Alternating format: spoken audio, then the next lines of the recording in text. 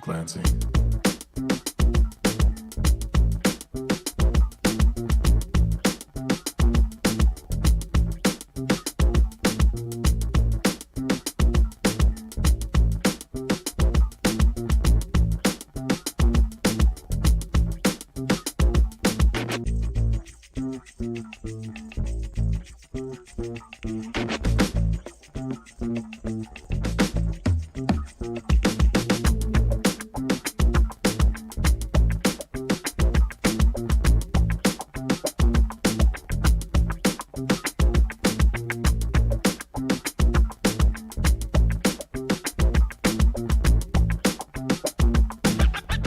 Goes with that down.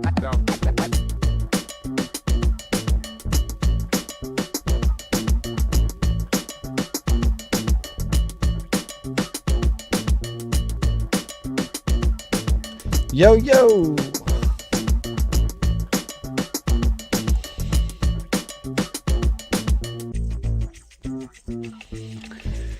Sorry about that. Oh, what are you doing?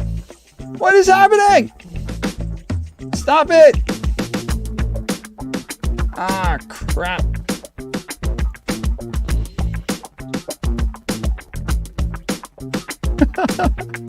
It's okay. It's alright. I meant to do all of that. I couldn't find my phone.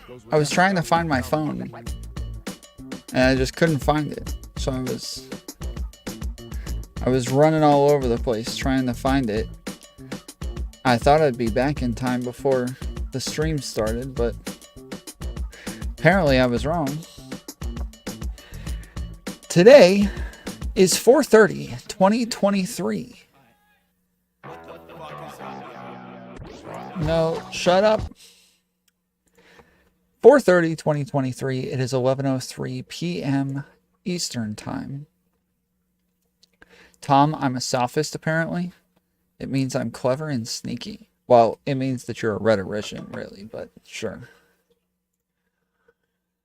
Alright, so I forgot that I'm supposed to be on a panel. I have no idea what the topics are, but you guys are going to have to help me. You're going to have to send me all the information. It'll be a team effort. Once again.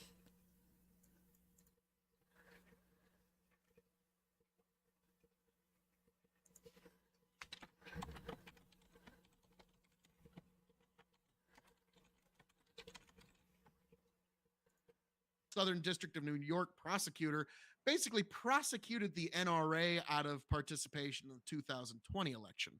Are we about to see something similar here with our news media, folks? And that is the final hazard and analysis on this. And folks, before we get into Tony's reading Garfield.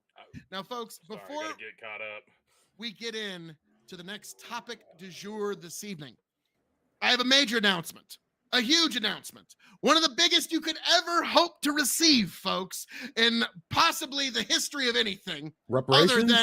Other than Phil KOE just appearing on your camera. But, folks, we are joined once again by the one, the only, the man, the myth, the foolery, Tom Foolery. How we doing, sir?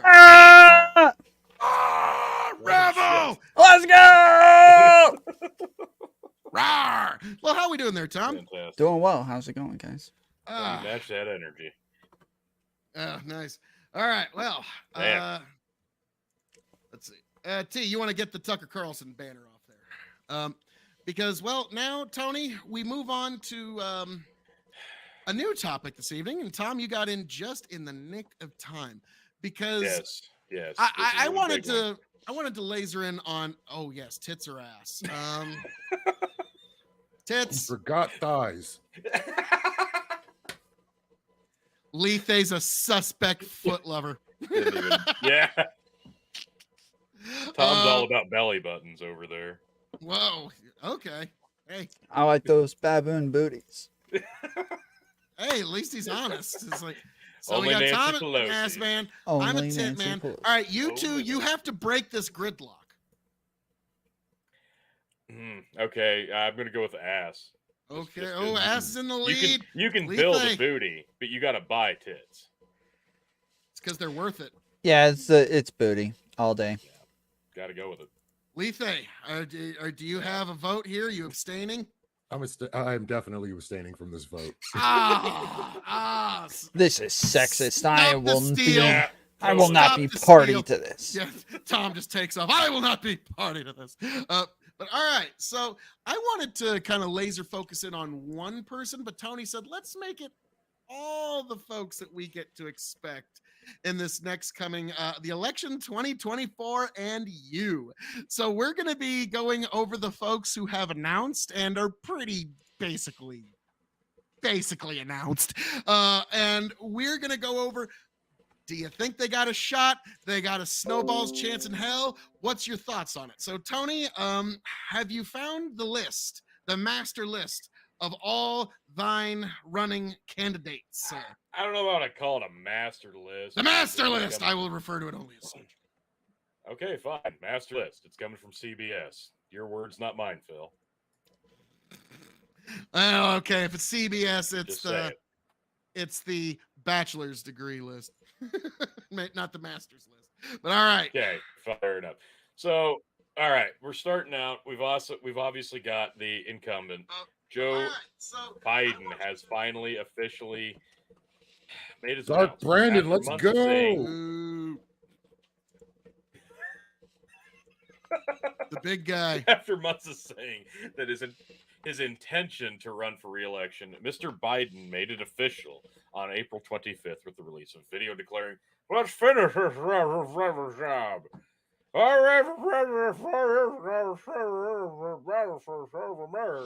And then I'm right there. I understood all know. of that. we know. It swayed Tom. And, It's not his vote. He originally said when he was campaigning the first time that he would be a one-term president, or at least heavily implied so. So now he explicitly said he would be a one-term president. Well, how the times change, and turns out it's a hard seat to give up. So Joe Biden has declared. So, folks, I guess that's the big one. Let's start there. Joe Biden officially declares for re-election. And Tom, since you're the newest person to join this marvelous show, Hazard Analysis, here on YouTube, be sure to give us a subscribe, folks. Tom, I'm going to give it to you first. Joe Biden, what are your thoughts on his potential as a candidacy? I know it's a long shot. Best president in the history of America, so I'm gonna go ahead and give Tony, him another you vote. Enjoy the rest of the year.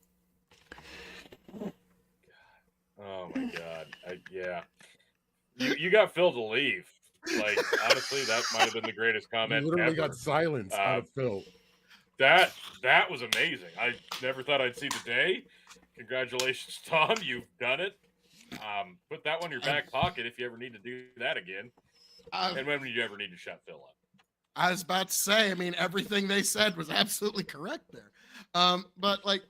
So Tom, is there anything further you want to add to that before we bring it around the table? Yeah, I mean, like Joe Biden lowering healthcare costs. He's, helped with plans to help families save money for climate change bills and, going green. He's had the what do you call it? The thing. Yes. The thing. Yes. What was the thing for like That Riz? That's good too, but like the investments in the industry and like building roads and manufacturing infrastructure plan, yes, that was that was a huge one. Getting us out of the Middle East was a big one. Getting gas costs down was a big one. So yeah, he's been killing it. Nailed that one. Oh yeah, for sure. You forgot the Inflation Reduction Act, another great thing. Child tax credits, the amazing. PPE. We all love children, right? Yeah, damn right. But Well, sorry, I mean, I'm inflation. encroaching on Tom. Kill inflation with more inflation. Yes. Well, no, like Tom, if that's okay, let's just segue right at Lethe, sir. Joe Biden. I know, real long shot candidate. But like, what's your thoughts, sir? I mean, an incumbent president usually doesn't do very well, but I'm going to let that slide for now. Not Dark lately. Brandon's myriad of accomplishments while just rocking aviators and pure riz Fuck. is amazing. I heard Infrastructure Week every week for 4 years. You know what I never got to see? Fucking infrastructure. Just saying.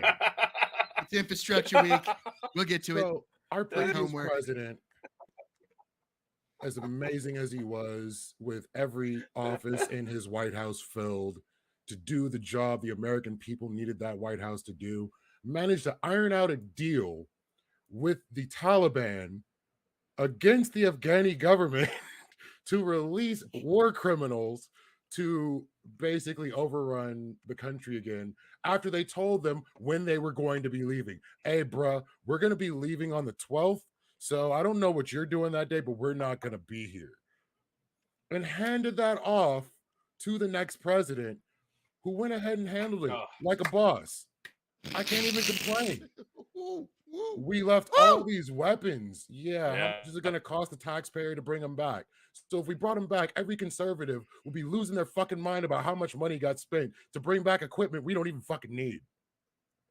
But, you know, he may have a chance. It may work. All right. Sounds Tony? like you're not I'm black. sure Phil has nothing to say to any of that. Oh, we'll get to that. But Tony, you're next up on the round table here. So Joe Biden. I mean, now Tony, you've never met him personally. You always miss him by this much. I know. I wish. But I he's could. had such an influence. I could see if you possibly if you did So consider. it's hard to deny. You know, most popular president in history, 800 billion cajillion votes, and none of them illegitimate whatsoever. Absolutely not. Not even a question. If you do, you're racist, Phil. Like the guy is just on fire. Like they're saying, the guy is just killing it at everything. It's not like Donald Trump said, "Hey, we're going to get out of Afghanistan." Then he lost re-election. Joe Biden comes in and says, "Yeah, we're going to do that, but we're going to push it back like 9 months so we can make a publicity stunt with 9/11," and then fail miserably watching, the Afghani people fall off the plane. It's not like that happened or anything. I mean, he just crushed it. It was amazing. It was perfect exit. So good. So good. Gas prices never been lower this week. Just astronomical low as of, Sunday. God, inflation, you kill it with more inflation. Eventually, it's just going to go away completely. He's going to tax the rich. Finally, somebody's going to tax the rich. Nobody making under less than 400,000 will be increased on tax a dime more. I'm sure that'll happen. Yeah, no, the guy's killing it. Most popular president ever. He's got a good chance, though, unfortunately. You know why? He's the only guy who beat Donald Trump. So if that ends up being his opponent, guess what? He's already got the first win. So it really doesn't matter how shitty he is or how good he is. He's already got the win in the win column. So if there's a rematch, he's got the advantage, like it or not. So Joseph R. Biden, a real long shot. I just mean surviving to the re-election campaign, not like whether he's going to run again or not. Like the motherfucker's 80. Okay. Like, I'm sorry. Like once you get past like 75, every time you start coughing, all your relatives just go, is this it? Like, so like that's a reality, and it's for both of them. Let's be frank. Like it's a, kind of an older electorate as of late, but That's my G. But, let's talk about all the amazing things that Joseph R. Biden thus far, like diving us headlong into World War III with Russia in Ukraine. And it was just revealed on top of the special forces that we have there that they lied to us about. Turns out just a few days ago, Russian and American planes were in a dogfight where they were basically they did everything. They were getting into positions. They did everything but start to open seeking missiles on each other. So we're already getting into dogfights with Russia. in the Ukrainian airspace. And so, yeah, Joseph R. Biden, oh, thanks golly gee shucks for plunging us headlong into World War fucking III and this conflict that we're going to be playing hopscotch around for 20 fucking years. That's nice. Now, in terms of bringing those weapons back that you're saying, I'm sorry, but like in the art of war, you destroy your pots and pans and any swords that you're not going to use so that the enemies cannot use them against you. And don't bring them back because some people might whine about it isn't a good reason at all. To me, that's just a cope. The fact that whether we like it or not, the Biden exit of Afghanistan is unambiguously seen as a failure. Like as the history books will say 60 years from now, that was an unambiguous black mark on his to add an addendum on to the Afghanistan. Give me just one more thing. Because I have a response. Yes, but this is just my thoughts. I have a million responses. My final thought on Biden is he promised he would be a one-term president. And I think, folks, this 2024, we, the American people, should make Joseph R. Biden keep his campaign promise by making him a one-term president, folks. So yes, make Joseph R. Biden follow his own campaign promises for a change. And now, folks, let's open it to the opening Rabble! All right. I mean, I just want to point out that I knew that he was not only going to run a second term, but was going to finish this one. Tony, any thoughts on? It's not over yet. On him. Before you start. Any thoughts on this one? Flag, it's only May of 2023, and he's like 100. So I'm just saying. Before our eyes. And unless you want to start subscribing to the idea that, they replace him whenever he keels over theory, conspiracy, I'm just saying it ain't over till it's over, Tom. It ain't over till it's over. And I'm sorry that I could not foresee that Kamala Harris would be this fucking unlikable as a human being. I knew she was unlikable, but to this extent... She's two things people don't tend to like, a woman and black. Like, what were you expecting? You forgot to mention liberal. Oh, Nate, I think she's actually like their TVQ is just horrible. No, just it's the personality. Like it's like her speeches are written by Chat GPT. Like I am standing in a room here. She would be a lot better off if they were written by Chat GPT. Yeah. What's that? Agree. She'd be a lot better off if they were actually written by Chat GPT. Yeah, she must have had one of those early beta versions to write her speeches. The only addendum I wanted to add to the Afghani exit, I don't think Trump's exit would have been much better. I was about to say, Trump literally would have done the same thing, and everybody would have been like, all that matters is that he got out. That's it. That's all that matters. He promised we'd get out. That's all that matters. The difference being, he would have done it sooner and less people would have died. Hopefully, you would have done it sooner. It was supposed to be done his February. 4 years to do it. Was 9 months shorter than Biden's. Didn't. So yeah, Trump's timeline was 9 months shorter, so it would have left in the early spring before the fighting season kicked off. Because the big. Well, no, Biden didn't, but Trump's timeline was different. Well, so Trump's timeline was different, but he had 4 years to do it. Biden did it in less than 2, but okay. Yeah. Well, no, he just followed through on the deal that Trump had already worked, but extended it 9 months. Oh, we're blaming this on Trump now? You guys have freaking Trump derangement syndrome. It's not Trump's fault, okay? I always have to defend Trump on this show, but it's not his fault, okay? Well, the buck stops with who's in the White House when you do the thing. So the buck stops with Biden when it comes to the exit of Afghanistan. Well, and every fuck up along the way, that's on him, whether anybody likes it or not. And what's fascinating is there's always been this effort to pass the buck on. From the guy before, too. Afghanistan was a failure. A tumultuous, no matter what. Trump should have gotten out of Afghanistan during his presidency, not as a re-election bid. Fucking false promise. Pretty sure the goal was to get out of Afghanistan, and they got out of Afghanistan. Sounds like it wasn't a failure. Sounds like it was a success. That's actually great. Here's the thing. I'm just saying. What I'm saying is, had Trump gotten out, he would have done it Isn't earlier. Tom saying the That's exact the thing only he was difference. accusing what right wingers would have been saying just a few minutes ago? Hey, Right. they got out, and that's all that matters. Is that he's out. That isn't what I said. Whoever died That is along the not way, what I be said, damned. actually. Whoever we betrayed along the way and got killed by the Taliban, be Not what I damned. said. However many of the people Not what that I we said. left behind, which is tens of thousands, they be damned. Not But what I yes, said. they got out, so that's all that matters. That's So, not like, what I'm I sorry, said. we left That a is lot not of what good I said. fucking people behind. And so, like, That's well, no, not you were just, exactly hey, they what got he out. said. So that's a No, good it's thing. not. I There's wasn't a saying lot that. I was got saying fucked that up along the way here. you said it was a failure, and I was saying, well, it's not a failure. It achieves the goal. You can't say it's a total failure when it achieves the goal. Now, there are issues with it, sure, Good soldier but that never doesn't leaves a mean man that it was behind. a Biden left a lot. failure. A failure is That's a a bit failure. of a stretch.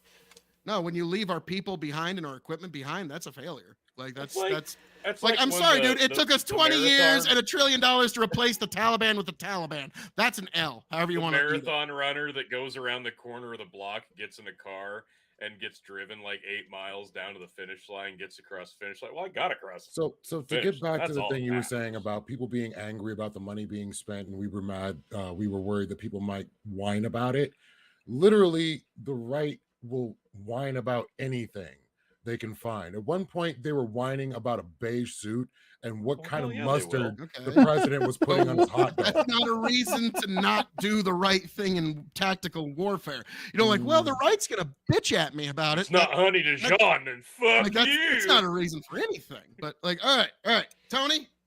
Like, I think we're gonna argue about this one for a minute or two. So why don't you pull up the Yeah, we should next probably candidate? move on. Let's move on. Because it's gonna be a the guy- Afghanistan let's show. be first. It was always about All Afghanistan. right. It has been for 20 fucking years, unfortunately.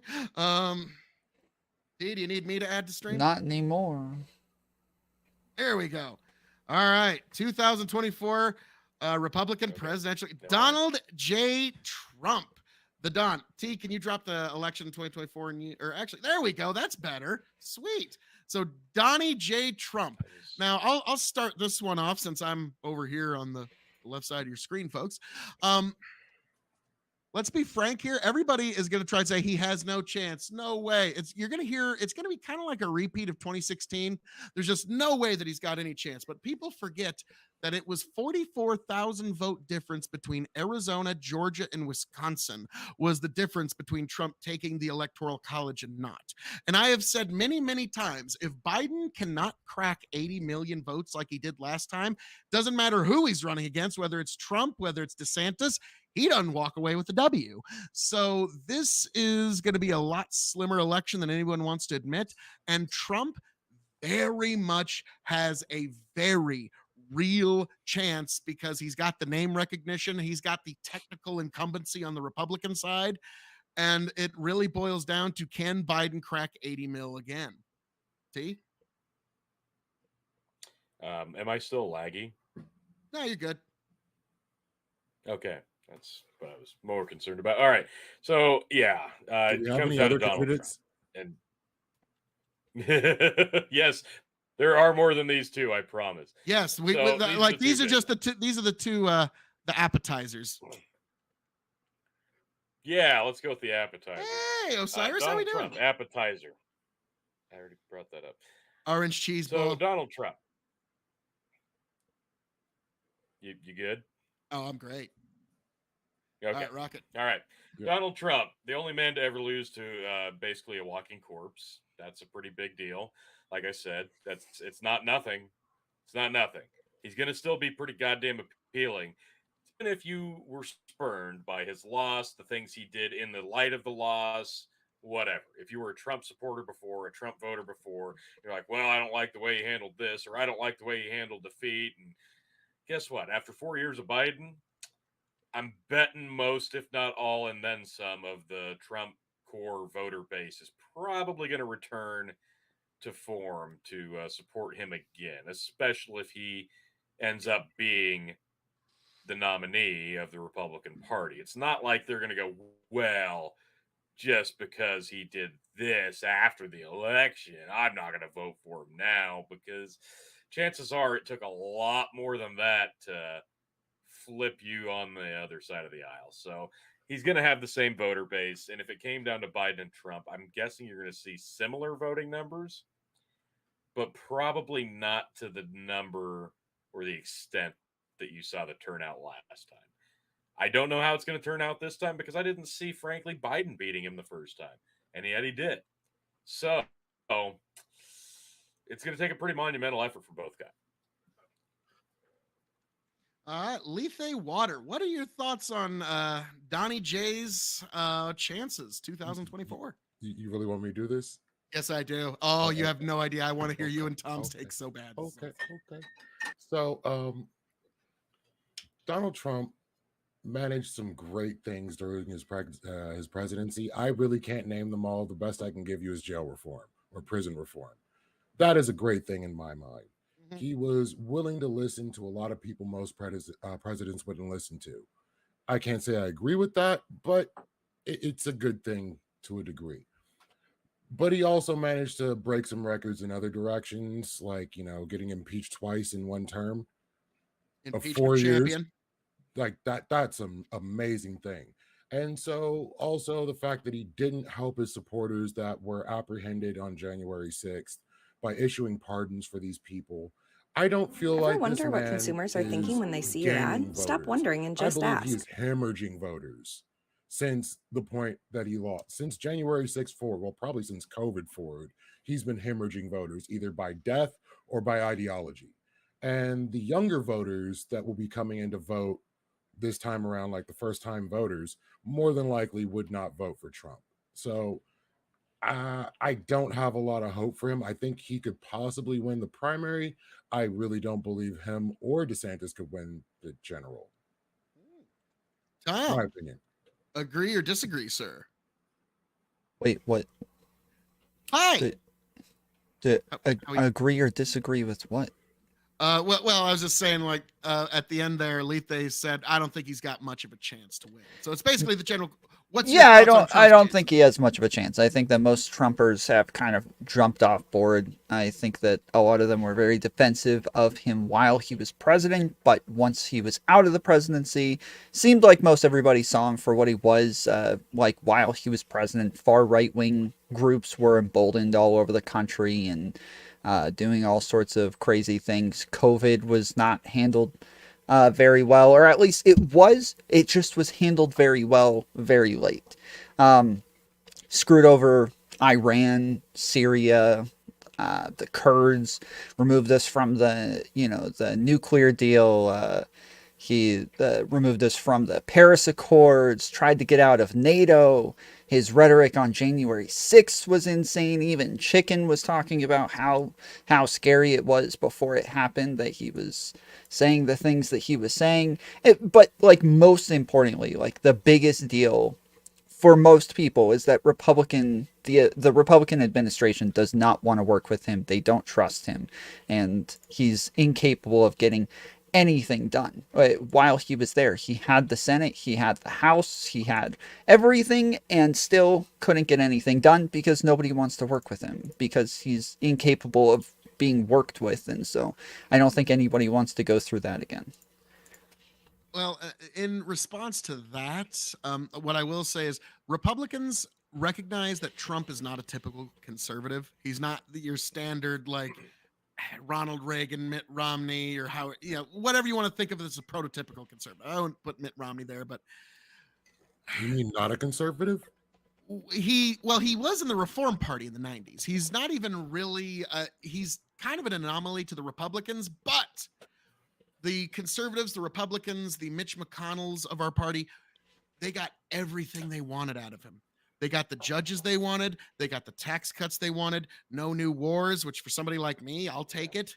And so, yeah, if for somebody like on the right, no new wars, judges, tax cuts, that's an A+ to quite a few folks on the right in terms of accomplishments. I know it's not much for some folks, but for other folks, that's fucking huge and life altering. Mm-hmm. So it just really kind of depends on which side of the political spectrum you lie on. But in terms of accomplishments, I would push back on that a little bit, Tom, but I do understand your argument. I think as far as judges, that was by far his biggest accomplishment. Oh, yeah. For sure. The Second Amendment was saved and Roe v. Wade was overturned because of Trump. He said it. He said it. Clip that and ship that. Oh, I'll say it again. No, The not Second you. Amendment was Trump said saved, it. and Roe v. Wade was overturned because of Donald J. Trump and these judges that he appointed. No, Trump claimed it. That's what I want you to clip and ship. What? He hasn't That said you that agree. yet. No, he actually said that Roe v. Wade ended because of him. Really? He said this just recently. Send me a Oh link. I God, want was to it see on a that. true social post? Please tell me it's on a true social post. No. So one place I won't rally. get banned. But so all right, fascinating. So like, I know you got like, I know you don't think he's got much of a chance. I think he's got a very good chance because this is American politics, and don't let the American body politic. Don't ever underestimate. Okay, the American body politic. I mean, they put Joe Biden and Donald Trump in charge of the nuclear codes in this country. So who knows? Well, let's talk about all who right. else could potentially be in charge of the nuclear controls, folks. I mean, you And don't want to talk this about is a Trump big for one. another hour? No, we don't have the tenacity. Bandwidth, mental. Folks. Yeah, no, we don't. And oh man, this is a big one. This one feels good. This one feels right, folks. Nikki Haley, like this is huge. Come on, how do you not love Nikki Haley? She is an American politician who served as the 116th governor of South Carolina from 2011 to 2017, and she was, for God's sake, she was the 29th U.S. ambassador to the UN for 2 years, and she's the first Indian American to serve as a member as a presidential cabinet. So there, she's got so many qualifications. I'm so proud. Stunning brave. Let's see. Lethe, I'm gonna let you start on this one, sir. What's your thoughts on Nick? Oh, wow. Bandit says Nikki Haley is Dan Crenshaw in a skirt. Wow. Okay. Coming in hot and heavy. Lethe, sir, what's your thoughts on the Haley candidacy? Who? Yep. All right. Tom. Tom. She's the 116th governor of South Carolina. Come on. Yes, she's a woman. Good for her. She's Yes. she's not white. She was the first woman and person who's not white to ever get elected to South Carolina's governor place. She is of Indian descent. She is a female. Man, so many accomplishments. I don't want to take up all the time, but yeah, I get it. I know. Like it's now. What I will say is, she is in fact a woman that was elected in South Carolina. So that is very like. Now, to be frank, if Ron DeSantis or somebody like him were to be the ultimate candidate, I'm sorry, Nikki Haley, you will never be the president of the United States, but you are a fucking shoo-in for a VP slot. Okay, like she would be perfect for a Republican who need like because South Carolina is one of those states that they won't try and grab. So if the Republicans can grab South Carolina in an election, it pretty much kind of cinches the electoral college. So she will always have a future in Republican presidential elections, but not. She'll always be the bridesmaid, not the bride in this instance. So, all right. Anybody have any pushback on? Do you have anything on Nikki Haley you want to share? Your feelings on Nikki Haley? Yeah, we don't care. Moving on. Yeah, that should show how much of a chance she actually has. If she gets like 40 votes, I'm going to be kind of shocked. The fact that Nikki Haley hasn't dropped out yet actually kind of surprises me. I'm going to be completely honest. The fact that she's still in it, the fact that she announced to begin with, kudos to her. Yeah. And anybody else? Yeah. We're good. Keep rolling, T. All right. Another one that really, frankly, needs no introduction. I mean, this is incredible stuff, folks. How do you not love Vivek Ramaswamy? Vivek Ramaswamy. He's a 2024 Republican presidential candidate. He's the author of Woke Inc. and Nation of Victims. He's an American entrepreneur. He was an investment partner of something. biopharmaceutical. Now, wait. Sciences. Unless he's been Yeah. divorced twice and then remarried a third time like Trump, I don't know if we're ready for another Phil, option. he's barely older than you. Holy shit. Okay. Like by a month. Now, like, this is one of those that, like, it's like Lethe said, who? Exactly. Like, why is this guy running? Like, it's like, it's kind of like, well, I mean, like, okay, Tony, he has, like, I'll be honest. Me, Phil KOE, running for president in 2024 has a better chance than this guy. Agreed. Like, sorry, dude, you'll never be president of the United States. I don't know which one of your friends put you up to this, but it's not going to happen. Fair. Tom, what's your thoughts here? Do you know, like, you seem to know this guy better than the rest of us. He's brown and is not white and very young. Yes. Youngest guy to ever be Born brown. in the 80s. That name starts with a V. Name starts with a V. That's very rare. Yeah, it's true. We need V name representation. Well, T, let's just scroll right on down. Oh, okay. This is Lethe, do you have any thoughts on Vivek? He's young, and that may resonate with some voters. He has no political background, so to speak, that anybody would even think he could survive in the Shark Tank they're about to throw this poor young man into. Can't wait to see Vivek on the primaries. He's gonna be amazing. Like, how about Larry Elder? Like, dude, come on, Larry. Come on. Can I give him two fingers? Yes, please. Well, go ahead, Lethe. What are your thoughts on Larry Elder? Oh, fuck that guy. on. I think Fuck him and the horse he rode in on, and whatever birthed the horse he rode in on, he can go fuck himself. All right. Tom, you surely support Larry Elder, right? I don't. Yeah, no. I got. Is that a who? He is one of the few people I think could like actually possibly be a grifter. Like it is. There are very rare. I think there's like two people out there that I would say are possibly grifters, and he is one of those two people. He's Candace Owens 1.0. Oh man! Wow! Hey, oh, that was good. Tell us how you really feel. Good. You like holding too much. Candace Owens 1.0. Wow. Okay. Damn. All right. That was beautiful.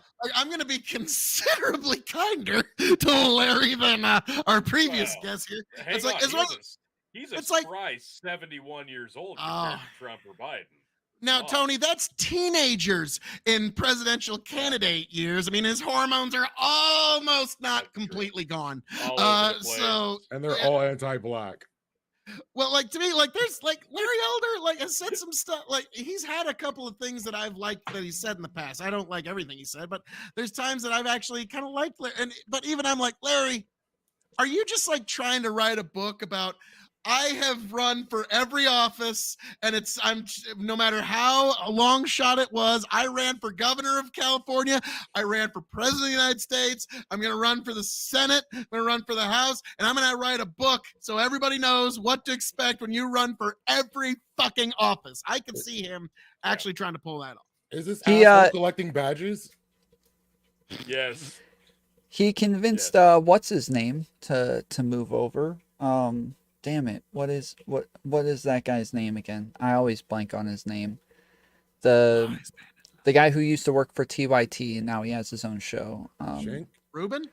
Ruben, yes. He was the guy who moved Dave Rubin over. No, thanks a lot, Larry. See, I told you he's an asshole. Fuck that guy. Thanks a lot. Jeez. Okay. All right. So all right. Like I'm going to put Larry's chances in not even the single digits, but in like decimal, like point. I'm going to put him higher than Vivek. Can we run some negatives? Yes, no, Vivek's going to get more votes than this fool. No. This dude's going to get negative votes. Right now. People will literally vote against him. I was about to say, I would take those odds, honestly, because I think whether we like it or not, Larry Elder has something that cannot be replaced in politics, name recognition. People on the right know who he is. Now that'll If help him you in the were correct, I'll primaries. come back It here and ain't take a gonna shot help at him in the Jane. general. If you're correct, doesn't I'll have come that back much here power. and take a shot at Jane. I got you. Hey, nice. All right. So Let's if move Larry Elder on. gets more votes, Oh God. Who? Hutchison. oh, isn't he the like, hey, I'm the Mitt Romney wing of the Republican Party. If you hate Trump, come to me. I think that's him. I could be Phil, wrong. how do you not recognize Asa? Hang on, I got this. Icy? I thought it was. Icy. I thought it was pronounced Asia. I did too, but according to Wikipedia, which I'm totally not reading right now, Icy Hutchison. He was born in 1950. He's an American attorney, businessman, and politician, a member of the Republican Party, and he served as U.S. attorney for the Fort Smith-based Western District of Arkansas from Asa. 82 to 85. Usa. And That's a hard A. That is Asa. yeah, Asa. but it's capital AY dash lowercase s long A. backwards E. What the So, like, fuck? to me, this guy's just trying to have a couple of fundraisers where he Sure. can eventually, over enough time, funnel the money his way. Winky face, allegedly. He's the sage of South Carolina. Again, it's another. He's third behind DeSantis, but that's kind of like being the third biggest military in the world. It's a big fucking drop off after 1 and 2. Okay, like it's considerable. As So we're seeing Tony, right now, yeah. Now Tony, read a little bit about this guy if he's who I I think. did. There's not much more. He was a DEA administrator for the U.S. DEA Oh, he's from fun. 01 to 03, and he was Undersecretary for Border Transportation Security at the U.S. Department of Homeland Security from 03 to 05. And most recently, he was the 46th governor of Arkansas from 2015 to 23. That's what I knew him from. So from Big the early fan. 2000s, Big he was the fan of what he did in Arkansas. Yeah. he ruined a lot of college parties by being in the DEA, and then he spied on you by being in the Homeland Security, and then he was governor of Arkansas. And like, from everything I've read about him, he's literally running to be the anti-Trump. And to me, it's like, okay, the super anti-Trump wing of the Republican Party is about that big. That big. A lot of people like to act like it's way, way bigger than it actually is. It's not nearly what people like to pretend it is. But anybody else have any final thoughts on Asa before he goes away and sells his books? Yeah. anybody that wants to vote for a half gallon of vanilla ice cream, by all means, enjoy your boring experience. Well, that's It's who more won of the last same. time. Nice. Not Tom, even Bluebell. It's just off-brand store. got anything to say about Asa, fucking or can you vanilla give ice a cream. fuck? Like, yeah, he's one of those candidates. So yeah, Look at fuck that him. smile. He'll probably drop out before he gets vote 1, but he will fundraise a lot of money. So, all right, T, keep on the hits on a rolling. Next up, the Democratic presidential candidates, Mary Ann Williamson. Yes! Phil. I knew Fucking- you'd be excited. She's fucking 1,000 miles out of her goddamn mind, and I love every second she's on the stage. It's just like, yes, please, like, let her moderate the debates from now on. Like, let's be honest, like, Let's because be in the debate while moderating the debate. now let me tell you, as Mary Ann Williamson, I need to tell you that I believe my chakras are in line, and they've been telling me that this is the policy for America. Like, all she is she's a feeler for Oprah. She's going to go through the process and take the lumps so that when Oprah does eventually decide to run, she knows what to expect when she gets them. Again? What do you mean by that? She's gonna feel it out again? It's a different world than it was first time she ran. Okay. Did she bring her crystals? Probably. So Tom, So- so you think she's a bit more serious candidate than just an Oprah feeler then? I think she thinks she is. Okay. Yeah, that's fair. That's fair. I got this shit, baby. In 2014, Williamson unsuccessfully ran as an independent for California's 33rd congressional district in the U.S. House of Representatives. That's How'd a she do? notable achievement, I guess, according to Wikipedia. She also announced her first presidential candidacy in 2019 and suspended her campaign in 2020, a year later before the Iowa primary, and endorsed Bernie Sanders. So, I mean, the accomplishments, I mean, they list themselves. I could go on and on, but I don't think shouldn't. you can, Tony. I can't. I just don't think I would vote for anybody that would ask me what my sign is. Well, then you would not have gotten along with Nancy Reagan very well. Also true. Any Reagan, I'm not a fan of. Lethe's like, yeah, Phil, it's not for the reasons you think. Oh, okay, There's many reasons. Tony using my template, so sweet, nice. Oh, well, Right. Justin, we miss I'm you. trying to make your Producer job Supreme. easier, fucker. Producer Supreme. But all right, Tony, Yeah. I think we like. No, let's talk about Marianne Williamson. No, keep going. Keep It- going. I'm only going to give a shit. She if has they actually, a Gwyneth Paltrow vagina scented candle. Does she really? I'm sure of it. Yes, I think. God, I hope you're right. Hell, I'm sure she was probably somehow responsible for releasing it. Okay, all right, Here's the one, Phil. We're finally there. all Oh, right. no. What Phil's been waiting for. RF. Robert F. Kennedy Jr. RFK. I'll set the table for this one and kind of rip the Band-Aid off here. RFK Jr. is an anomaly in this particular election. Now, what's fascinating is people are going to say RFK Jr. has no chance. There's no way he's going to win because he's only polling at 19%.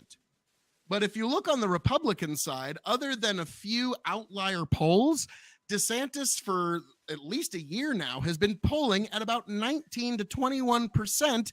And all we hear is, oh my God, DeSantis is just going to defeat Trump. And so it's fascinating that Robert F. Kennedy Jr. right now sitting at essentially the same 19%. You're going to be hearing how he has no chance. Now, two things. Just the other day, because Robert F. Kennedy Jr. has been making some interesting news this weekend, whether anybody loves him, hates him. He said that he doesn't believe that biological males should compete against biological females in sports.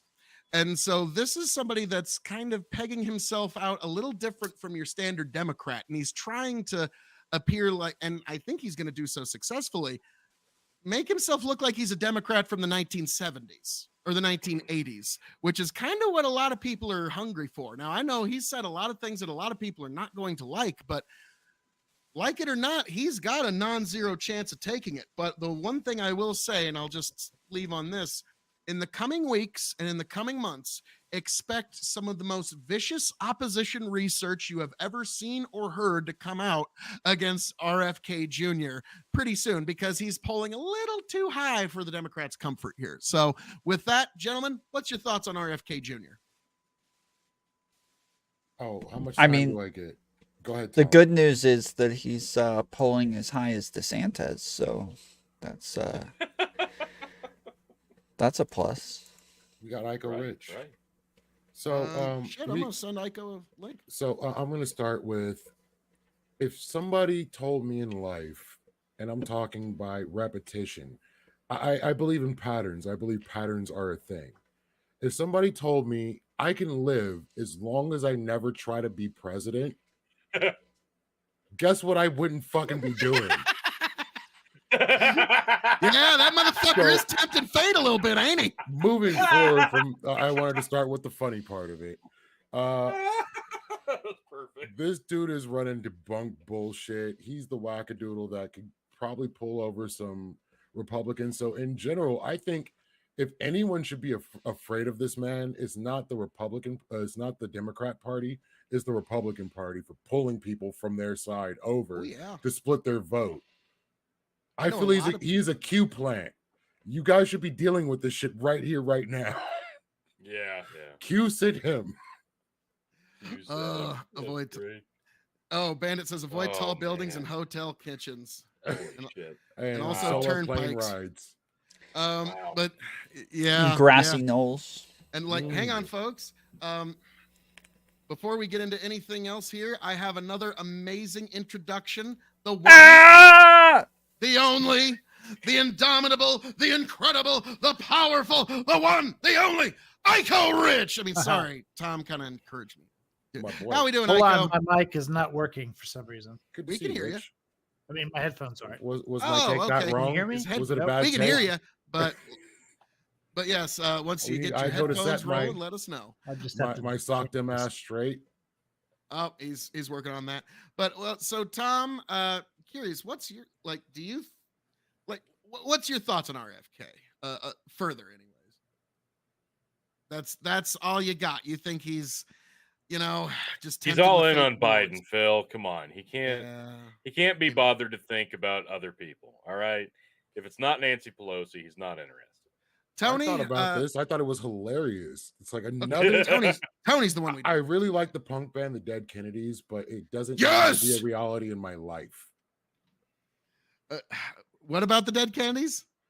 It doesn't need to be perpetuated in life. Yikes! So I think I'm all the reading people this. that killed everybody in the other previous generations, Kennedy's families, probably all passed on. So RFK Jr. thinks he's safe. Oh, it's Iko, how we inherited doing, will. sir? What I'm do you gonna do? read this. All right. What do we got? Okay. T?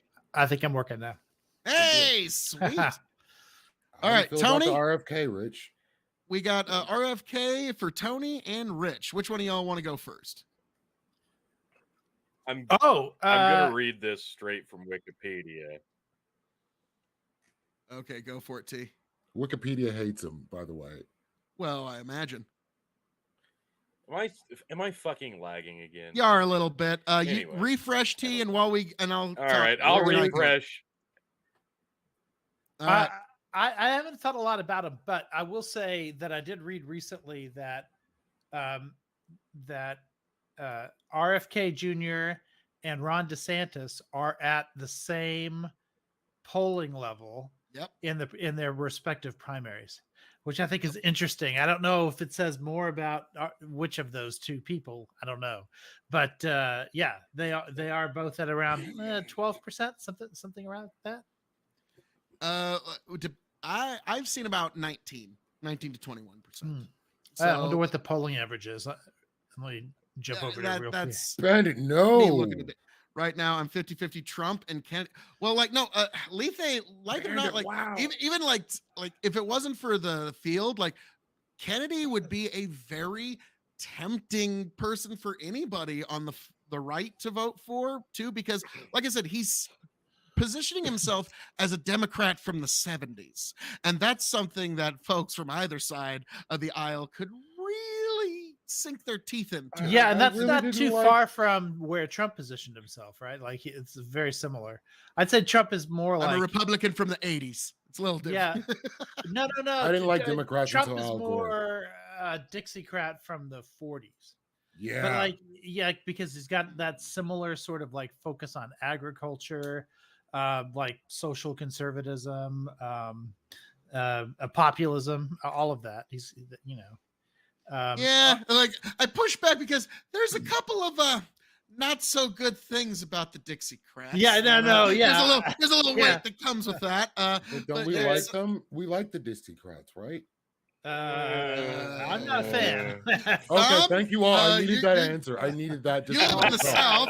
You that can from give the me. truest answer to this.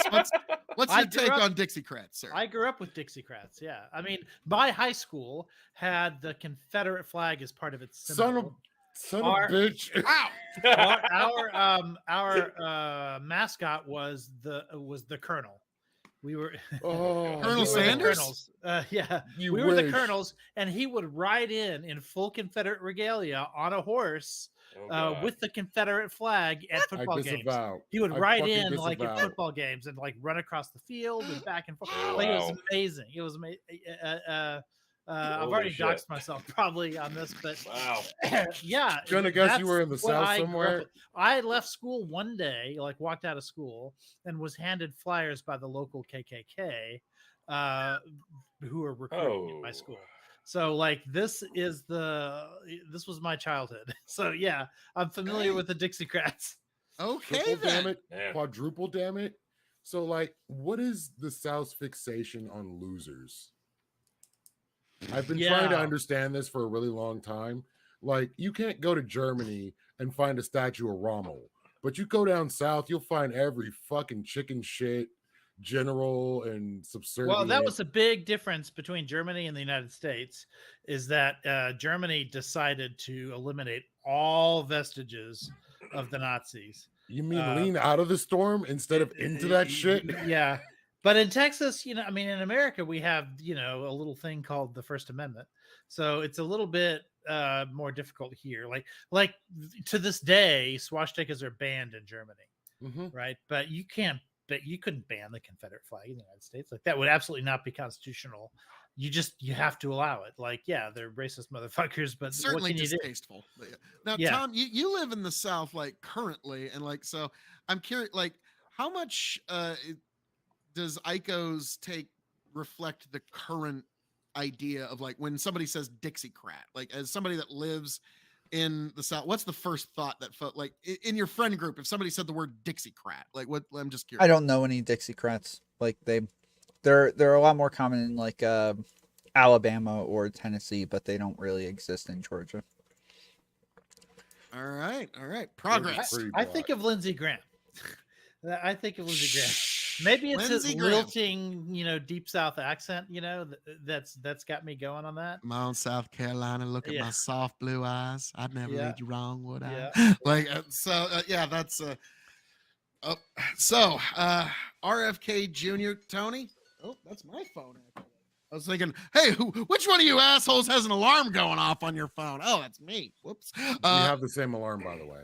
Oh, I think everybody does now. We used to pay $5 to have a unique ringtone. Now I haven't turned on the fucking ringer on my phone in 2 weeks. So, all right, Tony G, RFK Jr., what's your thoughts on him?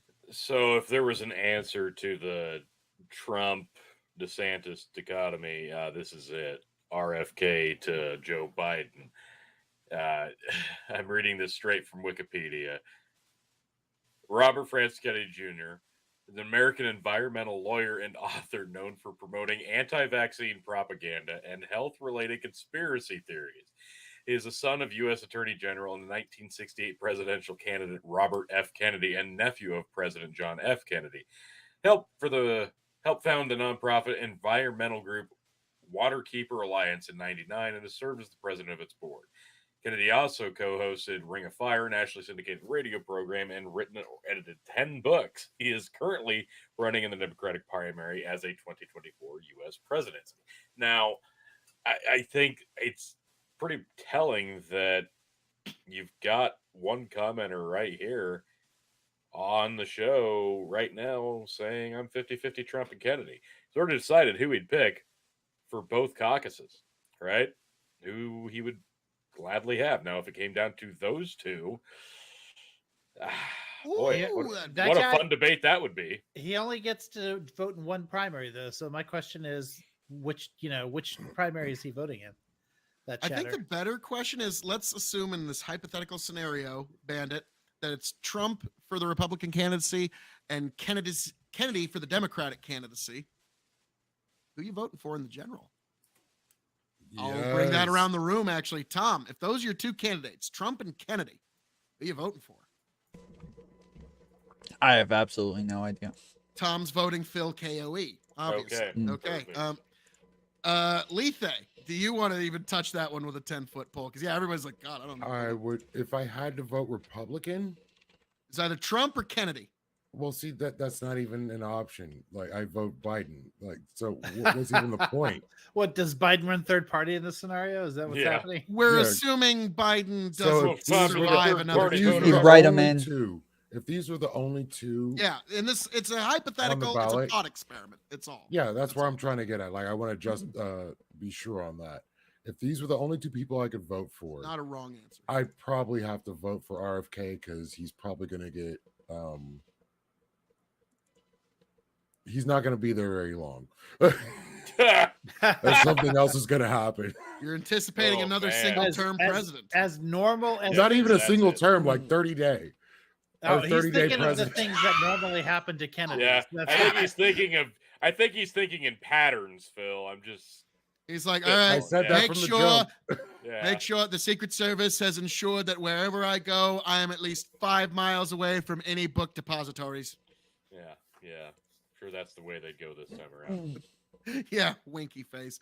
Yeah. So okay, so now Aiko. So between those two choices, Well, let me just say before I say this is going to be interesting because I live in Dallas, and I've met many protesters here, like when their time for protesting was happening, which was I think last year, 2 years ago, of people in Dallas downtown who were insisting that John is not dead, and he's going to be Trump's vice president. So in 2024, that's what the QAnon folks believe. So in that case, I mean, if we're going down this scenario, right? Because you didn't say who the vice presidential candidates are. I'm assuming that it's Trump and John on one side of the ticket. Rich, you're a savage. Just for balance, I guess we've got to go with what is it? Trump's cousin, who's a Democrat that wrote that book, Mary Trump, as vice president for just to mix things up, right? Gosh, in that scenario, I guess I'd have to go with RFK and Mary. Okay, all right. And just hope we don't get another like COVID wave. I was about to say it's like under the Aiko that Trump timeline, win, lose, or draw, it delivers. It does. Hey, Jake, how we doing, sir? Good buddy of mine, Jake.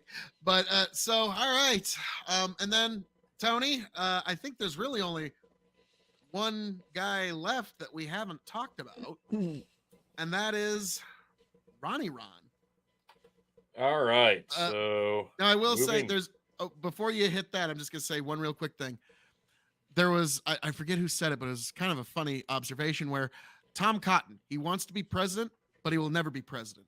Because this isn't my joke, but God, I wish I could remember who said it. He said, the thing is, naming matters, and no Republican president can get elected without at least a certain percentage of the black vote. And in that instance, you would be asking black voters to pick Tom Cotton.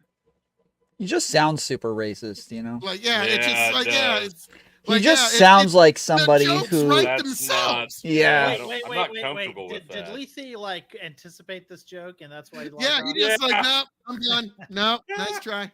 Nope, he's gone. So that's why Tom Cotton will never be president of the United States, because names matter. Like it or not. I think there might be other reasons why black voters won't vote for Tom Cotton. I think but at least 90% of them. You saying he'll lose the other 10% because of the name? Not all 10%, but it's not going to be zero. I don't It's know. gonna be zero. I don't know. I mean, Ye's going to be on the ticket too. He's If going it's to. between Larry Elder and Tom Cotton, Oh God. I only have one middle finger for Tom Cotton. Oh, The other wow. one isn't presenting himself. I'm not a fan of voting like third party or whatever. I think it's a waste of a vote. But I mean, in that scenario, I think I'd have to go third party.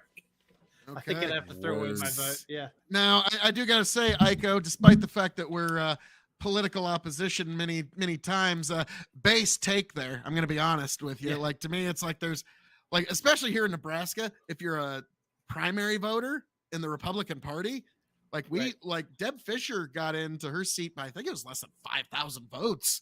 Like one of those two senators that we had up there was like, Nate, it wasn't Sass, it was Fisher. It was less than 5,000 votes in the primary that put her there. And so, Yeah.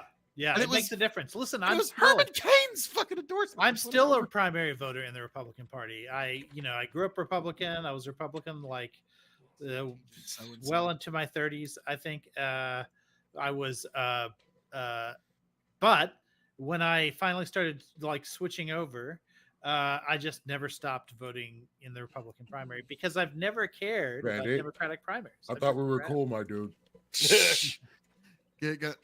Jake Ackland says, get guns and ammo and learn how to use them properly. America's going down in the next 10 to 15 years. Now, Jake, I remember hearing that about 10 to 15 years ago. It's kind of funny about that particular projection. But like, now don't get me wrong, folks. The Second Amendment, it's awesome, and exercise it responsibly. But now, folks, we move on. Yes. The final candidate, Ronnie Ron. He is the final oddball, candidate. the anomaly. It's about damn time we talk about this guy. Like, this is big, folks. You can't avoid this guy. He's going nowhere. It's Chris Sununu. Oh, wow. Like, this guy, he's an American politician and engineer who served as the 82nd governor of New Hampshire since 2017, member of the Republican Party. Chris Sununu. He was a member of the New Hampshire Executive Council from 2011 to 2017. Oh, wait, is this not who you were talking about? No, Tony. No, that wasn't. Like, oh, yeah, that, shit, that, my bad. But let me bad. just say, I'm as sorry. long as that name is up there, he's the red governor of what was a blue state. He has flipped that state into a Republican trifecta, and New Hampshire is a swing state. It very well may determine the 2024 election.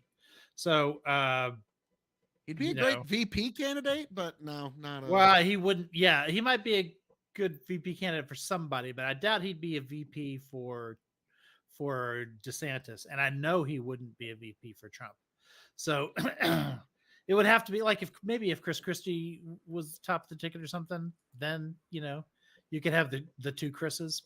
I don't know, but he's strategically very important. Like, if you're a Republican, you want his endorsement because you want New Hampshire. Yeah, but like, in terms of which one of his friends convinced him that he needed to run for president? That's not a good friend.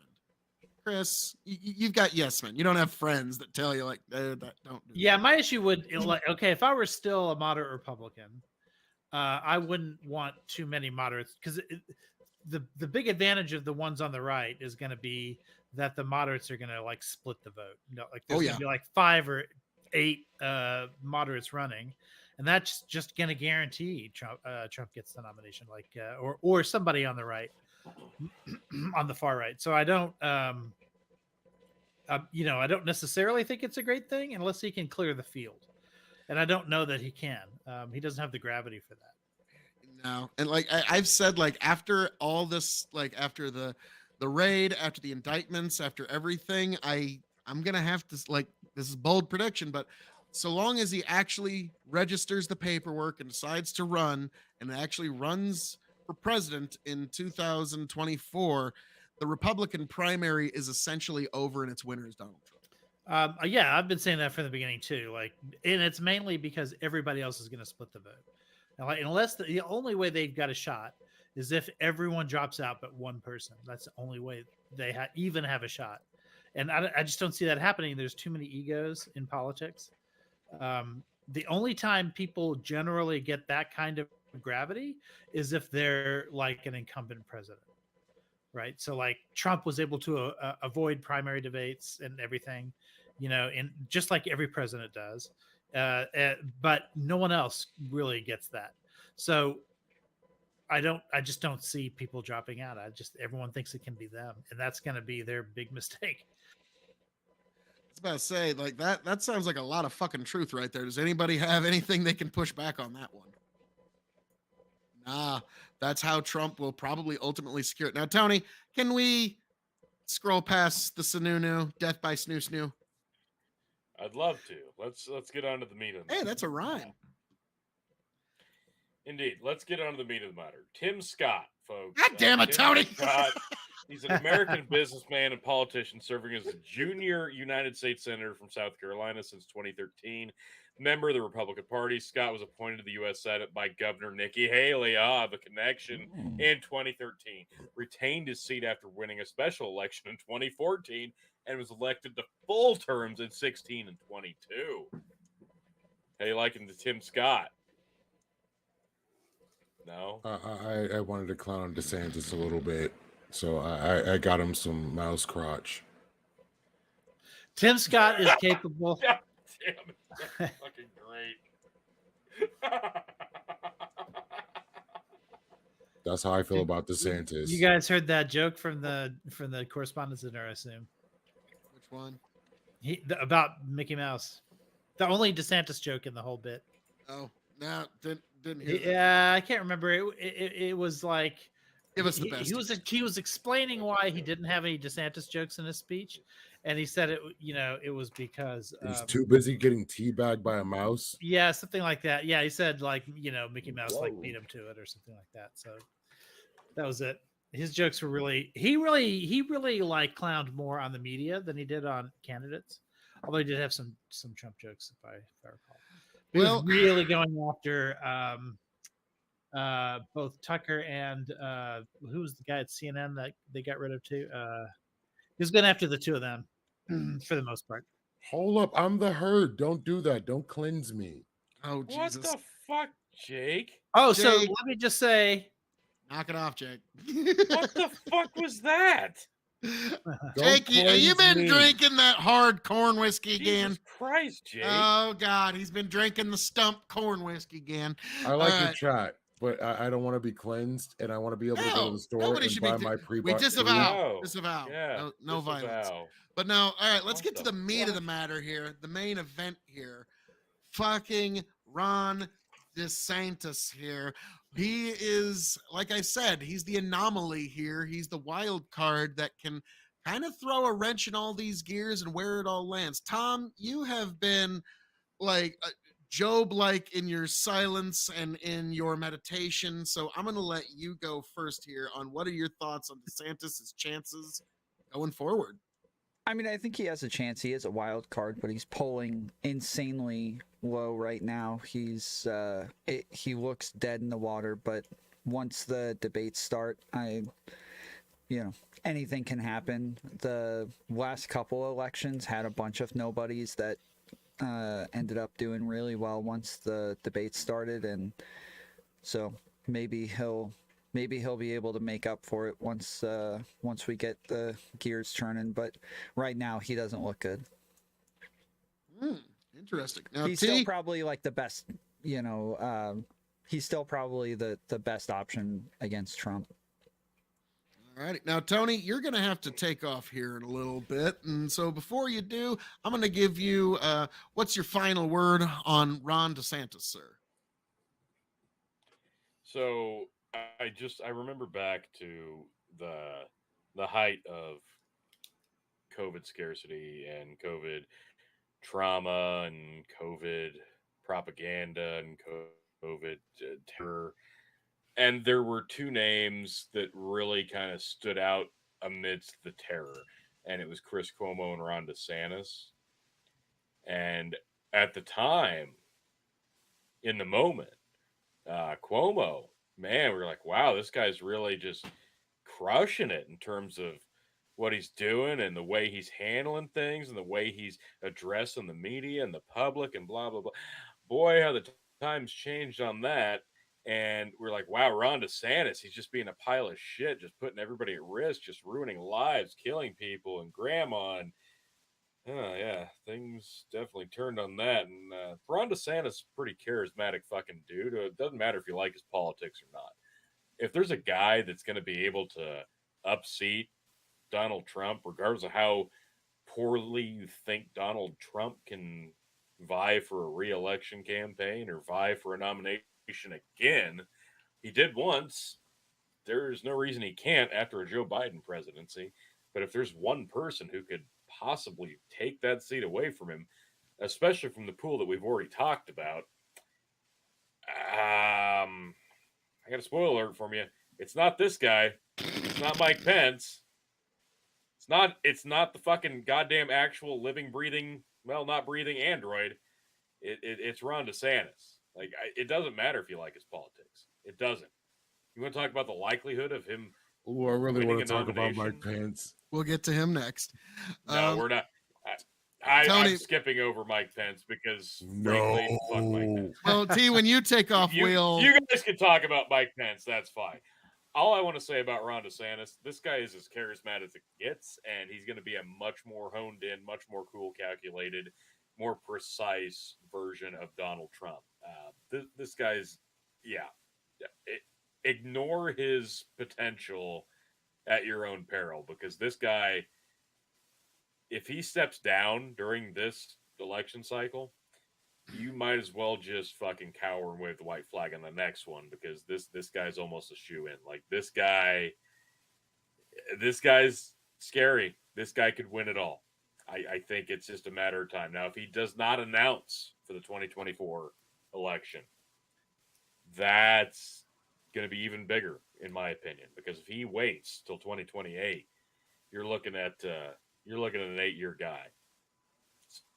So I'm saying, like his politics, hate his politics, think he's a piece of shit, big Disney fan, whatever, doesn't matter. This is somebody you should keep an eye on, and if he does announce, that's pretty much the only thing that's going to fracture the Republicans is the point where Donald Trump, in my opinion, can't win back the presidency. And with that, I will yield, and I will bid my adieus for the night. You guys enjoy. Thanks for joining. Thanks for coming. I Later, will see you losing. guys next time. Appreciate Fuck you, you, dude. Tom. Jesus. All righty. So, and then there were 4. So Lethe, what's your thoughts on old Ronnie DeSantis? Who? No, I'm just kidding. With Ron, his donors don't like that he acts like Trump because they're not looking for another Trump. They're looking for someone who is better than Trump, which Ron could be, but he can't seem to stop dick riding. So, unfortunately, with Ron getting teabagged by a mouse, he being away while Fort Lauderdale is going through a crisis, he's not been a good look for a long time. His state got lucky in COVID. The Sunshine State makes you not want to be indoors if you don't have air conditioning. And that's a great thing for COVID. So whether or not he made the right moves, I can't really say. He just happened to be in a favorable state. As for him beating Trump, I really don't see it. Just my opinion. Aiko. Well, let me just before I talk about him as a candidate generally, I want to push back a little on the COVID stuff, because Trump did an interview not too long ago, maybe it was last week, with Mark Levin. Did you guys see that? Anybody see that? I did not. He talked a lot about his COVID record, and I think he's going to go after DeSantis on COVID. And here's the thing: like, the messaging about COVID in Florida has been really inaccurate, but I think people believe it because, if they hear any pushback like from the left, they're just going to, if you're on the right, you're just going to discount that, right? But when it's coming from Trump, people are going to start to listen more on the right. And here's some of the facts that Trump will use. Okay. And one of them is Florida, for one thing, has no winter, right? All of these waves happen in winters. And there's only 2 states in America that don't have a winter. That's Florida and Hawaii. And Hawaii is just about at the bottom of the number of people who have died from COVID, if you rank it by state per capita. So if you go to Real Clear Politics, or if you search Real Clear Politics and COVID, you'll get a list, and they're a conservative website. And you'll get a list of total COVID deaths per capita in the country. Florida ranks 12th with a little over 4,057 deaths per million population. Now, the fact that they have no winter means they should be 49th or 50th, just about tied. Easy peasy. Yeah, with Hawaii. So the question is, why does Florida have so many disproportionate deaths? And you want listen, when you want to talk about how bad of a job New York did, I agree. Especially in the early days, New York really sucked in terms of its COVID response. But Florida is ahead of them in deaths. They're below 2,000, below that 4,000 number. Well, I would have thought Florida. New York would have been higher. Florida is number 12. New York is 13. When you look at per capita 15. versus raw numbers, it does kind of tell different stories. But what I am going to say, of course, because if you had if you have raw numbers, it makes New if York you compare California to Wyoming, then of course, California is always going to have more deaths. So you have to look at per capita, right? Because you can't just say, "Oh, look, they're the biggest state, so they have the most deaths." Well, that's not. I mean, you do kind of have to look at who has the most deaths eventually. But like, well, you do, but even if you look at raw here's the numbers, thing, because even they're if you similarly don't sized agree states- with it, hold even on. if you don't agree Hold with on. it, what I'm going to say is Ron DeSantis, like it or not, is unambiguously throughout the whole country seen as having handled COVID well. Now, I know there's all these explanations to because try it's and not hand coming wave it from away, Trump. but No, like no, it no. or not, You said look he's at going to raw be able to numbers. campaign on that. You said look at raw numbers. Florida still in raw numbers has more deaths than New York. It's Oof, 500,000. that is rough, dude. 500,000 more than no 500,000 more cases than New York, and total and in total deaths more than New York. So That it's even is in raw numbers. In fact, Raw if you num- go with raw numbers, Look it's at like it. second or third in the country, right? Or it might even be number one because it's such a big state.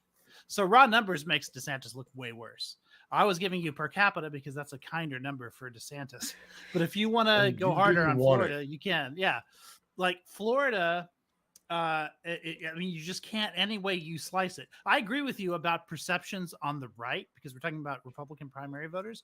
Perceptions on the right is that Florida did this well, but that's just not true. If you look at the No. stats, Florida did terribly, and what's happening now is Trump is pointing that out.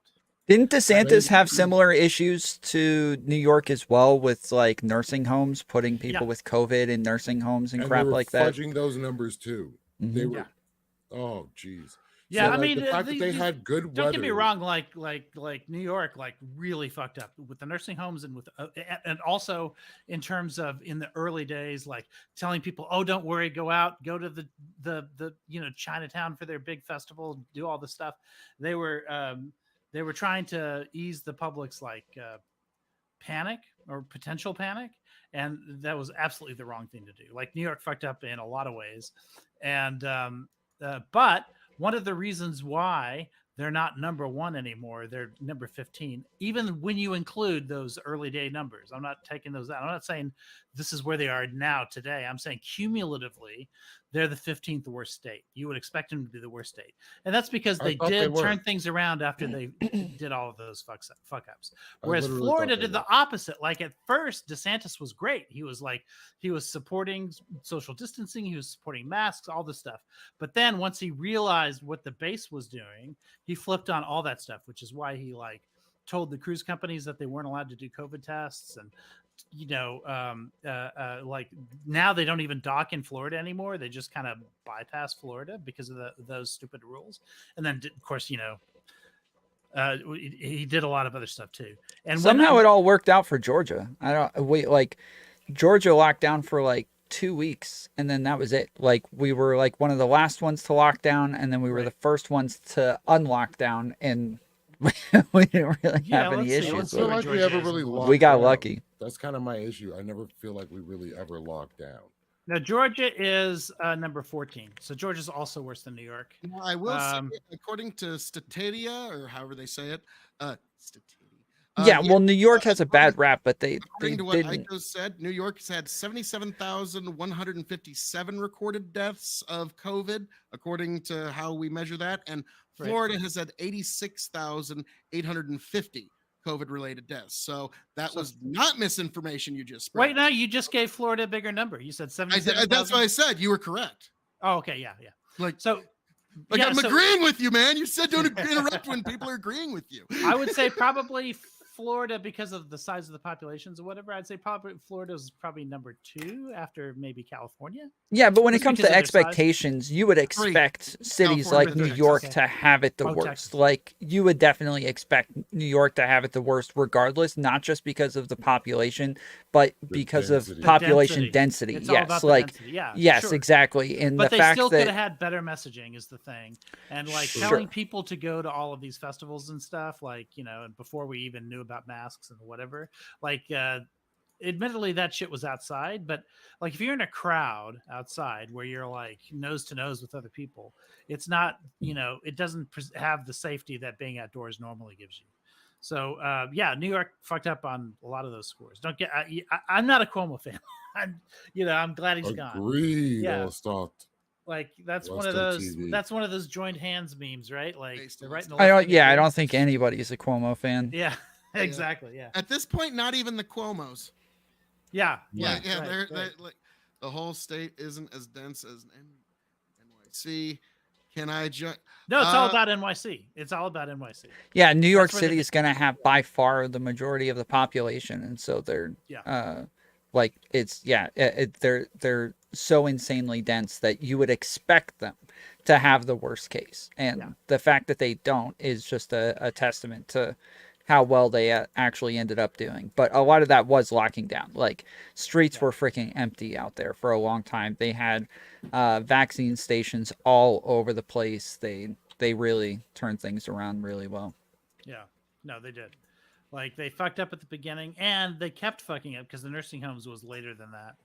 But then they did turn it around after that, and that's one of the reasons why they've been like they're better than Florida. But no one's gonna know that, right? Unless somebody on the right is talking about it. But that's what Trump is doing. He's starting to talk about that.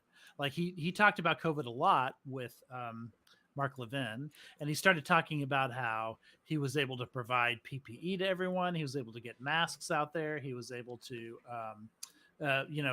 warp speed with the vaccines, all that stuff. Trump's in a weird place because his base doesn't want him to talk about those things. They don't like it that he they don't like it that he takes credit for the vaccines. They don't like it that he talks about the PPE. They don't like it that he talks about like all of the stuff that he did for COVID, because they look back at all of that and say, well, it was all just a waste and we shouldn't have done it, and the vaccines were bad and all of this stuff, and he's out here taking credit for all of it. And it's pissing a lot of people Let me off. just throw in allegedly into all that stuff.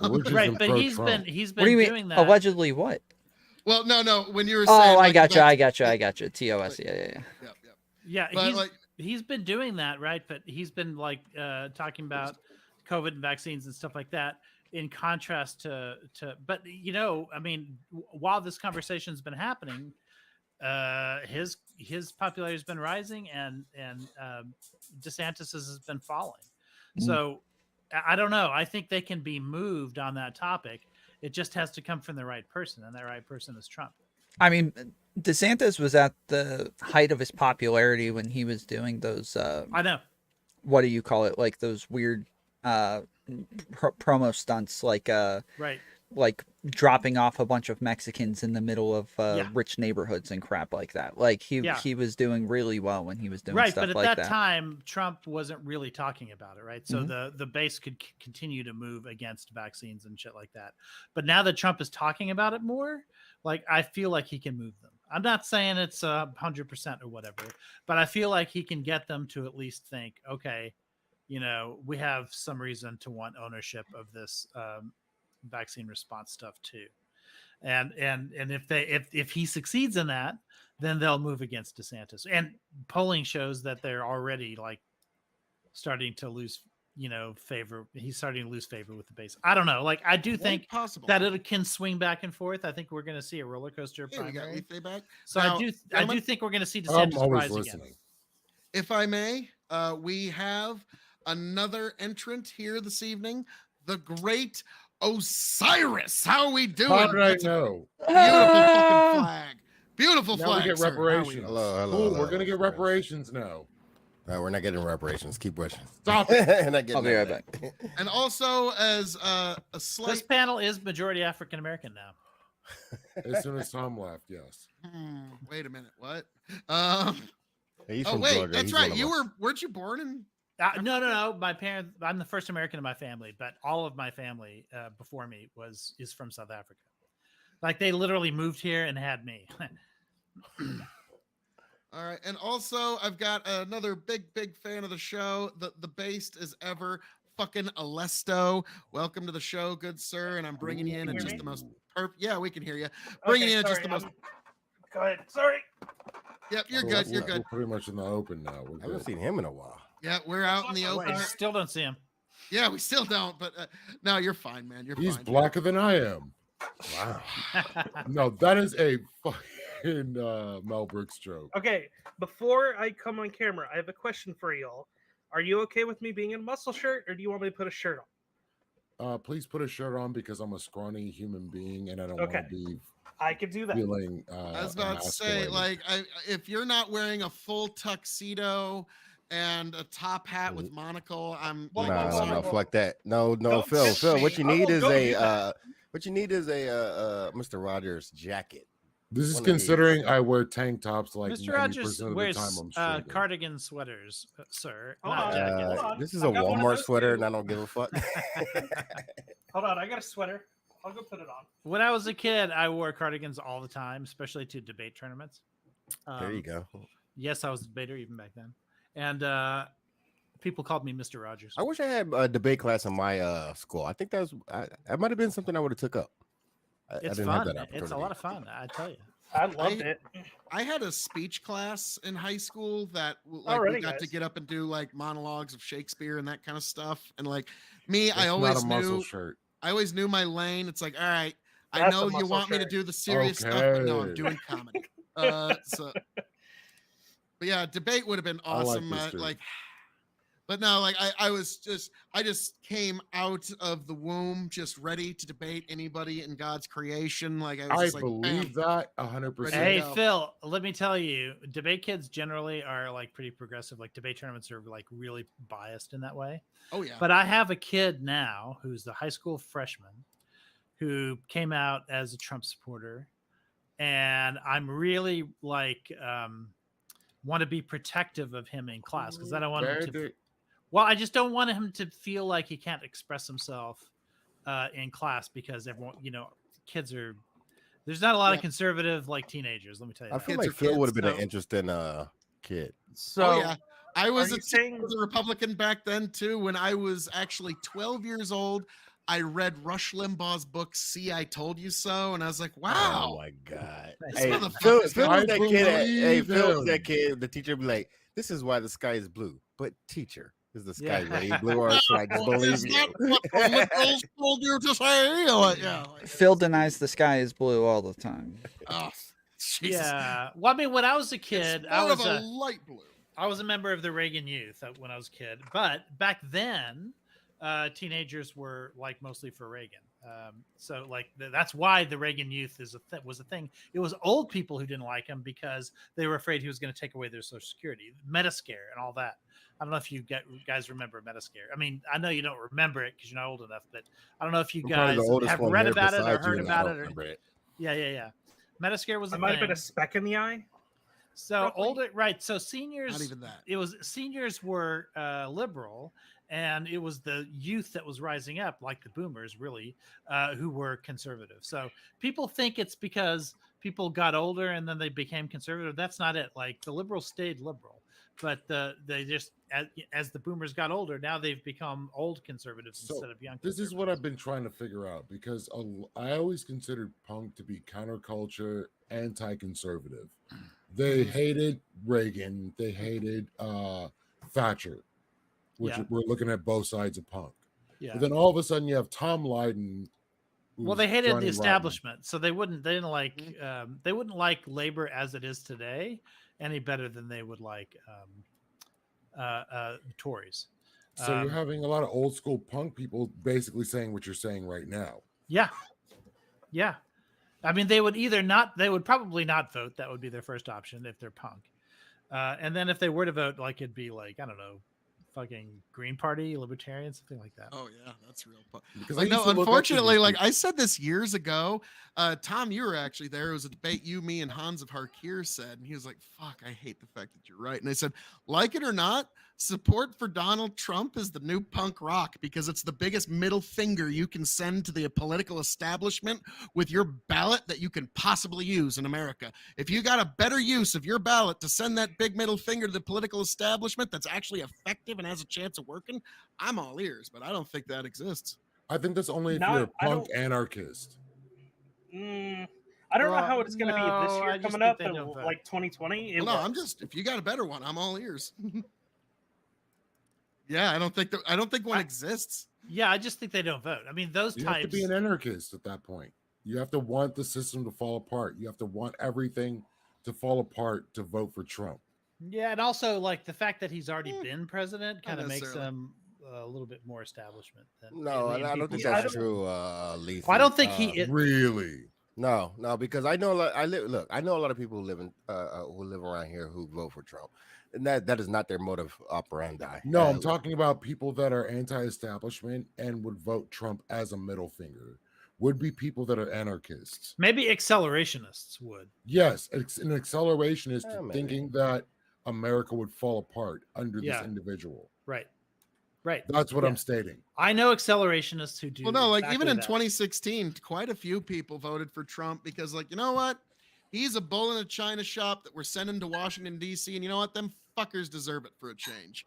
And so, like, Yeah. yeah, that's a real reason. Yeah, Like it or not, reminds if the us- left could figure out a way to tap that and find a candidate that they could convince people of that, they'd win every election. But I don't Well, know. they think- did. The I left think Rich did. would agree with me. I think Rich would agree with me.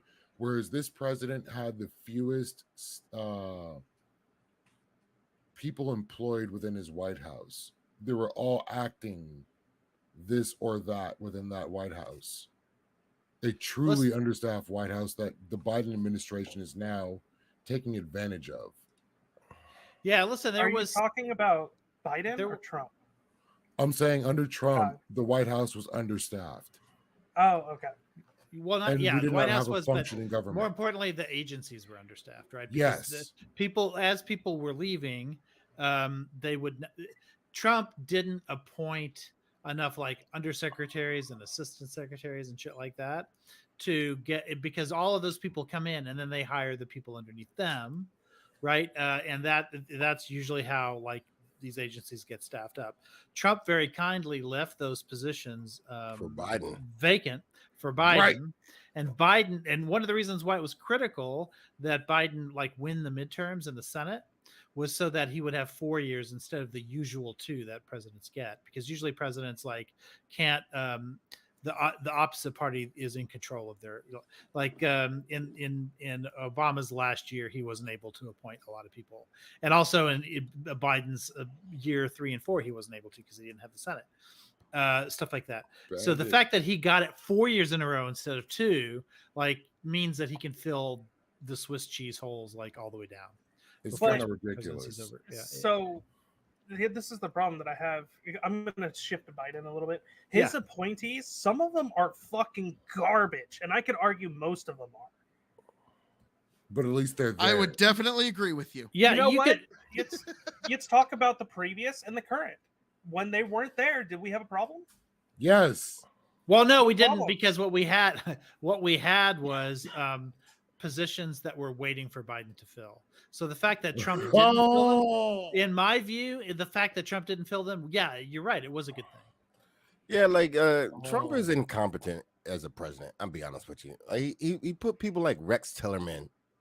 Tillerman, is that the right name? Tillerson. Tillerson. And Tillerson was famous for not filling any positions. Well, he's famous for being incompetent at his job too. He wasn't Yeah. good at his Well, job. he thought he was making State Department leaner, but really what he was You doing can't was make the what I State said. Department leaner with I know. the I know. way it works today. Like you'd have to just reform the Right. State Department. Yeah. This is incompetence at its highest, and the fact that he didn't understand that, or maybe he didn't. I don't know what. I can't know what's in Trump's mind. But the fact that this went on for 4 years is ridiculous. Can I Fucking tell you something ridiculous. about Tillerson, though? I don't think it was incompetence in terms of Tillerson. No, Tillerson is not incompetent himself. I Yeah. think he's incompetent at his job. Well, no, I don't know. I don't think so. Did you know Exxon is such a big entity that it has its own office? I had a friend of mine who was like an executive in Exxon. She's not there anymore, but they have an entire like office that is essentially the private sector's version of the State Department. Like, Yeah, and it like I it get. had all kinds of like basically ambassadors like in Russia and in Saudi Arabia and all these different places that were like petrostates, Venezuela, all these places. And he understood, at least from because of he understood the economic conditions of these petrostates, including Russia and the entire Middle East. And so he like, I don't think he was the worst choice for secretary. I didn't at the time think he was the worst choice for Secretary of State. But then when I saw what he was doing in terms of not filling positions, I have no idea what the fuck he was up to by choosing to do that. But No, it crippled the State Department. No, but because because it makes sense to make a private corporation leaner, right? It works in that sense. But the bureaucracy, red tape, governments don't work that way.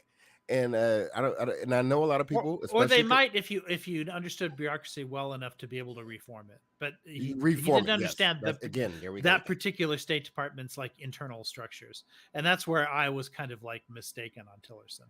I still think he was real and intelligent and has a lot of knowledge, but I think I he agree. had some intentions for the State Department that were maybe not. He's a good old Texan. I respect the dude.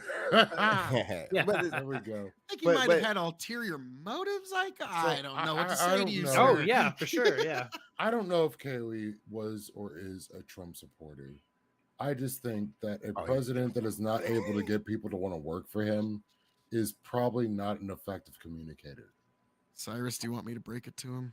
yeah, I mean, I don't know how he doesn't know that. I think he might be but able to go figure ahead that and tell one him. out. Look, firing people was his brand, not hiring people. Firing people Right. was his brand. You're fired. Well, and Uh, let's be honest, that should happen in our government. There's some people that just shouldn't have a job because they're just Right, sitting but there then you taking got to a paycheck. replace those people. So should you not No, replace you don't. You don't have to them? replace them. Yes, you do. No, I you think you don't. kind of do to have a Like functioning Ronald Reagan fucking said, No, a no, government. no, government. it's a No, good like thing that Reagan he said, didn't replace them. a government program is the closest thing to eternal life that we will ever find on this Yeah, earth. there's- And so there are times that, like, there are times that certain things have to end. Now, the people who are in those jobs, you should see them through to their pension. But there are certain, like, you know, the guy who like oversaw the telegraphs. Eventually, might be Well, time to yeah, phase that that's out. obvious. Yeah, you right? just move him over to phones. Like that's fine. But listen, Now you just retire that one out and bring in a new phone kid. No, learn to code, buddy. Just learn to Learn code. to Oh code. God! No, Hey, no. Listen, I'll get I kicked think off Twitter.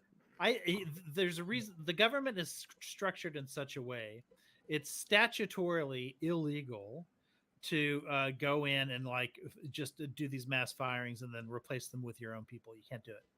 And there's for obvious reasons for that, right? We would never have contiguity of government if every time a new president took over, everybody got fired. Now it does happen sometimes in certain levels, like for instance, U.S. attorneys. U.S. attorneys always get fired. Like as soon as the president comes in, he might keep them for transition purposes or whatever, but he'll get rid of them in his first year and replace them with his own guys. Okay, that's U.S. attorneys.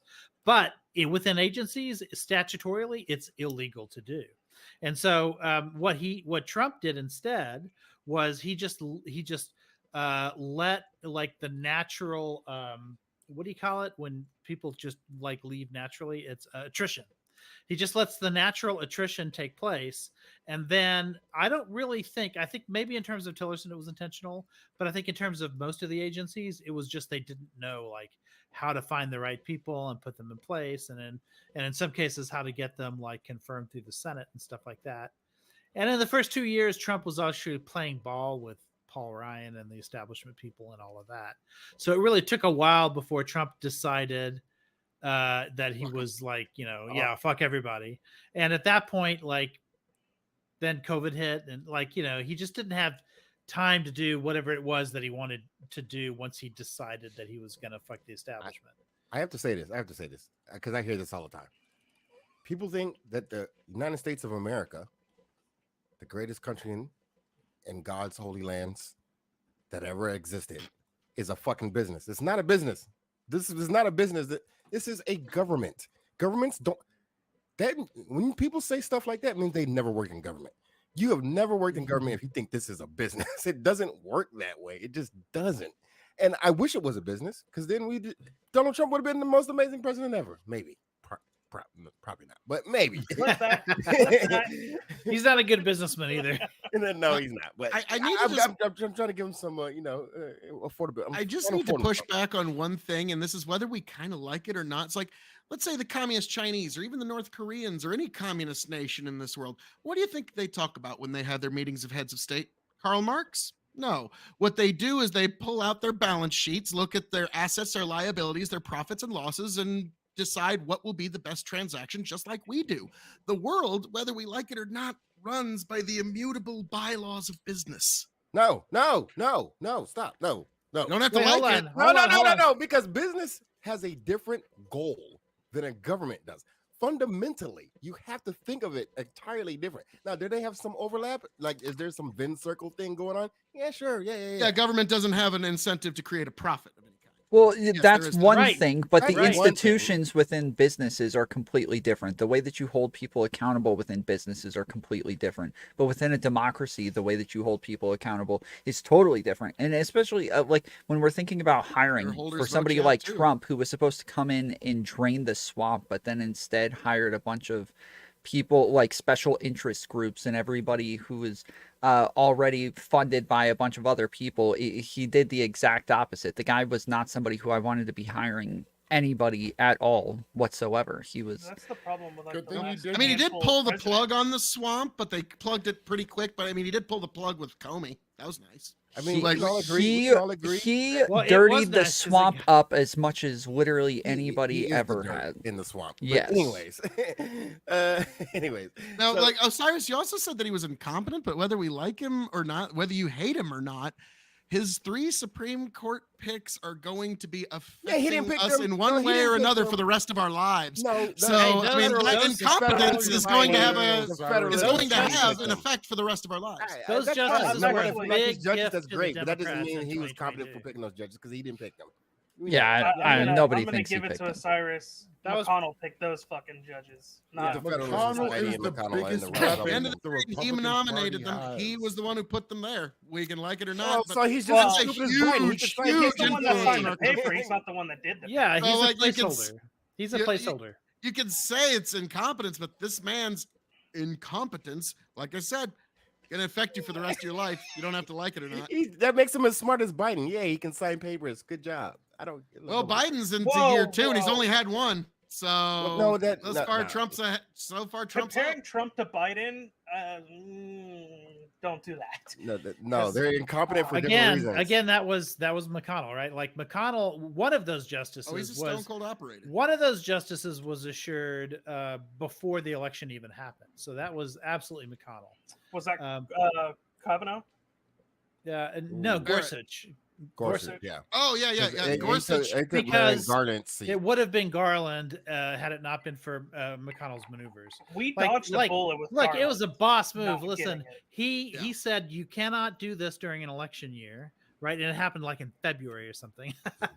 And then Bullshit. when If it the happened Senate and again in President are for different 2020, parties. like a month before the election, then it's fine. Let's be honest. McConnell is the Sith Jedi Lord of Yes. fucking He Senate. really. Although I was just Fucking gonna say, Palpatine. I am so glad he is on my side because He's holy Really, shit, though. I can He's imagine what it's like having to go against this guy. He's a smarter this dude is Palpatine, playing right? Because 40 chess. Palpatine like put himself in the front and made himself the face of the empire, right? McConnell's like the guy behind the scenes, sort of like an evil like wizard from the Wizard of Oz, like pulling all the levers and stuff. He's absolutely Palpatine, but he's Palpatine like he's Palpatine in the last movie, not the Without one the that we ego. knew where nobody knows who he is and just stuff is happening. I gotta head out. That's McConnell. Hey, Appreciate Tom, it, guys. thanks for stopping Good by, talk man. with you again, Yeah, Tom. thanks for- God All right, bless. Tom. Have a Wait. good KW day. Nation on YouTube. Friend me sometime. Friend's your mom.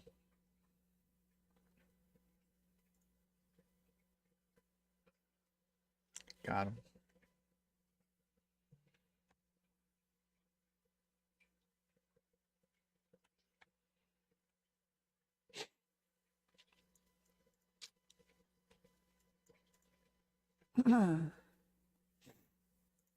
Okay.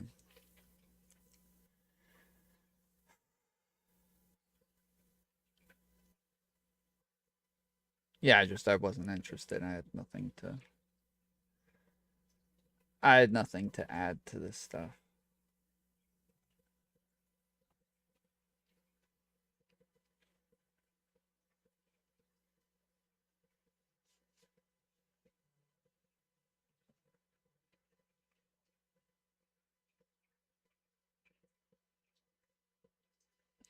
What is this?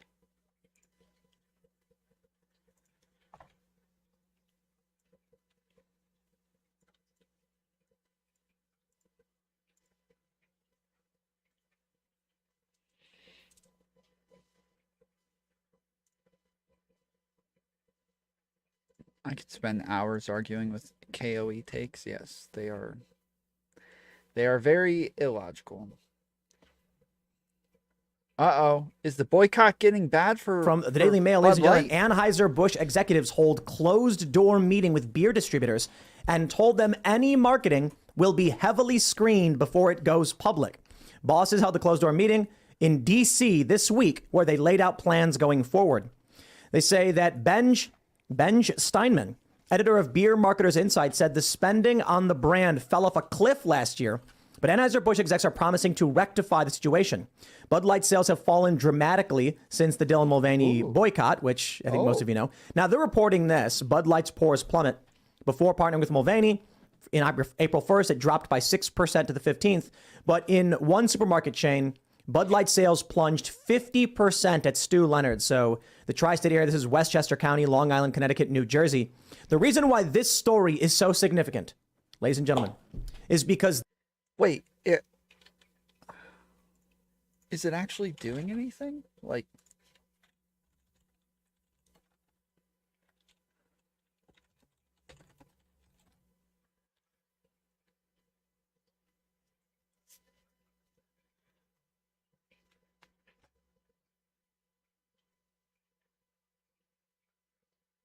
Oh yeah, I guess it's...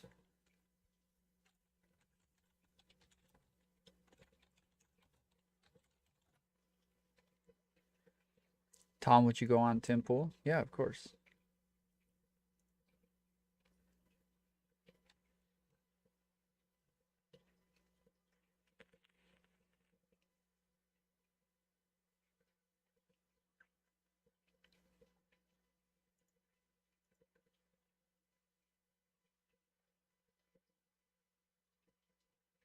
When I say go on, I obviously mean pee on him. Yeah, I'd do that too.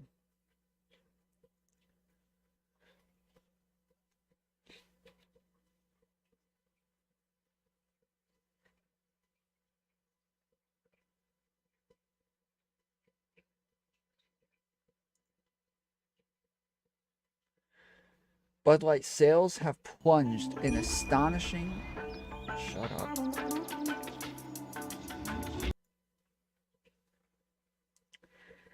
Bud Light sales have plunged an astonishing 17% after controversial collaboration report says two stocks that could gain from the big drop in business. It can be difficult to measure the impact of a marketing campaign. However, Anheuser-Busch's latest ads featuring transgender influence Dylan Mulvaney seem to have made an impact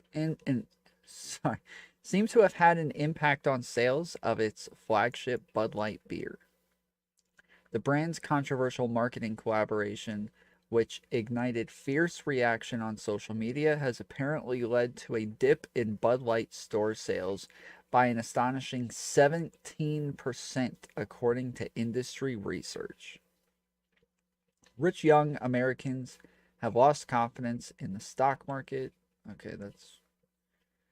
Bud Light's partnership with Mulvaney, who has 10.8 million followers on TikTok, was meant to appeal to a young, broad audience of drinkers, but it also drew a tremendous amount of backlash based on the influencer's gender identity. This led some fans of the beer to start a boycott to show their dissatisfaction with the marketing decision. The boycott may have been successful based on recent data from Nielsen IQ and Bump Williams Consulting, cited by Wall Street Journal. Bud Light store sales dipped 17% in the week ending April 15th compared to the same period last year.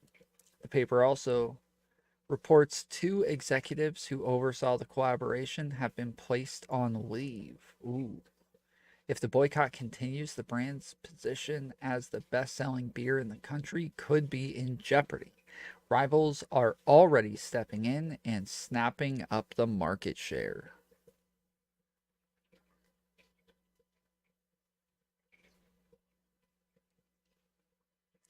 Here are some of the rival brands that investors can bet on before the peak summer season commences.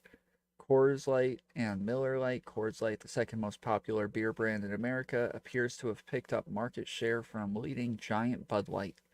The data from Nielsen IQ and Bob Williams Consulting, published by the Wall Street Journal, also revealed Coors Light sales increased 17.6% in the week ending in April 15th. Miller Lite saw a boost in sales, also 17.6% in the same week compared to last year. Both brands are owned by the same company, Molson Coors Beverage Company.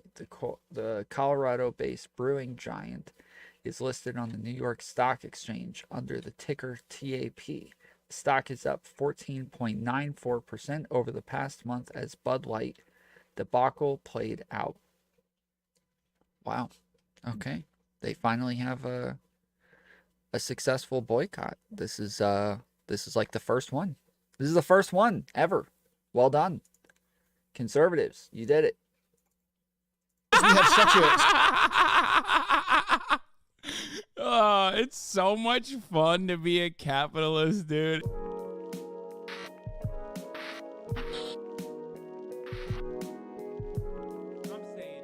So yeah, this video is communism versus capitalism. Now, if you think that I am going to defend communism, you're wrong. That's for Jschlatt. I, in this video, defended capitalism. My name is Jschlatt, and I'm a communist. And I'm joined today by Hasan Piker, who's a cold-blooded capitalist. Hasan, when did you become such a partisan hack? As a matter of fact, Jschlatt, I take offense to that. I'm not a partisan hack unless the party that you're speaking of is freedom, because I will be defending capitalism, the best economic organization of society that has ever been invented in the history of mankind. Here he goes already. But you wouldn't know anything about that because you're a dirty commie. I guess I wouldn't know anything about fashion either, because holy shit. I mean, look at what you're wearing. My God. This is made by chinchillas that Indonesian children hunted. What the f is going? Okay, let's rewind for a little bit. What made you get into capitalism, dude? This is a switch for you. I saw you on stream a couple months ago, and you were singing a whole different tune. What made me get into it is it's called George Washington. Have you heard of him? George Washington got you in. Yeah. Can I tell you who the f got me into communism? A little guy by the name of Karl Marx. Yeah, he was lame. Was it Communist Manifesto? And I got real into it. And then I actually was like, this is so good that I'm going to look into what else he wrote. What else did he write? He wrote some other shit. I don't even think I could talk about it. Yeah. Das Kapital is the only other thing I can mention. Of course you can't talk about it because you love censorship. That's no, what I don't. communists love. No, I don't. I tell you what I love. I love equality. I don't think people should be wearing one of one chinchilla hunted bandanas, whatever the fuck Why that not? is. You look stupid in it. I have the freedom to look as dumb as I would like. This shit was mass produced. This shit came out of a factory, and everyone can get one of these. It's affordably priced. It's got the Yankees logo on it, the best baseball team of all time. And also, look at this. Look at this. It's my favorite communist on it. Barack Obama. Yeah, that's right. Barack Obama is definitely a communist, but also the factory conditions that you are speaking of are no different than the one-of-one Indonesian child chinchilla. Nah. farmer.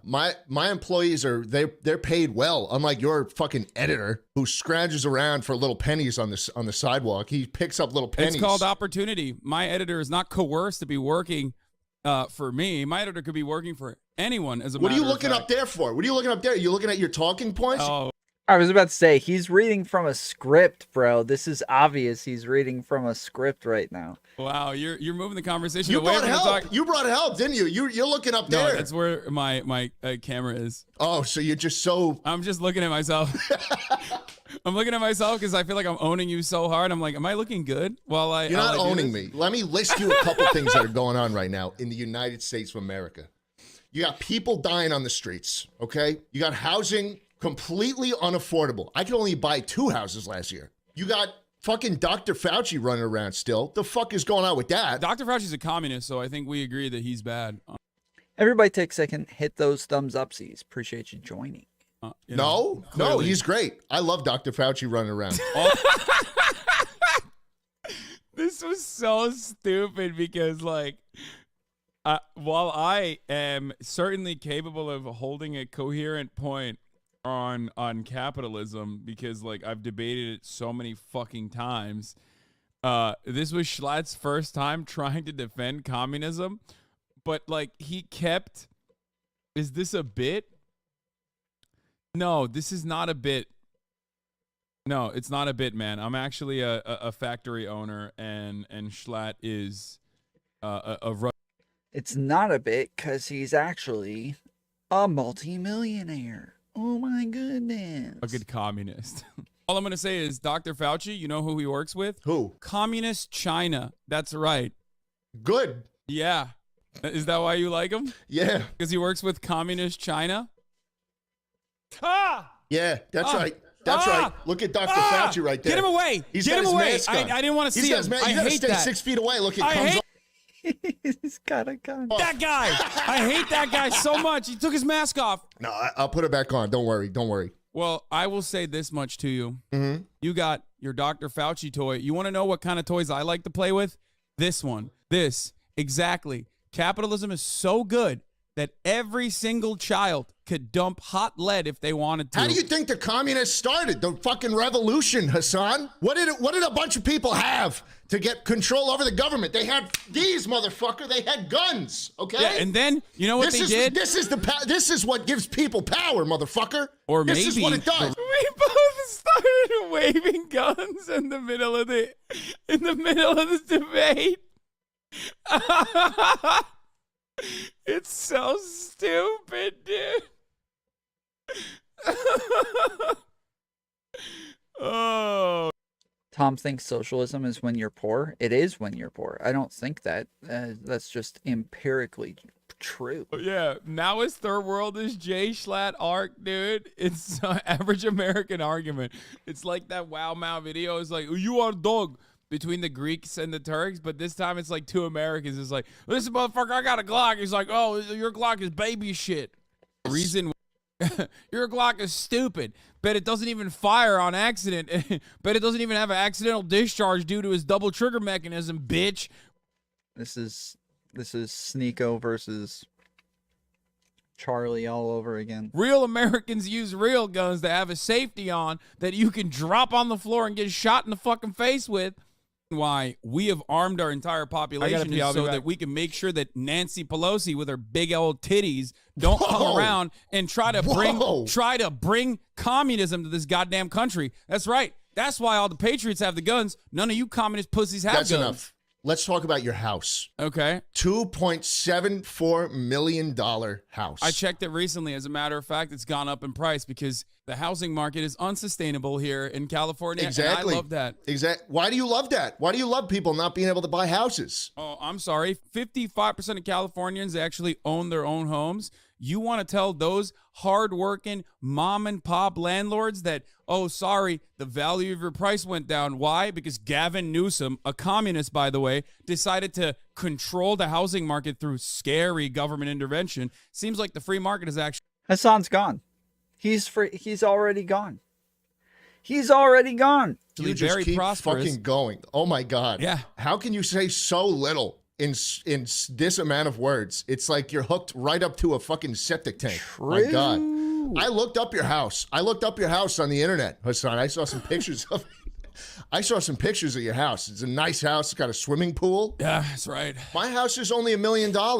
Why can't mine be more? Well, you know, currently I think there's too much landmass in Texas and there's probably more areas to develop, but don't worry, the price of your place is probably going up soon too, because some goddamn commies are leaving California to go to Texas where there's actual freedom. It's kind of weird that you're sitting there in Texas talking about, you know, how much you love communism. Meanwhile, you literally live in the freest state in America. How about we switch then? How about, okay, I got a plan. You come to Texas, you live in my house, and then I will go to California and I'll live in yours. Well, here's the thing. I like to live as a capitalist in the... Stop looking at yourself. That's so weird. You're just staring at yourself as you talk. I like to live... Well, there's cameras everywhere. I'm just like looking at, I like to look at different things. I have ADHD. Okay. Right. Don't focus on that because you're losing the argument, sir. I'm not losing. I just think it's weird that you're looking straight at yourself while you're talking. I mean, everybody does that. No, you're just saying that to make yourself feel better. You want to know why I live in California? Why? Because I'm doing California, nice. Well done. fifth column style infiltration. That's right. every single day out here. I'm talking to people who are also communists, and I'm telling them you're wrong, and capitalism is the way forward. I've converted so many people. Oh, okay. So you're doing work. Yeah, I'm doing good work. Yeah. So why are they leaving then? People are leaving California because communism is awful, and they hate the communism that's happening in California. That's why they're leaving and going to Texas by the thousands, by the millions, as a matter of fact. Are they leaving by millions? No. I mean, yes. Yes, of course they are. What do you mean? How about you go outside? They're going to Texas. You go outside and you make a little right turn or a left turn or go straight, and you look at the walls and streets full of homeless people in California, and you tell them that they don't deserve housing, that they don't deserve a good life like you have. As a matter of fact, I do that every day. Why? Because I want them to grind harder. Because when I see a homeless person, I think, well, here's an opportunity for me to film them and make some money. But also, that I can pay them an exposure when I film them for my TikToks, okay? When I do an act of kindness to them, right? That's terrible. It's a mutually beneficial situation. I don't know what you're talking That's about. terrible. That's a terrible thing you just said. You think it's terrible? This is pretty much how it works to be like an editor or a mod or, you know, pretty much any other worker for Hasan. To give homeless people money? Wow. Yeah. Typical commie. Talks a big game about redistribution. I bet you go to a restaurant and give someone a fucking company car with a Feastables logo on that. You think she wants that? Oh, hell yeah. You think she wants that? Why does she want that? She does want that. No, she doesn't. Yeah, go ahead and tell a minimum wage worker, a hard worker, as a matter of fact, that, you know, sorry, you got to keep taking the bus, sweaty, because this commie thought that it was unacceptable that you're driving in a fucking Feastables car. Listen, this is because we have such a... It's so much fun to be a capitalist, dude. It's so much fun. We place such an importance on cars in this country when every single perfect country out in Europe and in Scandinavia, especially, they have a robust public transportation systems. Yeah, disgusting. I'm sorry. Disgusting. It's not disgusting. It's beautiful. No, it's not. I love when I get on a bus, Hasan, and there's a crazy person sitting next to me. I think, wow, I'm seeing how the other side lives. That's fun for me. It's like I feel like I'm in the thick of it. It's exciting. There were a lot of times when I wanted to stop and be like, Jschlatt, here's how you're supposed to defend this. Okay. And don't you think that this is just a bit more efficient, moving people, hundreds of people in a tiny area? As a matter of fact, it's called freedom. Like I said, you should look it up in the dictionary. But you're about efficiency. Are you not about efficiency? About finding the best way? Yes. Yeah. Yes, I am. And cars are significantly more efficient than buses, which, by the way, checkmate. Is Jschlatt actually taking your joke serious? That's kind of sad. Dude, why is it like this? No, man, we're friends, and we're doing a bit, okay? He loves capitalism. I love socialism, but you can see, like, both of their chats, there's all of these people who are, like, trying to make sure other people, like, just so you guys know, it is a joke. Just to let you know, they're not being serious. Oh, Hasan didn't just all of the sudden decide to start defending capitalism. Wow. Thank you. We did a role reversal for his debate show. Why is it that, like, every single time we do any kind of fucking jokes in here, there are, like, perma-stuck, no-joke Andys in here? I could literally be, like, a militant defender of communism in the third world or some shit. And, like, one time, God forbid, I make a joke, and they're like, what the fuck is going on? This Hasan guy, he fucking owns a factory, dude. What the hell? What is happening?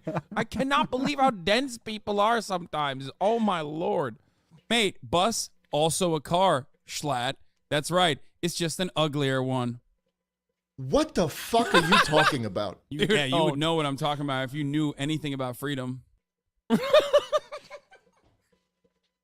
Today's episode of Jschlatt Win is sponsored by Manscaped, the global men's lifestyle. Wow. Confused. I mean, you seem to be dodging my argument. And enjoy. I'm confused. I mean, you seem to be dodging my argument about public transportation being a more efficient way to move people. Absolutely not. How is it not? You just said a bus is a car. That's all you said. Yeah. Which, again, checkmate. A bus is a car, is it not? This is not checkmate. Why are you saying it checkmate? A bus is a car. It's just an uglier car. And? Yeah. Cars are better. Like other kinds of cars that let you only have 4 people, sometimes 2, which I have many of, by the way. You know, I specifically will buy cars that only have 2 seats in them, so I can grind hard. Hasan's doing a pretty good job. I'm not gonna lie. He's doing a fairly good job at arguing the other side. This is funny. Harder. I can destroy the planet more. This is so immoral, and yet I have no idea how to. You don't know how to counter it, do you? I don't know. A bus is a car. I guess, man. Is it not? It's a big car. You're gonna talk about trains? Also car. No. Trains? Really? I Is that what you're gonna say? categorically reject that notion that a train is a car. Yeah, it's way worse. Trains have cars. One big train has a bunch of different cars in it. Yeah. It's a totally different definition, though. These cars don't drive themselves. And it's way worse. They're all locomotives. They're all vehicles. Schlatt's getting owned. First, try to go to a drive-through with a train, okay? You can't. Exactly. Checkmate times 2. I'm not even looking at you anymore. I'm looking away. Am I losing this? How am I losing this? This is the stupidest shit I've ever heard. Because capitalism is the greatest system of all time. Okay, let's switch gears a little bit. You want to talk about cars? Let's. Oh, he thought he had me on this one. This one.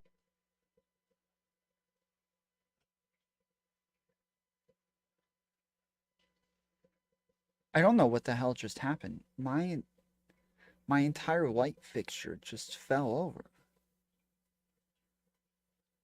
I'll have to check on that later. I don't know what the hell just happened, dude. One was the worst one because he God, I hate the character you're playing so much. Dude, I love doing, at that point I was just like, let's just have fun with it. But when I was saying like trains are cars, buses are cars, like I was like done making like steel man arguments. I was just like, I just want to say some like dumb shit. But later, Johnny. We move on to a different argument where Jschlatt thinks, perhaps foolishly, that he actually has like better standing on. Let's put it in reverse. Good one. Let's talk about net worth. All right. I did some research online. Bill Gates, Oh, never mind. This isn't it. Sorry. $10 billion of net worth. Jeff Bezos, I looked this up, $125 billion. Used to be more until that bitch took half. Yeah. Hasan Piker, Finty.com reports you have $4 million. Yeah, I need to grind harder. Are you saying you have more? Why'd you put me next to those two? Those are my idols. I love them. Do you think that Bill Gates or Jeff Bezos did all that work? Do you think he did $125 billion worth of work? Yes, he worked harder, but also he worked smarter. Bill Gates made Windows 8. That was the stupidest fucking product I've ever had to deal with. Well, without Windows, you wouldn't have a computer. I'm running Linux right now. My CPU is hot, but my core runs cold. Beat you in 17 lines of code. It is a real communist operating system. You need to run code to turn it on. It is. It's open source. Windows 8 was fine. Windows Vista was the worst thing in the world. Anyone can use it. It's free, Hasan. Yeah. You don't need professional. You don't need a fucking license that you have to pirate. Everything's just available as it should be. Yeah, except that's why it's unintuitive and incredibly difficult to work, just like communism. It might be good in theory. Oh, everybody gets a Windows. Everybody gets an operating system. It's going to be great. Turns out, if that was the case, nobody would be able to even use it. And that is actually the main problem I have with communism. It sounds good. It sounds great. Oh, everyone can be rich. Not everyone can be rich, especially when those lazy people who simply don't want to work hard are going to take advantage of hard workers like myself, the real jobs providers. Shut the fuck up. I fucking hate you. I fucking hate you. What do you mean? You're awful, man. I mean, of course you hate me because you're a communist. I watch your stream sometimes. You have $4 million in the bank from Finty.com. That's what they report. 4 million in the bank. And all you do is watch videos. It's the stupidest fucking thing I've ever seen. What do you watch? You watch car chases now. Yeah. Imagine if all those people were on a bus. You wouldn't be watching shit. Bus is just a cooler car. Exactly. You just proved my point. Here's what you do. Here's what you do, Hasan. You put on content that the proletariat make, and then you watch and you say fucking nothing, and then you get all the profit. How many subs do you have? 50,000? 70,000. That's way too many. Exactly. That's what you would think, except I, on the other hand, deserve it. No, you don't. You do Yes, not I do. do. I worked hard. You do not do enough work to justify 70,000 subscribers on Twitch. Yeah. Well, guess what? People like how I end up changing the dynamic of the content by making sweet capitalist arguments as to why this content, half the time I'm looking at communist stuff, ew, yuck, is wrong and immoral and shouldn't be taught to children. Like, sharing is caring. Jschlatt's freaking hilarious, dude. He is. I'm sorry. I can't watch this anymore. This is horrible. I tried to pretend like I enjoyed it. It's pure garbage. Okay.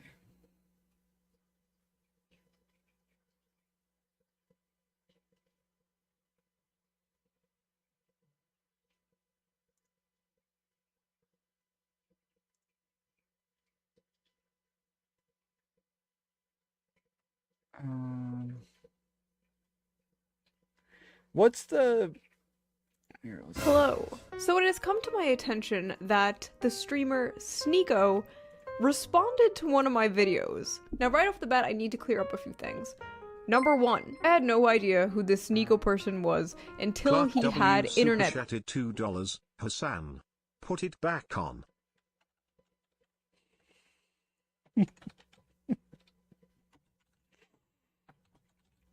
I can't. I'm sorry. I already changed my title.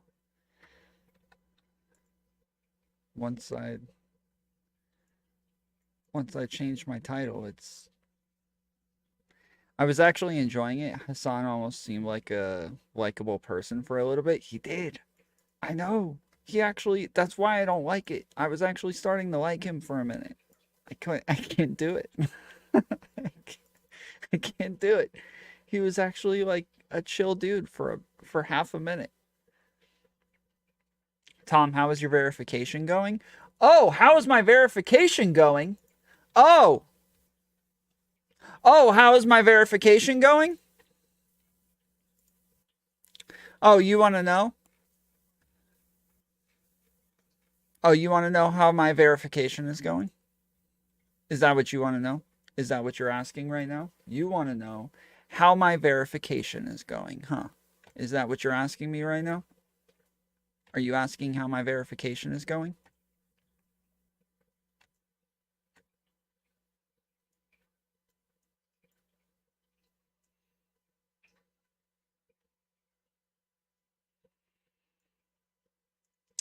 This is the last email I sent to them. It says, Clark W super chatted $2. Everyone thumbs down sees for no Hasan. yes, thumbs down sees no Hasan. Base. Thank you, Clark, for the $2. Oh, you want to know how my verification is going? Okay. This is the last email I sent. It says right there, YouTube support, right there. Okay. So what I said, this is what I said to them. Yes, ma'am, this is my issue. I complained that I can't verify my identity, and you responded by telling me the problem is that I haven't verified my identity. This is like if I take my car to an auto shop and they tell me they can't work on it because it's broken down. Did you actually debate bro YouTube? Yes, I did. I've sent in my ID and it was declined. I sent my social security card and it was declined. I sent my birth certificate and it was declined. It's not allowing me to verify my identity. I've been through all the troubleshooting and I've been trying for 4 months. I've tried everything multiple times in multiple ways. The troubleshooting hasn't helped. I did all the things it told me to, because they just sent me the freaking troubleshooting again. That's where they're like, oh, we figured it out. You haven't verified your account. Here's the troubleshooting process. Just go through this. I've tried everything multiple times in multiple ways. The troubleshooting hasn't helped. I did all the things it told me to. I've already confirmed my address. I just can't confirm my identity, and I don't know why. I just started 2 new jobs since starting this process with AdSense, and both ran I-9s on me with no issue. I can't use my bank card because my identity isn't confirmed, and that is the thing I need help with. Confirming my identity. I already abandoned the first account with hundreds of dollars sitting in it to attempt a new account, but I'm still having this issue. All of my names align. I am who I'm saying I am, and I have no other way of proving this except for all the steps I've already taken. So you want to know? Oh, you want to know how it's going? Well, thank you for asking. Thank you for asking how it's going, actually. It's going great. Now that I think about it, it's going great. I'm super stoked. False equivalency my butt Tuesday.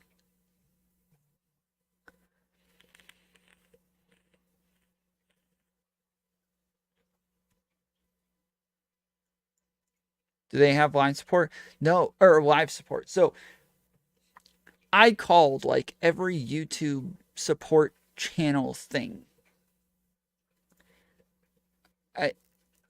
And all of them said, sorry, we don't do AdSense. AdSense doesn't have a phone number. No, you can't do AdSense support. So I kept trying.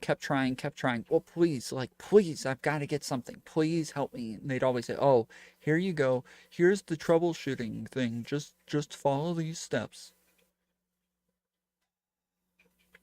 But then I realized, oh yeah, I am in the YouTube Partner Program. I have a special type of YouTube support that can help me with anything. So I just messaged my partner person, and now they've been hooking it up. So I've actually got people responding to me now. They messaged me back and was like, oh, I apologize, we misunderstood the issue, blah blah blah. So we'll see.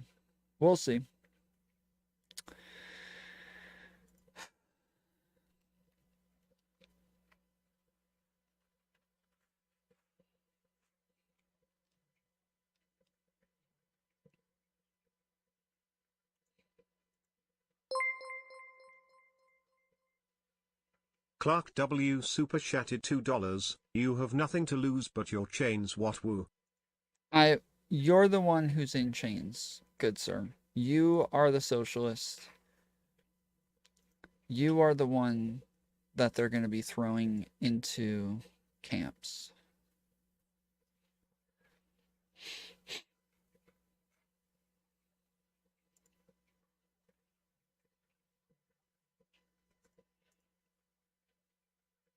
Honestly, Tom, just go on an unhinged Twitter rant for days. It would be awesome content, if nothing else.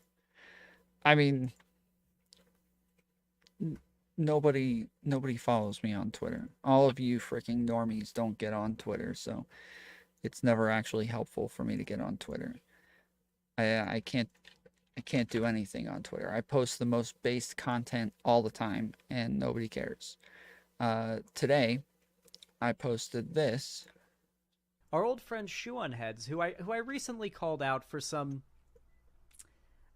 problematic behavior. And that is her constant, you know, signaling to the far right. What I mean by that is, Shoe0nHead has a massive Nazi audience. I'm not just talking about normal conservatives and like centrist right-leaning people, but like Nazis, like full-on neo-Nazis. Shoe0nHead has a lot of them in her audience. And it's not just in her audience. Shoe0nHead loves hanging out with Nazis. She really, really does. Shoe0nHead loves the company of neo-Nazis. Okay? She loves their aesthetics, lots of their beliefs, and probably doesn't disagree with a lot of their worldviews. Our old friend... So yeah, I said, hey guys, remember this banger by Xander Hall about Shoe0nHead? Now, Shoe0nHead follows me. Yeah. Shoe0nHead follows me. Shoe0nHead is my homie. Okay? We're tight like that, okay? We are mutuals. But this guy freaking blocked me when I posted this one.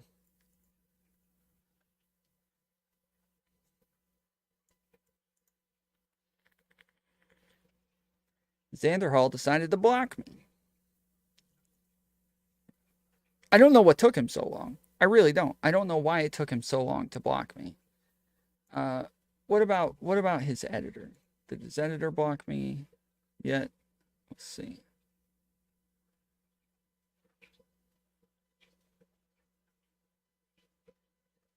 Nope. Nope. Editor still has not blocked me. Cherry, the freaking retard, the retarded cartoon, has not blocked me.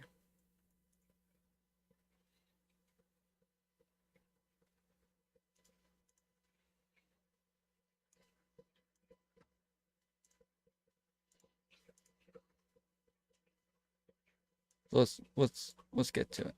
Hello. So it has come to my attention that the streamer Sneako responded to one of my videos. Now right off the bat, I need to clear up a few things. Number one, I had no idea who this Sneako person was until he had internet beef with my twin brother, Moist Critical. I have trouble believing that she didn't know who he was. She had to have at least have heard of him before this. To say that she just didn't know who he was, I don't believe it. You want me to watch your clips? Watch my clips. What you have there is not clips. These are mags. Sneako is a streamer in like the red pill alpha male Andrew Tate sphere. And more as the years go by, men are getting weaker and weaker and weaker. 2, I have pink hair today. I decided to up the e-girl look from a solid 40 to like an 80. Yo.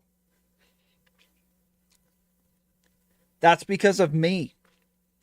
The last time I reviewed Shoe0nHead stuff, I was sitting here talking about how she was so much hotter when she had the purple hair.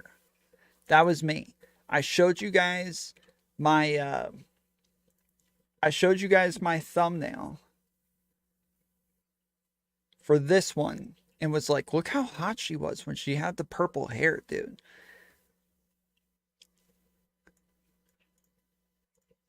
Now, later that night, her boyfriend was messaging me because he went and watched that that VOD. I was very embarrassed that sitting there thinking, oh no, dude. I talked about how hot his girlfriend was for like 5 minutes. Damn it, dude. Oh, this feels weird now. This feels weird now. But obviously he was like, you know what? Tom's right. Let's get the hair back. Walmart, Belle Delphine. But apparently he watched one of my videos, and I gotten a few requests to react to it. He apparently watched the How to Be a Man video. I'm going to cut out a bunch of chunks of that video. If you haven't seen the original video, go. She looks Asian there. That looks like a completely different person.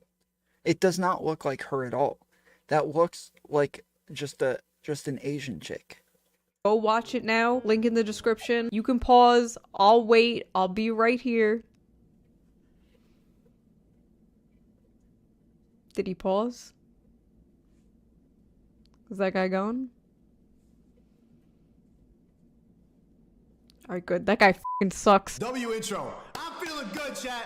Ah! Blah! This video is called How to Be a Real Man by Shoe0nHead. So, you know, get all your misogyny out now. Just do it, chat. Alright, chat, we're watching Sneako. Get your racism out now. Wait, is he black or white or Latinx? Racially ambiguous. I'm Ellis Island mystery meat, so I can't even talk. Recently, men have been in a crisis. Sperm count is low. Liberalism is high. Testosterone is decreasing. Even women know a liberals makes you gay. Being a liberal is gay. Even women know that being a liberal is gay. So true, King. Oh, this reminds me, some Andrew Tate fan account made this. Instead of chopping wood and hunting mammoths, men are throwing on thigh-high socks and cat ears. The question on everyone's mind is, how do we stop this epidemic? How do we save men?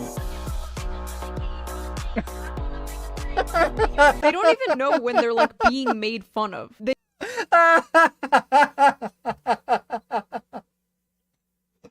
That's great, dude. That is so great. They don't understand that I'm being ironic. Ironically becoming the face of the red pill movement. Ironically using that influence to run for president. Ironically becoming dictator. Ironically imprisoning everyone who has ever called me gay and retarded online. Wait, I gotta put the soy boy graphic on this.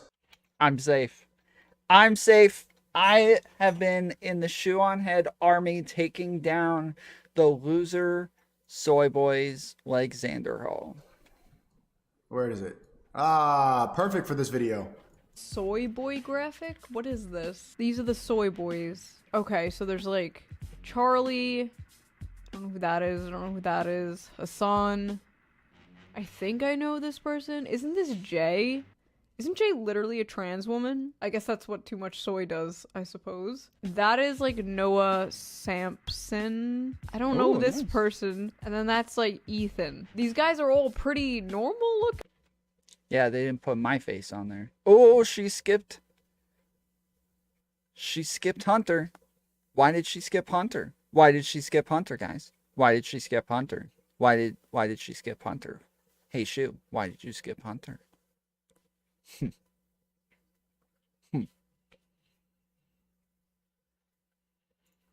Maybe like two I could see kind of looking kind of soy. But you could easily put Sneako in this collage and it would make just as much sense. So before we dive into this cringe, let's dive into today's sponsor. You can also— Shut up! You didn't skip the ad, right? What the— Yes, I did! Witch! Grown men should not be playing video games past I did literally the same thing and ended up right at that spot. the age of 12. Video games are for children. Facts. You notice how all the liberal streamers are gamers, but you don't see right-wing red pill streamers ever game. Ah yes, right-wingers never game. Ever. They hate video games. Please inform the thousands and thousands of journos on Twitter who have PTSD from Gamergate 10 years ago. It's such a stereotype that people who play video games are like racist and sexist and whatever. So it's actually incredible that he's saying this. I'm not sure if the stereotype like flipped in recent years and now like gamers are seen as like liberal, but I used to see shit about gamers being Nazis like every day. I don't know, what's the stereotype you guys see more? There is a correlation there with having low testosterone in gaming. Source? Why are these guys so fucking obsessed? Hunter is a fake phony simp. Yes. Yes, he is. I am the real simp. I am the real hardcore simp. You do not get more real simpery than you do here. This is where you get the real simps. With testosterone. They talk about testosterone more than trans men I see online. Wait, is she based or is she like a La Sanabi type? Or I thought she was based, but she seems like ironic now. Wait, is she based or is she cringe? Chat, is she based or cringe? Chat, what is this L or chat W? saying? I hate her face. She looked like Leafy is here. Libtard. She's liberal. She's retarded. Those teeth are massive. She needs an apple slice. Someone feed this bitch a carrot. She's a centralist. She kind of looked like a dude. No cap. she a whore. She's it. Bro, is she just farming Twitch viewers? Where's the Twitch link? Sneako, I don't have a Twitch. I refuse to use Jeff Bezos' streaming website. I refuse to use some corporation's greedy website. Instead, I will just be here on YouTube, a perfectly fine and normal website owned by Google. Famously not a greedy corporation. Look at the e-girl just trying to... Okay, here's the Patreon. That's why I do it too. That's the same reason for me. And then here goes all the simps that are gonna go to... This is the scam. Why is it a scam? Why is me having a Patreon a scam? He's literally getting donations through this entire stream. Yo, big 150! The biggest dono in like a month! But when I do it, it's a scam. Oh wait, it's because I'm a woman. Right. We all know the only reason you would listen to a woman is if you want to date her. Like I date any of my subscribers. I mean, just kidding. Give me money! She's probably, yeah, she's just farming a bunch of these dudes who... Oh yeah, I like the fact, you like my Pokemon cards? I'm 80. That's literally you guys. That's you. That's what you sound like. Yeah, just basically just never listen to a woman when it comes to being a real man. She has no idea what she's talking about. He's right, actually. I can give advice and tips and opinions, but at the end of the day, I'm not a man, and I don't know what it's like to be a man. For example, I don't know what it's like to have sperm cramps every month. Men have told me about their sperm cramps, and I couldn't imagine. Oh, and also the fact that they need to poke their penis holes with a toothpick every week, so the whole...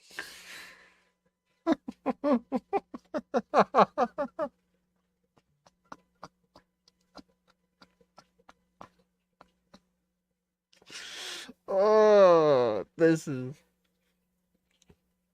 hole doesn't close up? You guys are braver than the troops. And this is a scam. Where's the Twitch? She looks like Pokimane and... So first of all, again, I don't have a Twitch. Second of all, I look like Pokimane? Really? I mean, thank you, but really? The only acceptable manly activity to some of these people is like making fun of 15-year-olds on TikTok who are experimenting with their gender identity. Bruh! I was mistaken. It should have been given away by the e-girl eyeliner. Is she wearing cat ears and it's just cropped out?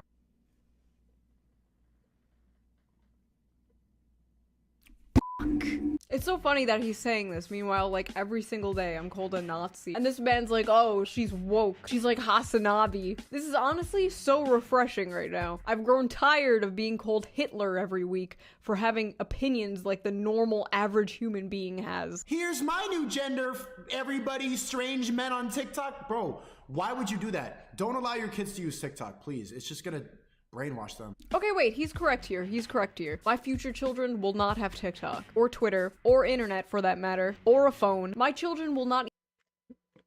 Shoe.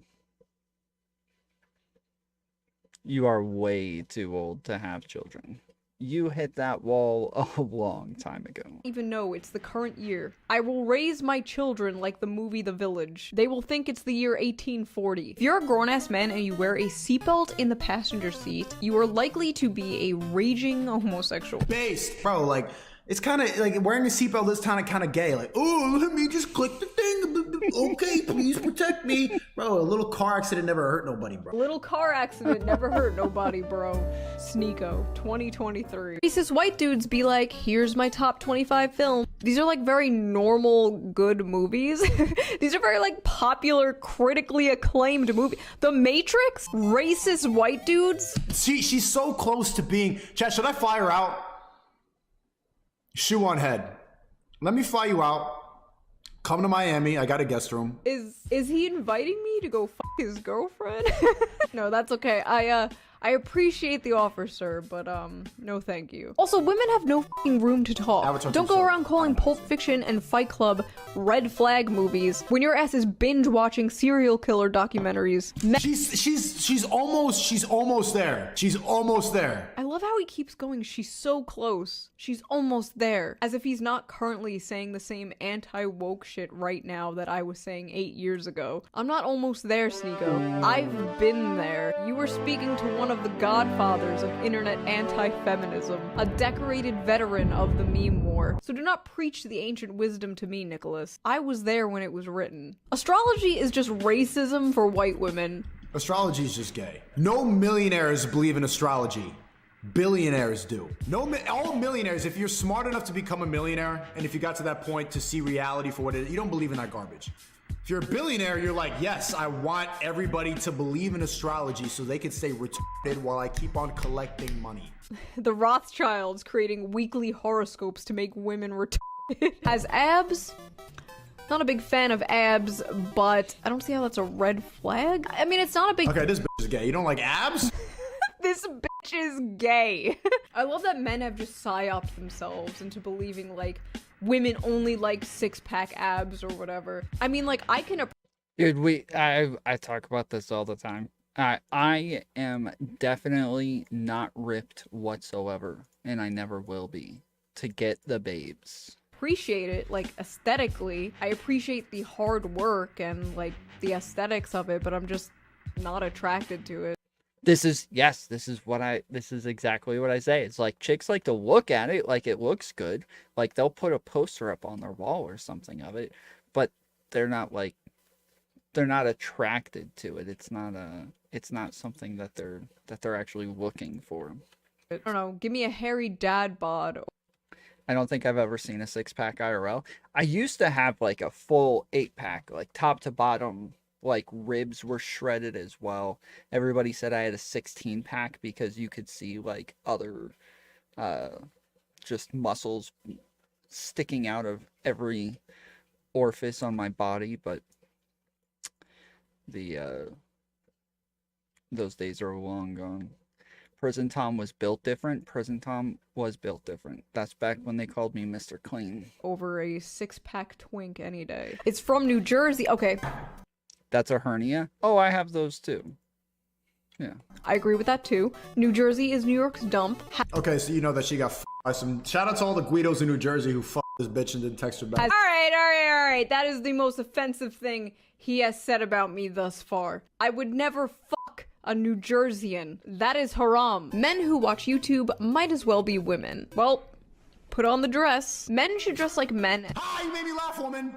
Fuck, why'd I laugh at her? Women aren't funny. If I see a gentleman drinking tea, I assume he is a homosexual. To be honest, I've said it before, tea is gay coffee. Men who drink juice suspect- Stop making me laugh, she's not funny. Aw, he's so sundere. It's not like I think you're funny or anything, but Baka. Men ditch the gay look, grow a beard, and get strong. Ah yes, nothing gay men hate more than strong men with beards. Men who grow beards- Nice. She made me laugh twice. I hate... okay, maybe women are funny. Sorry, did Sneako just say women can be funny? Ladies and gentlemen. We got him. The Andrew Tate acolyte said women can be funny. I'm officially to Sneako what 21 Jump Street was to Kanye West. Sneako, I could fix you. I don't know the 21 Jump Street meme. What is this? What is this? Why do people keep bringing this up when they talk about Kanye West? What is the 21 Jump Street thing? Make you worse. Eating girls out is submissive. You are what you eat. If you as a man eat pussy, you are one. Here's a good argument for why eating pussy is gay. Chat, right now, try to look masculine eating pussy. There's no way to do it. There's no way to look masculine. Kanye saw the movie and now likes Jews. Oh my goodness. 21 Jump Street is a good movie, dude.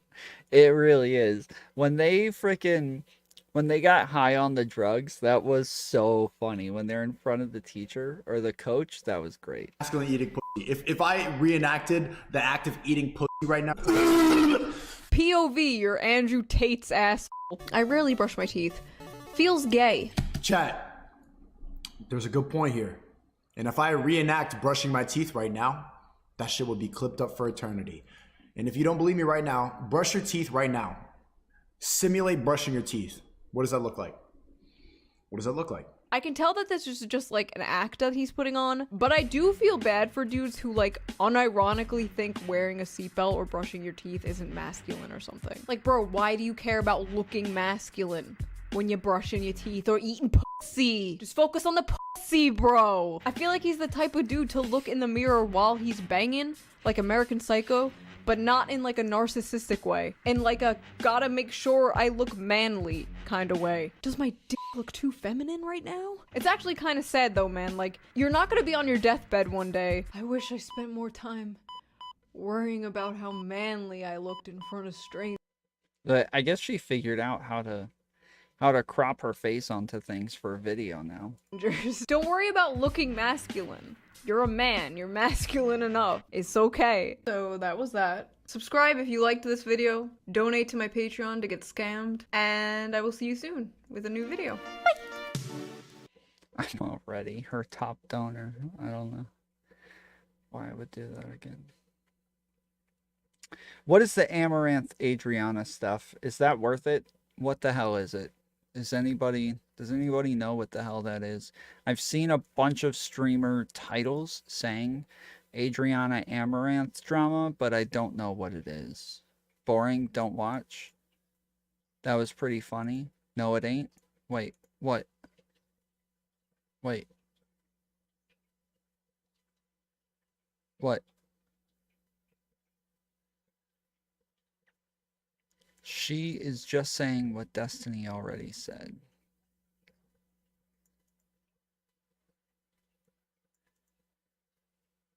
Shoe's video is funny. Adriana is dumb. Basically, Adriana says Amaranth is grifting. That's the whole video.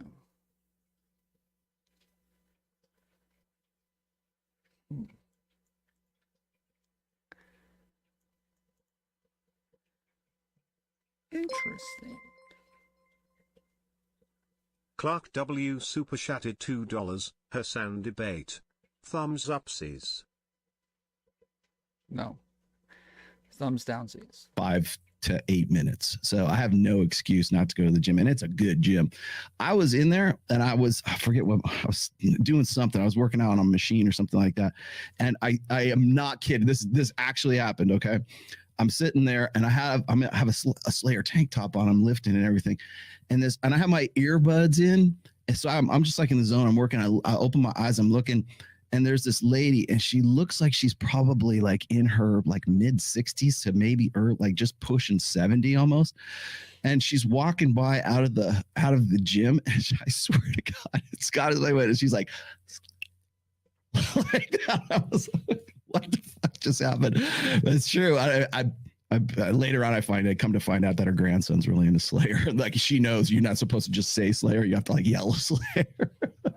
It was funny as hell too. Yeah, shout out to Pearl. Pearl's in the chat. Hey, Pearly. Yeah. You just take it. We're gonna get to you, girlfriend. I want to. You know what? Let's just do it right now. So, I made an erroneous comment at one point a while back, and I said that Pearl buys her subs. I took that as hearsay. Back in the day, by the way. I think it was probably like around July or like August or September is when I heard. He's simping. Simping! Simp! Heard that. And quite honestly, that was kind of stupid on my part, because if you've ever heard me talk about subscriptions, I've also said that subs are a vanity metric, meaning that if you don't. Simp behavior for sure. We would know. We are the top simps. We know simpery better than anybody. Bro dissed Pearl. Now he's bootlicking. Yep. Now she is now top red pillar.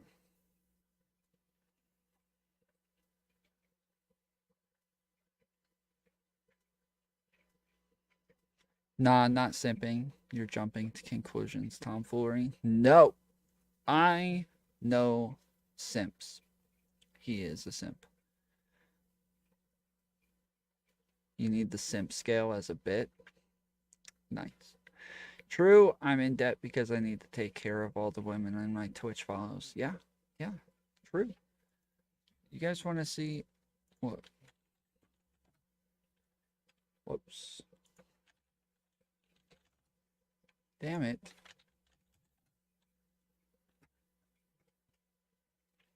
These are the girls that I follow. Cutebot, Wild Latina, Cherry. This is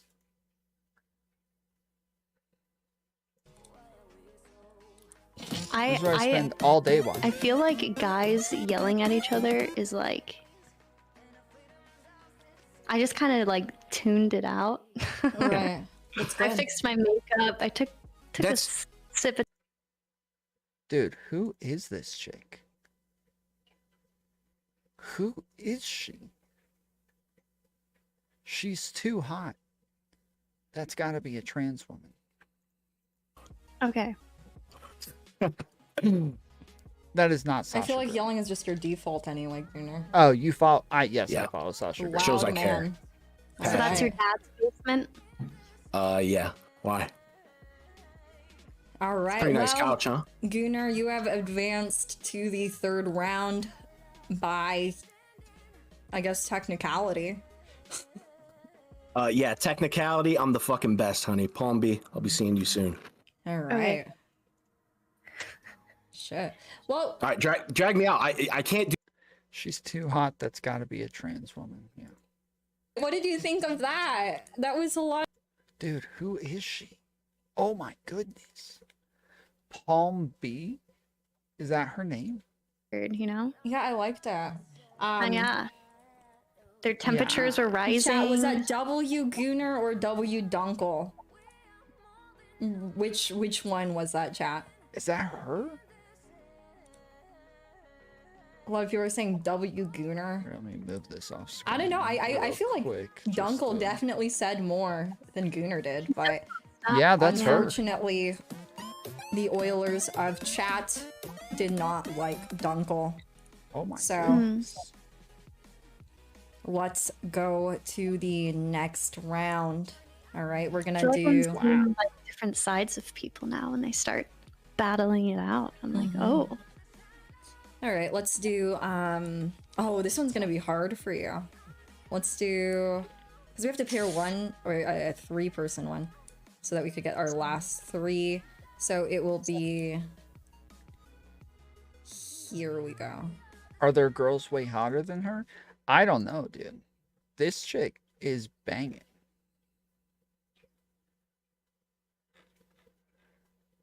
I have never seen her before, but I'm going to dedicate all of my time to simping for her now.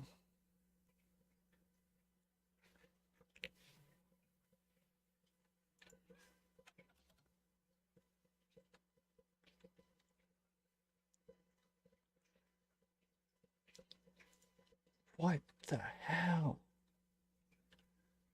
It only gets better. What is happening? This isn't real.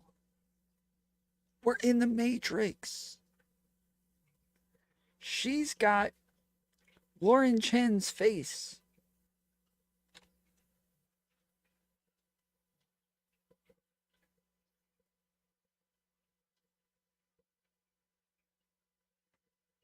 With a body from my dreams.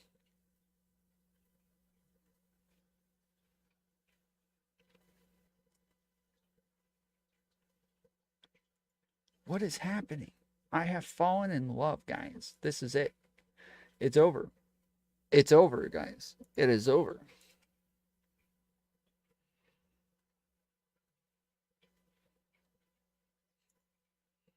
What were we watching?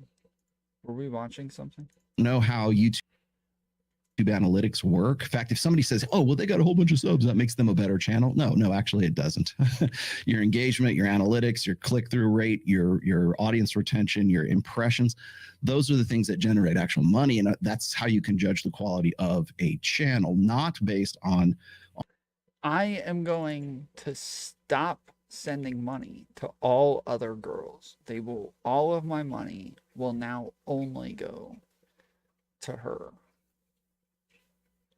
Where did she come from? What the heck?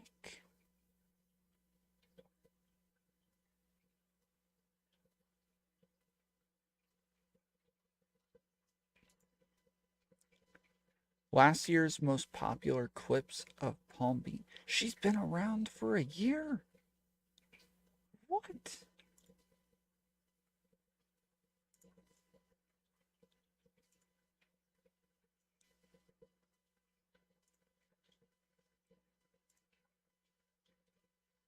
Dude, this website has way too many ads.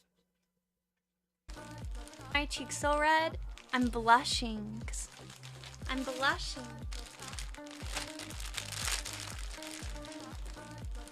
No, I think from far away they just look super red for some reason. All right, chat. This first box is from Team Liquid for the Race to World First World of Warcraft. Thing. Bell City, thank you for the tier 1 sub for 6 months in a row. We're representing Team.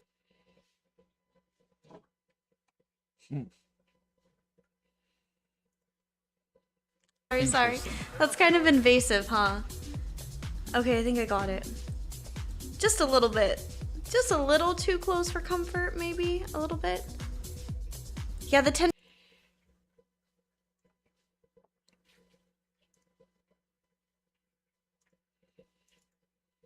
on subs. And I've been very vocal about that in the past. I know how YouTube works. In fact, I even addressed that on the Dr. Phil show when I was trying to explain to Imran Ahmed as to why he wasn't actually the person who took down Andrew Tate back in August, because he wanted to take credit for taking the scalp of Andrew Tate back when he got canceled off of like YouTube and Twitter, and big tech just basically like blew him off, right? So his, presumption is that, oh, well, he had a 1.3 million followers on Twitter. Well, yeah, he did. But you got to remember, his account was probably as old as 2014, 2016. So you're talking about progressive buildup. It's not like you just got it overnight, right? And that's Twitter. If you go and you look at the how Andrew Tate's subs worked out, everybody's like, well, he got canceled and he had a lot of subs. It's like, you don't know if you're going to say that you think that sub count is actually the Someone should let Tom know about filters. Those are not filters. I know filters. Okay. Is actually the Aren't you gonna evaluate Rollo's appearance? What do you think, I'm gay? What do you think, I'm gay, bro? What the hell, bro? You think I'm gay? metric of a good show. I will point you in the direction of his ponytail does look really nice today. Fresh and Fit in August of 2021, when Abba and Preach first decided that they wanted to take a piece out of Myron and Fresh were getting too big for the britches, and so they go and throw these accusations of SA, force. We hear Tom's fish tank filter every night. True, dude. True. I know filters, homie. Sexual copulation and exchange for favors, and what was it? Seeking arrangements, and then SA sexual assault, but seeking arrangements and all that stuff, all that good stuff that went down in August that nobody remembers anymore. I will point you in the direction of those. Thanks. I'll come back to that. Hold on one second. Let me star that. There we go. So let's also look at the fact that subs really don't make all that big a deal. But I will say right now that, and here you go. There you go. Got it. Thank you. Okay. You're getting off topic. Do you know me? Do you know my show? So as far as Pearl's concerned, I did not know. I don't have the stats in front of me. There are certain ways of sort of finding out whether somebody has bought subs, but really in this day and age, it doesn't really make too much difference if someone does buy subs. So it's kind of neither here nor there, but I was wrong. Just mea culpa. Hold on one second. Glenn, what did you say? Well, we'll talk about that here in just a second. I am gonna just keep my mouth shut about JAL. So, and I'm not even gonna say that. I'm just gonna go by using the acronym for JAL at this point. So let's see. Hold on one second. Well, I will tell you that. Okay. So if you want to talk about having people on your show, I think honestly there was a point where I'm watching what's happening with Myron and Fresh. I just played the Officer Tatum clip. We're going to dig into that today too. We're going to dig into some of Destiny's nonsense videos about what marriage and stuff. And I don't want to say a little bit of dirt on Destiny, but this is like nothing that people haven't already figured out. But I think he's kind of very hypocritical about some of the stuff he talks about, knowing what some of the decisions and the behaviors that he's sort of been participating in for a very long time. So I figured maybe it's time to sort of dig into that and sort of like bring that to put that into some sunshine, right? Sunshine's the best disinfectant. So as far as Pearl getting run up the flagpole, I should also say that this is also a trend that's going on right now. Abba and Preach came at me for doing what? For calling them out on their bullshit about Donovan Sharp. And do I know that Abba and Preach went and had a phone call with Anthony Johnson and said, hey, say this about him? No, I don't. But you know what I do know? I do know that the material that they were using to throw at Donovan about 2 months ago was old material from like 2 or 3 years.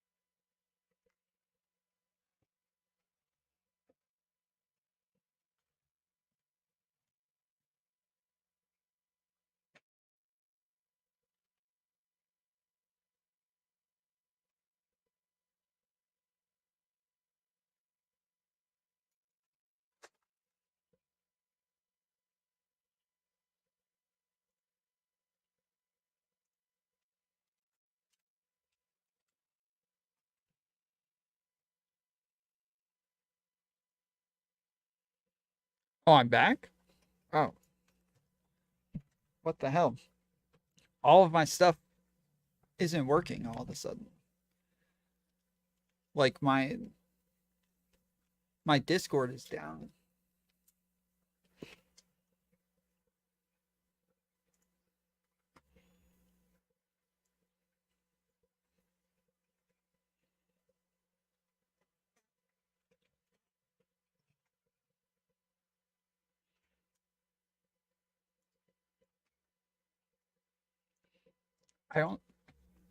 I don't know what happened.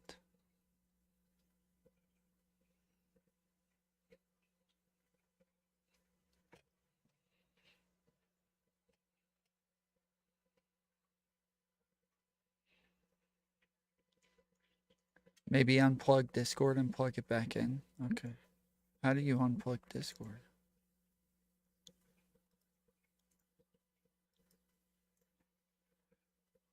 How do I unplug Discord? How do you unplug Discord?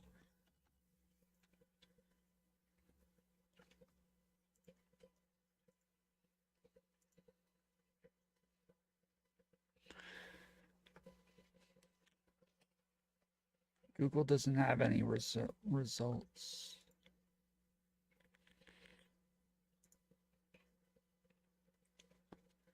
Dude, I don't know what happened. Like the entire time, my OBS still said that I was fine. No issues.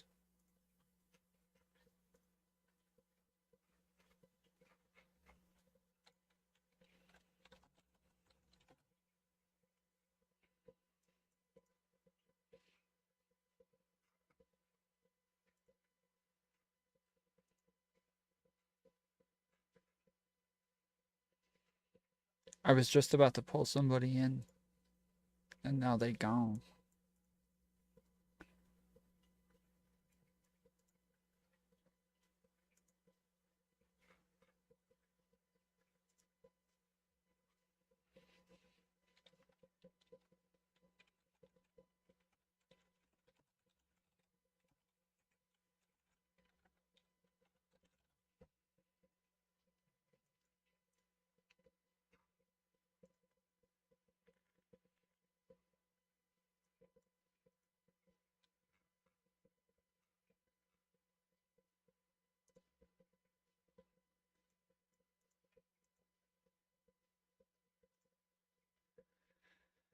Oh boy.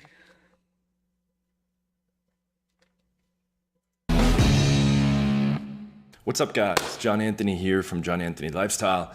In today's video, we're going to be reacting to Donovan Sharp, okay, or as Anthony Johnson likes to call him, Conovan Sharp, or Conovan Sharp Mama. The video is entitled, this was by 21 Studios, I'm going to be reacting to it. The video is entitled, Proof Donovan Sharp is a Fraud for Being Secretly Married to a 46-year-old Single Mom, okay, who also happens to look like shit, even though he calls her body a hard 9. What? Bro, what are you talking about, man? Hopefully there's footage in here that shows the contrary. I know there's plenty of that footage in other videos by Anthony. Okay, this is another fucking piece of shit. Okay, he tries to hide his channel and pretend like his channel got taken down and that everyone's after him and stuff like this. There's been evidence of him buying views and stuff like that. He tried to make a rival to the 21 convention, which was a huge flop and resulted in all this fucking catastrophe. And he invited just a whole bunch of scammers. Okay, like Modern Life Dating, like Fresh and Fit, etc. Total fucking joke of a guy. Has no business in the manosphere. Also fucking sucks Rollo's dick. We're gonna get into that, breaking down a reaction here on Donovan Sharp. Before we get into that, I want to encourage you guys, if you're don't let the woman call the shots, etc. Then in secret, he marries an old, busted chick, okay, that wears the pants in the relationship and calls the shots. And he's just a big fucking loser, pretending to be alpha on camera and pretending to be cool on camera, okay, for his following. So let's jump in here. I'm not trying to be mean-spirited, but you married a single mom. Like, come on, man. Let's not pretend that you're some apex alpha male. He's speaking about someone else, but he did the exact same shit. Here's all the hypocrisy. Like, come on. Like, we both know what this really is. So you married a single mom. Let's not pretend that you're some apex alpha male. Donovan will tempt. Yeah, and that's why Anthony has this disclaimer, because Donovan fucking abuses the copyright system, tries to put copyright strikes on this shit. You report this video and get it taken down, and it's bullshit. And guys, and this is funny, when I lost my... Here he is on the biggest scam platform on the internet, Fresh and Fit, okay, who brings in other stars such as Modern Life Dating, Rollo Tomassi, Owen Cook. Need I say more? First of 2 YouTube channels. Guys are telling me, go to BitChute, go to here, go to there. So there you have it. That's Donovan Sharp admitting that 2 prior YouTube channels were deleted by YouTube, terminated, banned, lost.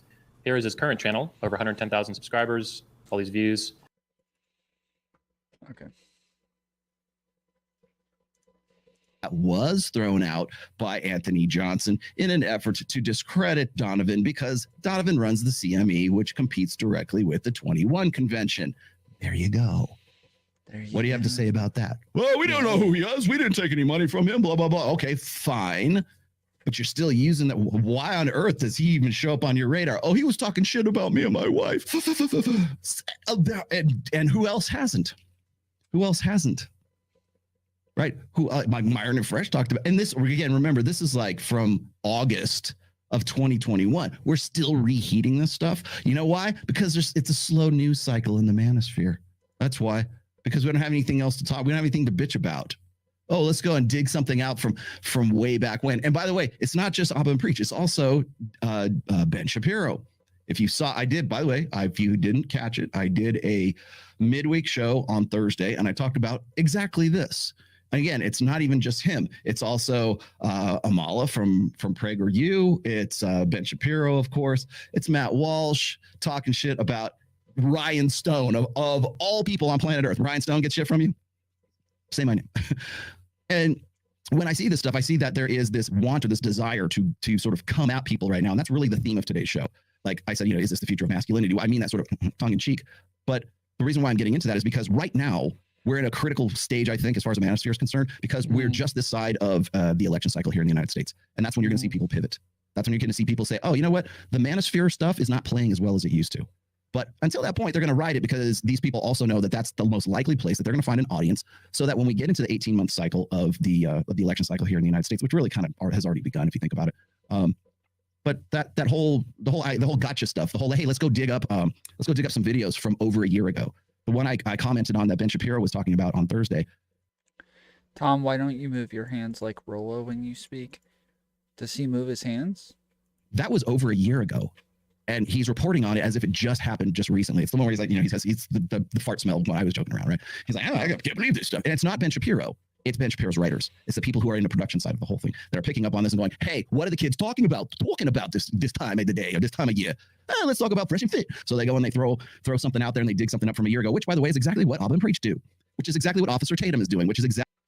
Wow, I can't believe he did a Jewish accent there. That's messed up. Exactly what a lot of there's a new sort of, I don't know, crop of content creators who are just basically looking for low-hanging fruit. And it wouldn't even be low-hanging fruit if it was recent. So when I see what's going on with Pearl, it's like, you can, like, Pearl's an entertainer, okay? Whether she's part of the manosphere, she's not part of the manosphere, she has said herself that she is an entertainer. Okay, fine. You still have to know who you're having on your show. Same thing I would say to Adam Sosnick as well, right? Know who you have on your show. You're past 100,000 subs. Guess what? You're responsible for whoever you put in the hot seat next to you.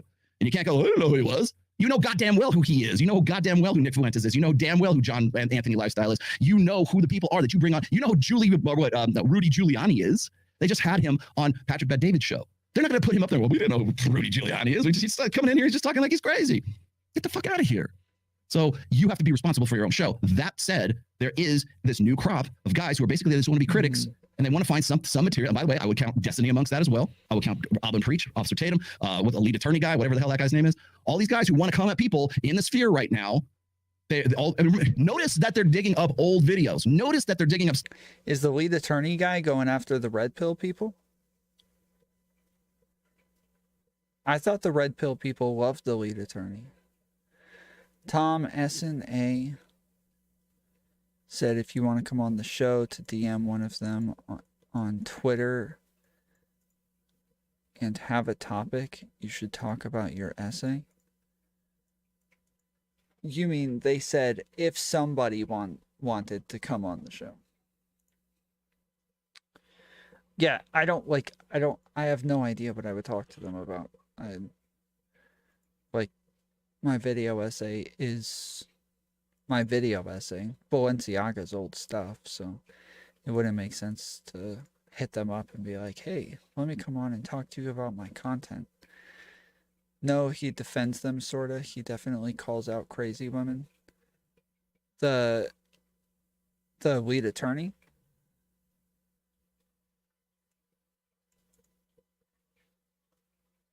Huh.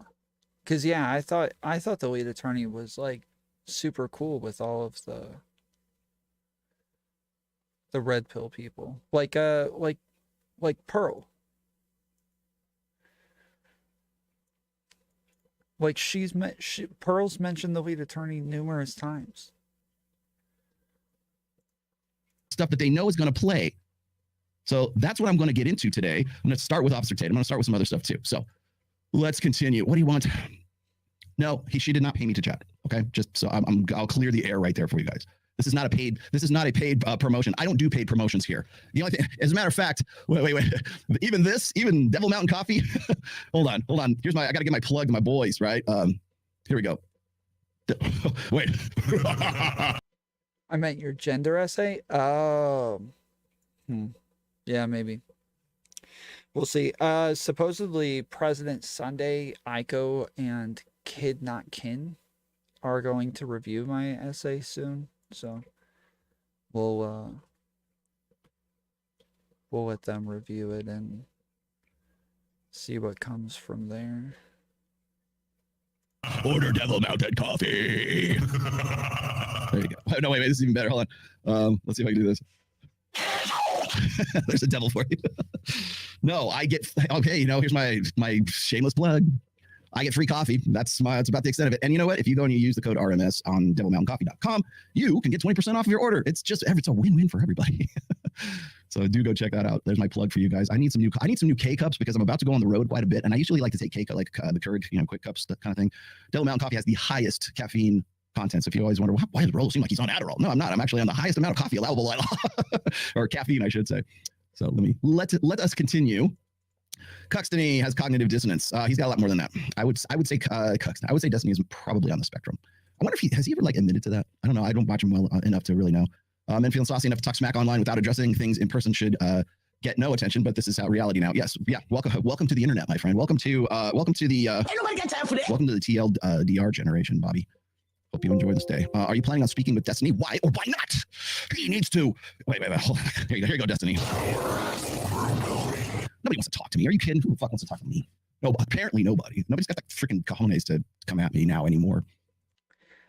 I'm pretty sure Destiny's called this guy out numerous times, saying that he wants to talk to him.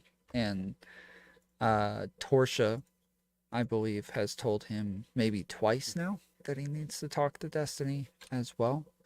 But I've seen him call out Destiny numerous times, and then Destiny's like, bro, he won't even talk to me. Like, why does he keep talking about me?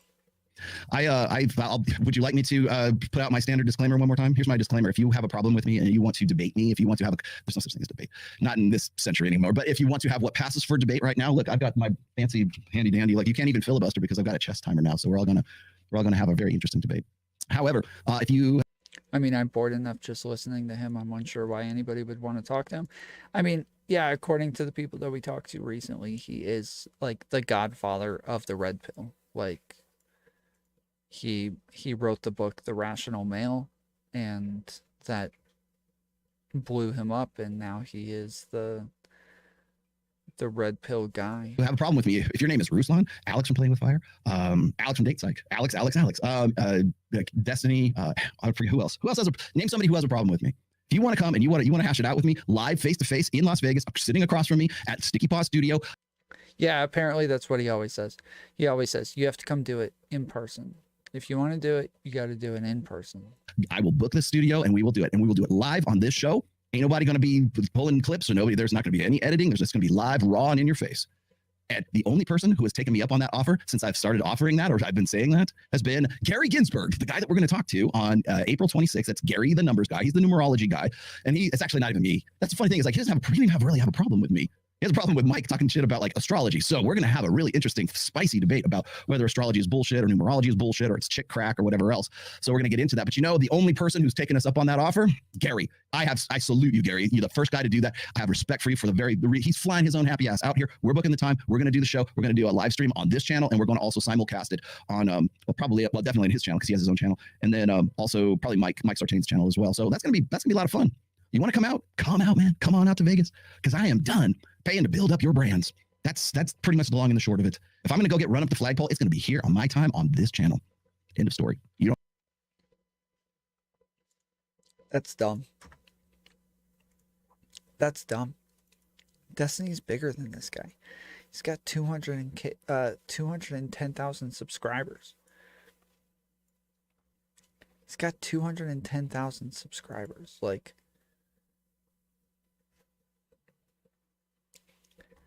this was from 3 weeks ago. He got 45,000 views on it.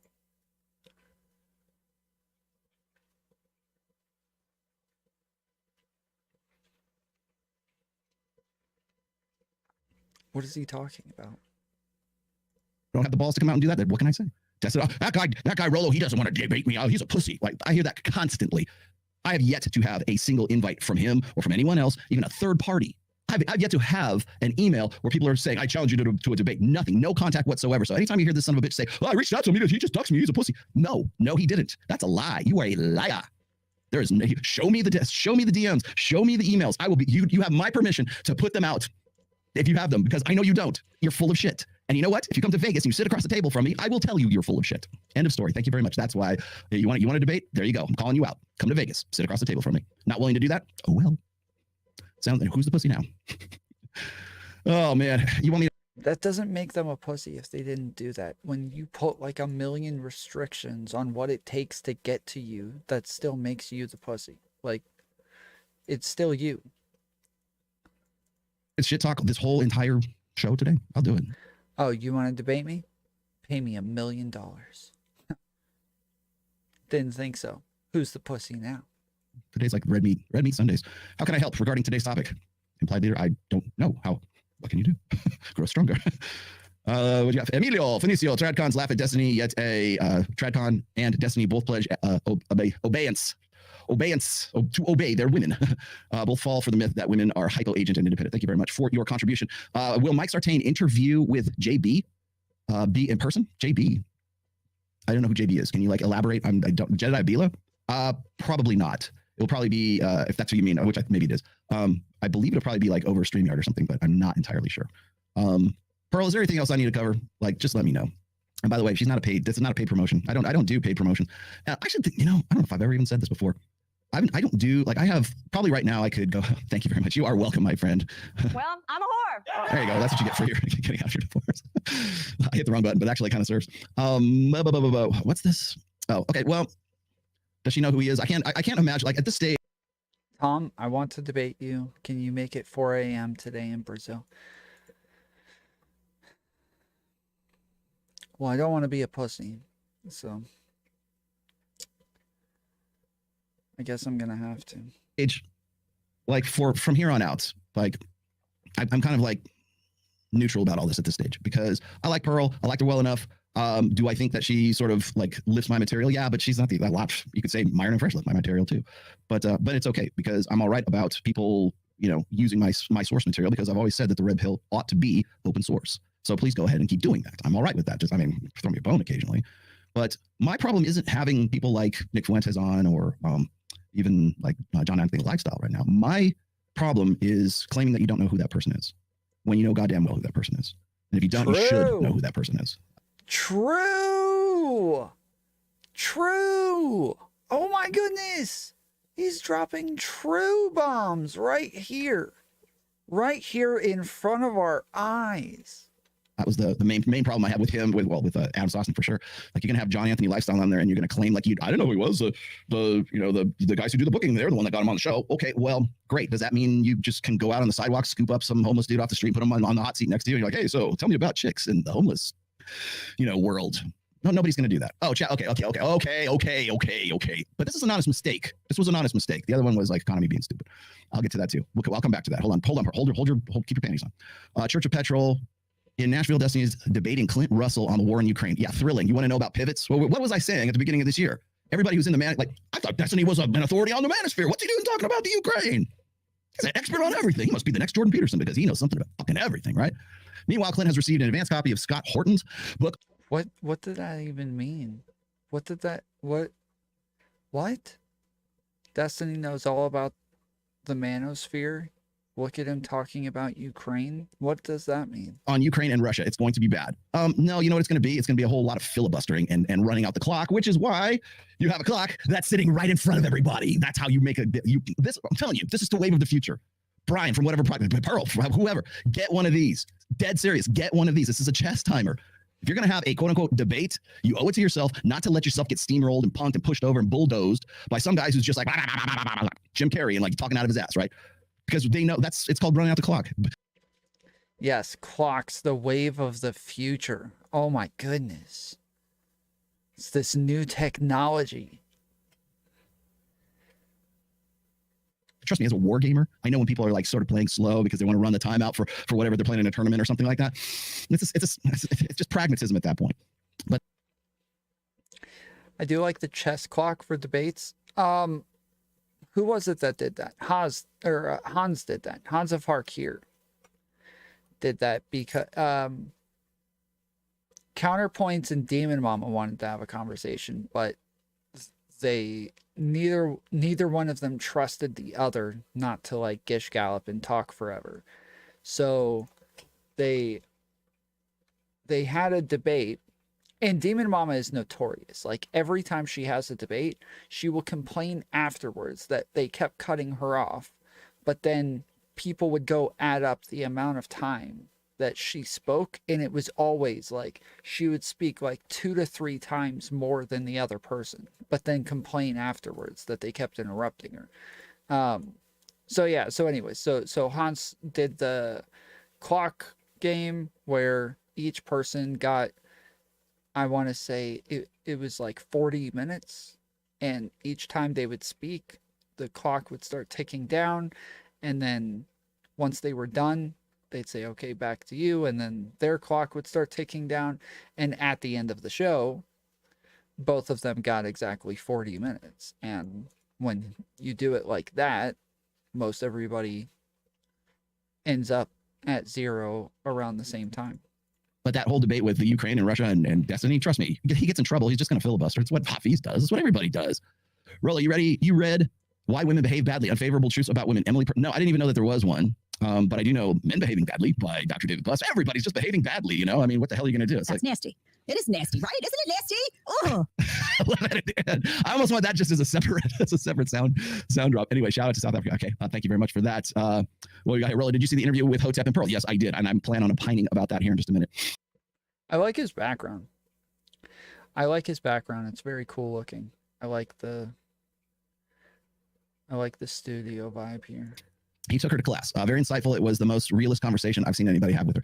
Yes, most from realist. a tactical, strategic perspective, yes. That's on today's. Duly noted. We'll get to that today. Hi, Moose. Do I have to tell you to go fuck yourself yet? No, I don't. Okay, behave yourself. Just don't spam. Spamming will get you. That's the worst sin. The worst thing you can do. You know what that is? That's talk. What did he say? Pearl is a third wave feminist. Is that what that said? We'll get to that today. Hi, Moose. Do I have to tell you? Oh, Pearl is a third-rate YouTuber with a fourth-rate IQ. He's not wrong. To go fuck yourself yet? No, I don't. Okay, behave yourself. Just don't spam. Spamming will get you. That's the worst sin. The worst thing you can do. You know what that is? That's talking in class. It's talking over your professor. You don't get to spam jack shit. Okay. All right. So, so Chat GPT. Okay, you've heard me talk about this before. Now I got to give you some build up here. All right, Pearl. I still don't really know what Chat GPT is, but all right, let's get to this stuff. Into politics first, then the manosphere stuff was the pivot. Yeah, and then pivoting back. Did he? Who knows? As far as I know, Destiny basically plays Twitch and plays whatever fucking video game is hot at that particular time, and people just like make it rain for him for playing League of Legends or World of Warcraft or StarCraft. You're a professional StarCraft player, right? It still boggles my mind that people can make money off of playing video games.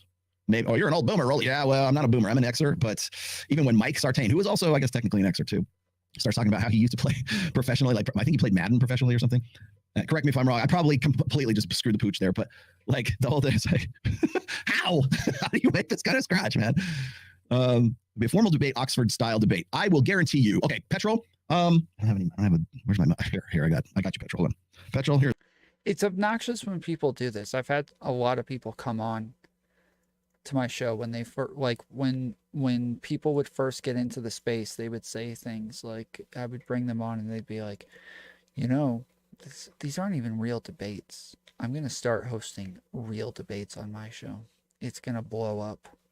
We're going to start doing real debates where it's timed and you have to exist within the formal debate dynamic. Like, nobody's going to watch that. Nobody's going to watch that crap. Like, that goes against, like, the entire business model of this space. There's $1. I will bet you $1 on the table. I will leave this on the table until that. I'll put it right under the board here. I will leave that $1 on that table. You put down $1 too. I guarantee you it will not be an Oxford style debate. I guarantee you that he will not be able to sit still. I guarantee you that if he's not taking his Adderall, he's going to be like fidgety because he won't be able to filibuster. He won't be able to talk over. I guarantee you it won't be that way. Because, and here's why I say that. That's an Oxford style debate. That would be boring as fuck. You got to quote me on that. It would be boring as fuck. That'd be the worst YouTube you could possibly imagine. Because you know what? If that were the case, if that were entertaining, people would be watching the debate on the House floor and the Senate all the time. Mm-hmm. All right, I surrender my time to the gentleman from Tennessee. Yep. I mean, do you know why people don't like? You know why C-SPAN is not like watching The Bachelor? That's why it's boring as hell. It won't be like that. But here's $1. Here's $1 that says I'm gonna leave it right there. Here's $1 that says it's not gonna be that. It won't go down that way. Did he just say, do you know why C-SPAN isn't watching The Bachelor? What? Tom, are you going to react to your girl Lav on the Whatever podcast later? Was she on the Whatever podcast? That's cool. Will there ever be a red pill president? Don't hold your breath. Rollo, how can you support Donovan when he doesn't follow his own advice? Such as, he is in a relationship with a post-wall divorced single mother. Take that up with Donovan. Take that up with Donovan. Yet you'll still go and take Destiny as a legitimate fucking resource in the manosphere. Like, here, okay, so got that. I got your logic, okay? You can't support him. He doesn't live his truth, or whatever the fuck however you're referring to this, okay? It's a genuine question. If his advice isn't working, why use it? I don't know. I don't take his advice, okay? You do. You can tell me whether it's worthwhile or it's not. I don't care if he's a convicted criminal. If what he says is true and you get value out of it, awesome, bitching for you. But yeah, these are the same questions from the same guys who will prop up a guy like Destiny and say, yes, he knows something about the manosphere. And I didn't know Lav was bi. Yeah, she's college age. She's a woman and she's college age. Of course she's bi. I would argue this. Jack Murphy knows more about the manosphere than Destiny does, and they're essentially the same person. The only difference is Destiny happened to be on Fresh and Fit with Sneako and the boys, right? And you got to prop them up and legitimize him as being some sort of like voice of the manosphere. Bullshit. I call bullshit. Why is Destiny who he is right now, and we're not propping up Jack Murphy? he also had he cucks his wife out. He's written the infamous cuck article that got him kicked off of Tim Pool.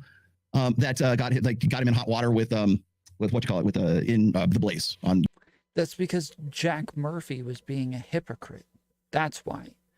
Nobody cared that Jack Murphy was doing it. They cared that he talked crap about other people who did it, and then he did it. People aren't just like upset that he was into swinging. They were upset that he talked about how bad that stuff was a ton and made fun of other people for being cucks. Also, Destiny doesn't watch Molina get piped. He's not an actual cuck, yeah. I don't care about formal so much, but come on. You can't agree that some of these topics y'all argue with people who have productive conversations for various reasons is annoying after. Wait, what? You can't agree that... I can't agree that some of these topics y'all argue with people who can't have productive conversations for various reasons is annoying after. Oh, is annoying AF.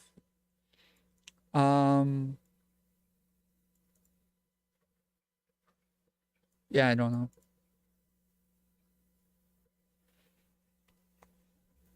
Imagine every conversation with Katie. Yeah.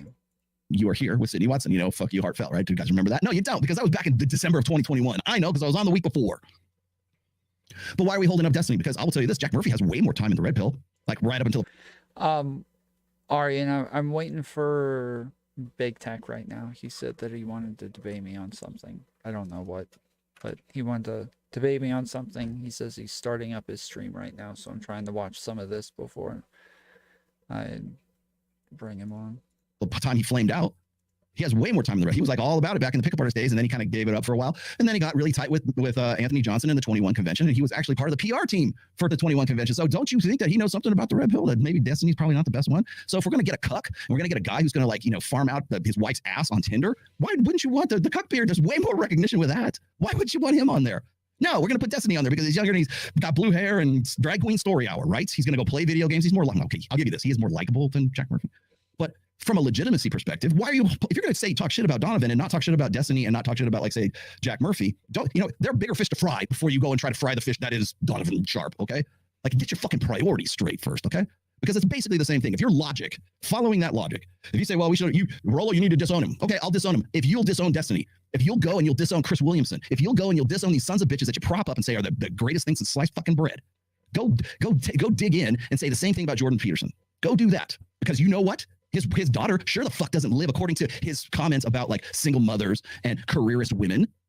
Why are you? He's way bigger than fucking Donovan Sharp, but you guys don't go and say, well, we should all be disowning Jordan Peterson. No, nobody's saying that.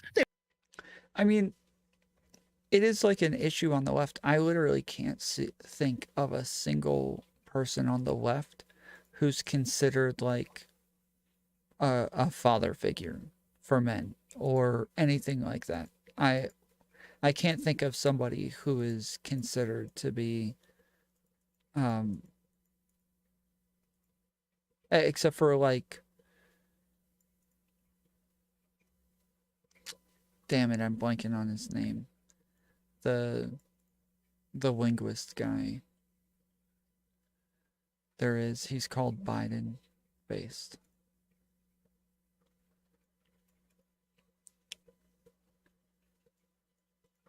On the left, yeah, what's his freaking name? The old guy. The linguist. Come on. Come on.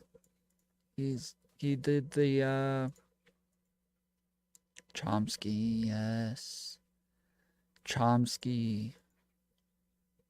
But he's like the grandfather of the left. But he doesn't even talk about, like, men's issues. So, like, yeah, there's not really, like, a men's issue guy on the left. Zizek? Does Zizek talk about men's issues? Mr. Girl is just as annoying in a conversation as Katie, but for some reason I like when he does it, and I want to scream at the screen when Katie does it. Is it misogyny? I think they, I don't know. I mean, Katie, I think Mr. Girl does these things in like a joking, funny way, and he's just kind of like a character. But I don't know if maybe it's misogyny. I don't know. Father figure on the left and right. Well, no, I'm saying that like the right has tons of them, right? The right has tons of like right-wing male figures. People like Jordan Peterson or Rollo Tomassi or all sorts of people. They have them everywhere. But the left just doesn't. They want me to go in because they know that I had a prior former relationship with Donovan, right? I played fantasy football with Donovan. That's the length and breadth of our relationship right now. And I like Donovan. I don't have him. When's the last time Donovan's been on the show? Can anyone tell me when that was? I went and I spoke at the CME. I went to him. Can anybody tell me the last time Donovan Sharp has been on this show? No, you can't. Fuck, I can't even remember it. But you're going to hit me up for Donovan, but you won't go and disown Jordan Peterson. Go fuck yourself. End of story. That's the end of it. That's why I went after Abba and Preach, because it's all bullshit. It's just generating nonsensical bullshit content because they got nothing. You know what plays to that set? You want to know why amateurs like Abba and Preach even exist? Because all they... It's so frustrating when they say this stuff. Like, dude, they come out with so much content making fun of you guys and just ripping you to shreds. And then afterwards, you guys turn around and you're like, you know why they're making fun of us? Because they got nothing. Wait, what? Like, did you not just see all of the stuff? Like, were you not paying attention? They do is just hit pieces. What do they do? What books have they written? What positivity? How have they changed fucking lives? They haven't. All they do is go on there and just dole out red meat. Here, more red meat. I'll go make more. It's like what books have they written, guys? They can't be a good YouTuber. What books have they written? A fucking barbecue or the grill or something like that. Here, you want some tops? Here, the brisket's fresh. Like, why are you coming at me? I try to at least stay positive and give you something that's like educational. Hell, I've been on this for 1 hour trying to shuck and jive all this shit. I've got a whole you want to know why this podcast goes for 5 hours? It's because of you guys. That's why. Sorry, it's more than a man can take. Big Mo, thank you for bringing me back down to earth. Like the video or else. Yes. Like the video or else. So you're goddamn right. And Sam Bada gonna break your own pork milk. Yes, it's gonna be spoiled milk too. Thank you. It ain't gonna be grass-fed beef that I'm dealing out when I'm dealing out red meat. It's gonna be the cheapest ground round I can find at freaking Rayleigh's. Who reads anymore? Archaic, outdated retards. True. Rollo, did you see the interview with Hudson Pro? Yes, I did. We'll come. You know what? I'm gonna star that because I actually have that in my notes here. So let me. I guess I went back a little too far. Jesus Christ. See. Oh. Hey. Oh man. Oh shit. Miguel from Dollar Cost Crypto. It is his birthday today. Everybody's born in April. Maybe Gary the Numbers guy was right. Maybe us Aries are gonna rule the world. Kalibaba rule the world. So I did not know it was your birthday, Miguel. Miguel. Congratulations. Fuck, I fucked up. I should have known that before I even came on here. Miguel's birthday is today. Dollar Cost Crypto. Go check it out. Find him on YouTube. Dollar Cost Crypto. Miguel. He's my partner. He's my heterosexual life partner. I have to make that clear these days because otherwise I'm gonna have to clarify it with. That's nasty. Yes. It is nasty, right? Isn't it nasty? Ben Shapiro should realize something is up when she records herself, allegedly calls her husband over to block him. Ben Shapiro. Husband abandons wife and then and she allegedly confronts him instead of her husband. Yeah. Well, that's the thing. Where did I put that? Is this the one? No, that's not the one. Wait. I had I actually did a screen cap of this. No, that's not it either. What's funny is I try to prep as best I possibly can. Oh, is that it? Emily Ratajkowski. Is that the one? Okay. Emily Ratajkowski said 3 days ago she is done acting. Yeah. And Rich Cooper's done with the red pill. And Kiyosaki's done with the freaking, the real estate market. And, we're all just giving up everything. Oh, and, but Lana Rhoades is giving up porn. So is Mia Khalifa. Okay. She is done acting, citing Hollywood misogyny. She admits to a worthy man's life that she wants to enter into a frame that is exciting, fun, and ready to go. So this is the Steven Crowder stuff. A woman wants to submit to a worthy man. I know of a certain woman that you guys know by name. She is currently dating Tim Pool, according to my sources. Oh. And she also had an affair briefly with Destiny. And that woman will be Lauren Southern. Now, Lauren Southern. Wait.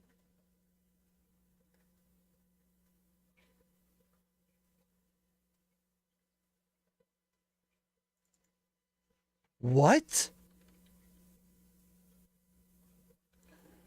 What?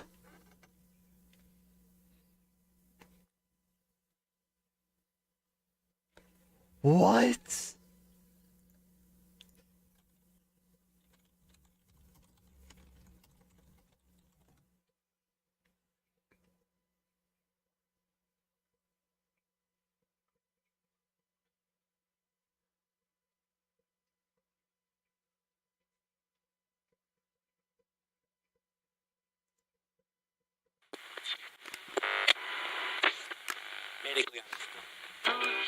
Hey there, folks. Mark Edwards here, and you're watching the Ultraviolet Podcast.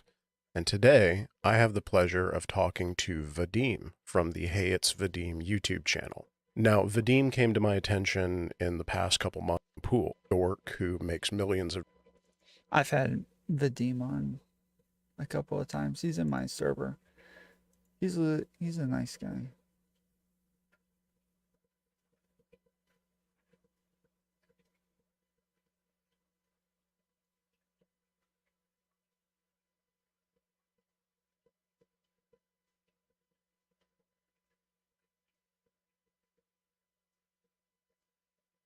What the hell, dude?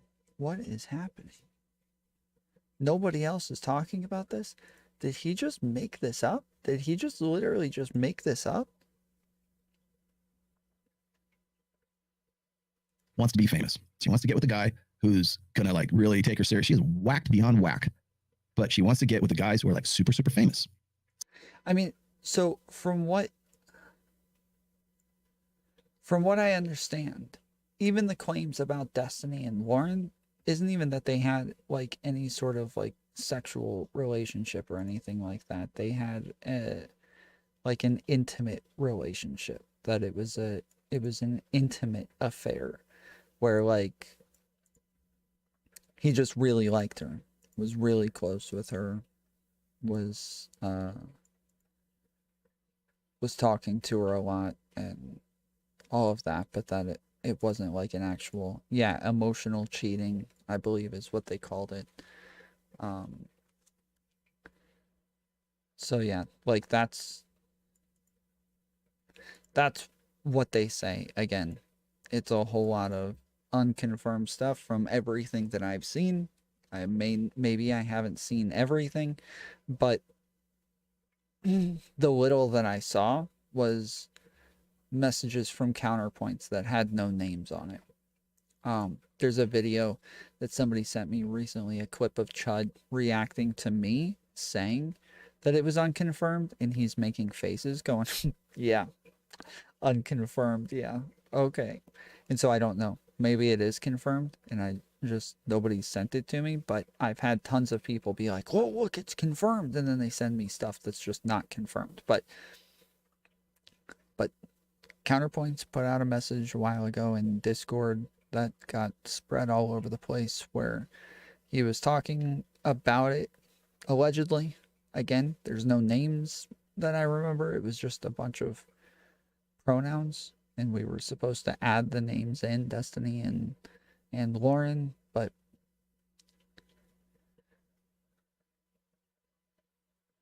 yeah, again, from everything I've seen, even the Destiny is a dirty homewrecker, maybe. Again, I don't know. I have no idea. It's not so much about money. It's about the excitement. She's been like her ex-husband, very, very wealthy guy.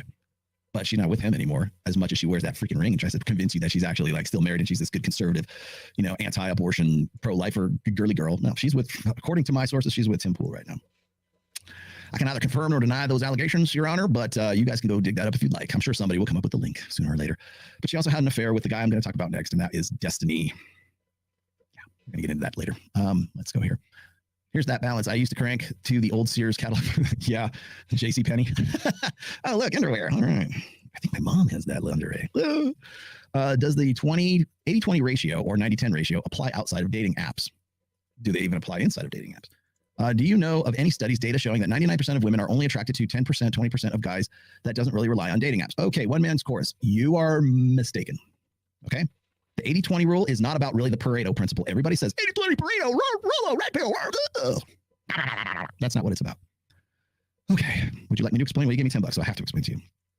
And I'm explaining this because you're going to hear sooner or later, Destiny's going to go, I can't believe these idiot red pill guys think that the Pareto principle means that 80% of guys are getting laid by 20% of girls, or 20% of guys are banging 100% or 10% of this. Oh man, what idiots they are. Okay, here it is. And the stats back this up. Multiple research backs Yeah, sorry. And she's married to an Australian guy, as far as I know. this up.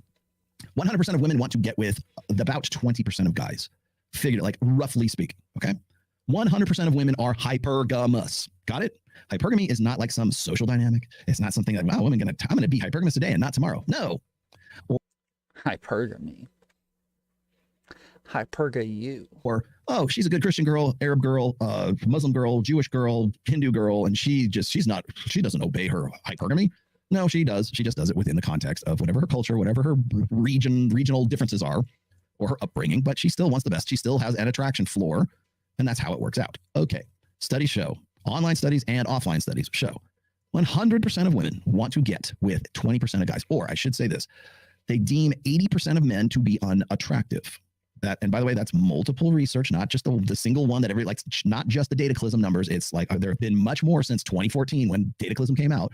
There's a lot more research that's been done about this. In fact, I'm about to quote one right now. 80% of men are deemed unattractive. That's the definition. That's the designation. That's the distinction. Unattractive. That means that 20% of men are not attractive, but they are not unattractive. Do you get me? Are we tracking here, children? 80% of men are deemed unattractive by women, according to Tinder, Hinge, Bumble, surveys that have been done on colleges, surveys that have been done on multiple demographics through all kinds of different cohorts. Them's the numbers, at least more or less, like rounded off, depending on who you work with. But pretty much 100% of women are not attractive, or deem 80% of men unattractive. Does that mean that 20% of guys are banging 80% of women? No, you don't know how stats work. So here's how it is. 20% of guys are not unattractive, but that doesn't necessarily mean that they're going to be the guys that women are going to be like, oh, I really want to get with him. He might have a chance. He might have enough to like say, well, maybe 20% of guys, she's a 6 and 20% of guys are 6, right? He might do if he brings something to the table. Maybe some of them are 7s and she's a 6. But it's also, what does that woman perceive herself to be? That's very important. Guys don't throw that into the hypergamy equation. Oh, hypergamy, they're all the same, Rollo. They all look the same upside down. No, they all want the bigger, better deal. Oh, why would I? The juices are worth the squeeze. Not every woman can capitalize on hypergamy. That's why I say it is not a straitjacket. Also, a woman who is 23 years old might be able to have higher standards according to her dualistic mating strategy than she does at 23, at 33. Things have changed. Things have been mixed up. Society's changed. Her brain's changed. Her outlook on life has changed. She might. I'm so lost. What is he even saying? Is he on drugs? Still be hot. She might not still be hot. She might have a kid in tow. I don't know. But what I do know is that her ability to get the guy that she could get at 23 is no longer the same caliber, at least ratio-wise speaking, as she did at 33. That's the variable. Stop it with the gloom and doom, black pill horse shit about hypergamy. She changes, you change. It's in constant flux. What does that have to do with the stats? What does that have to do with the stats? He's just giving us logic as to why he would disagree with the stats. But he said, you don't know how to read stats. And then now he's just giving us a whole bunch of random bullcrap. You know what? If you're a fat piece of shit, give me a buck, and you become a non-fat piece of crap, does that mean that the girl that you got with, because like you're a 6 and suddenly you go up to an 8, does that make the 6 girl any less hypergamous than she was before? No, but she's probably going to realize that you're way more valuable than you used to be, and your relationship is going to change. Guess what? A variable is now affecting hypergamy. Thanks, dumbasses. Okay, so hypergamy is not a straitjacket, and as a result, that 80-20 percentage can and does shift quite significantly at varying stages of a woman's maturity, at varying stages of your own maturity, considering you've actually become something and make something of yourself. Got it? Good. So 20% of guys are not unattractive. That doesn't necessarily mean that they are actually attractive, but they might do. They're enough to go on a date with. They're enough to consider. 80%? Nope. 20%? He might work out. Of that 20%, only 4.5% of guys.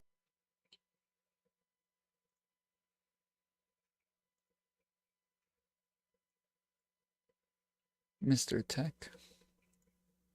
Oh, yo, let's go. All right, we're back. We got it. Okay.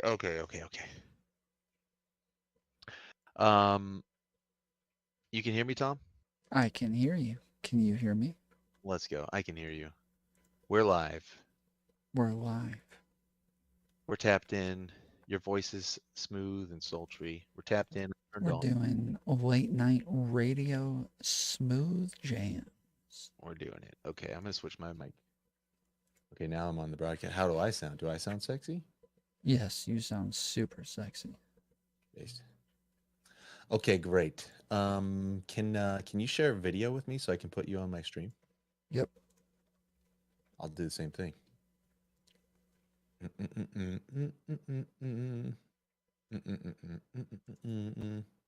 All right.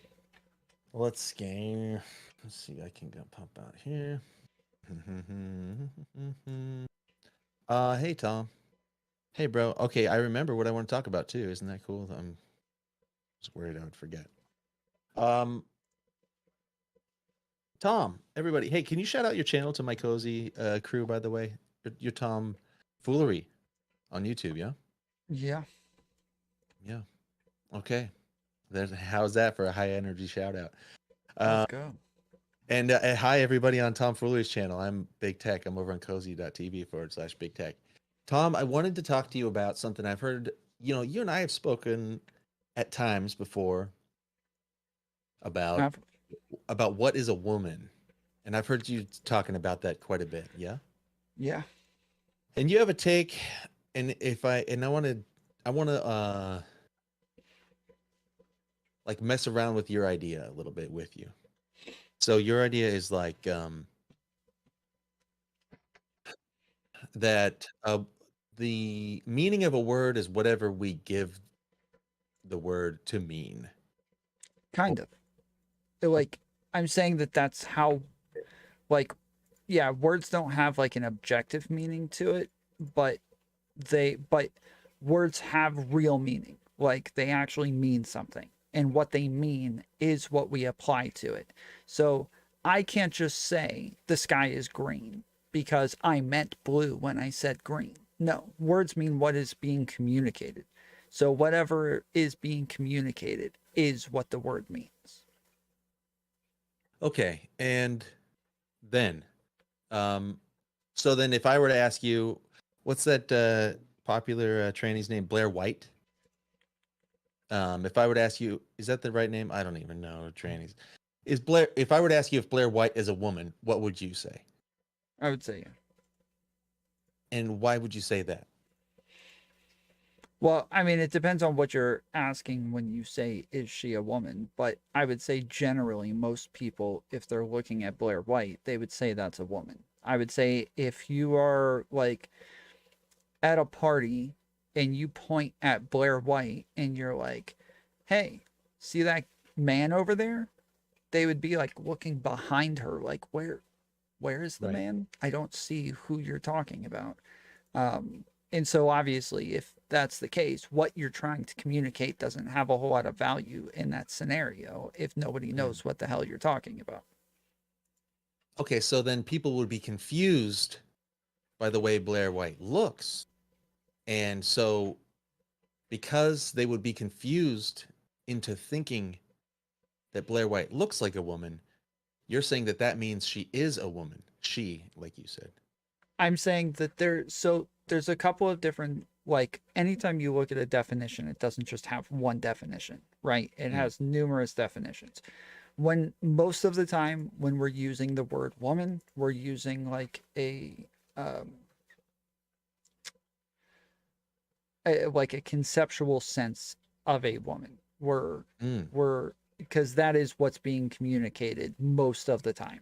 Most of the time, we're not actually talking about like genitalia or ability to reproduce or anything like that, because what's being communicated is based on the utility of the communication.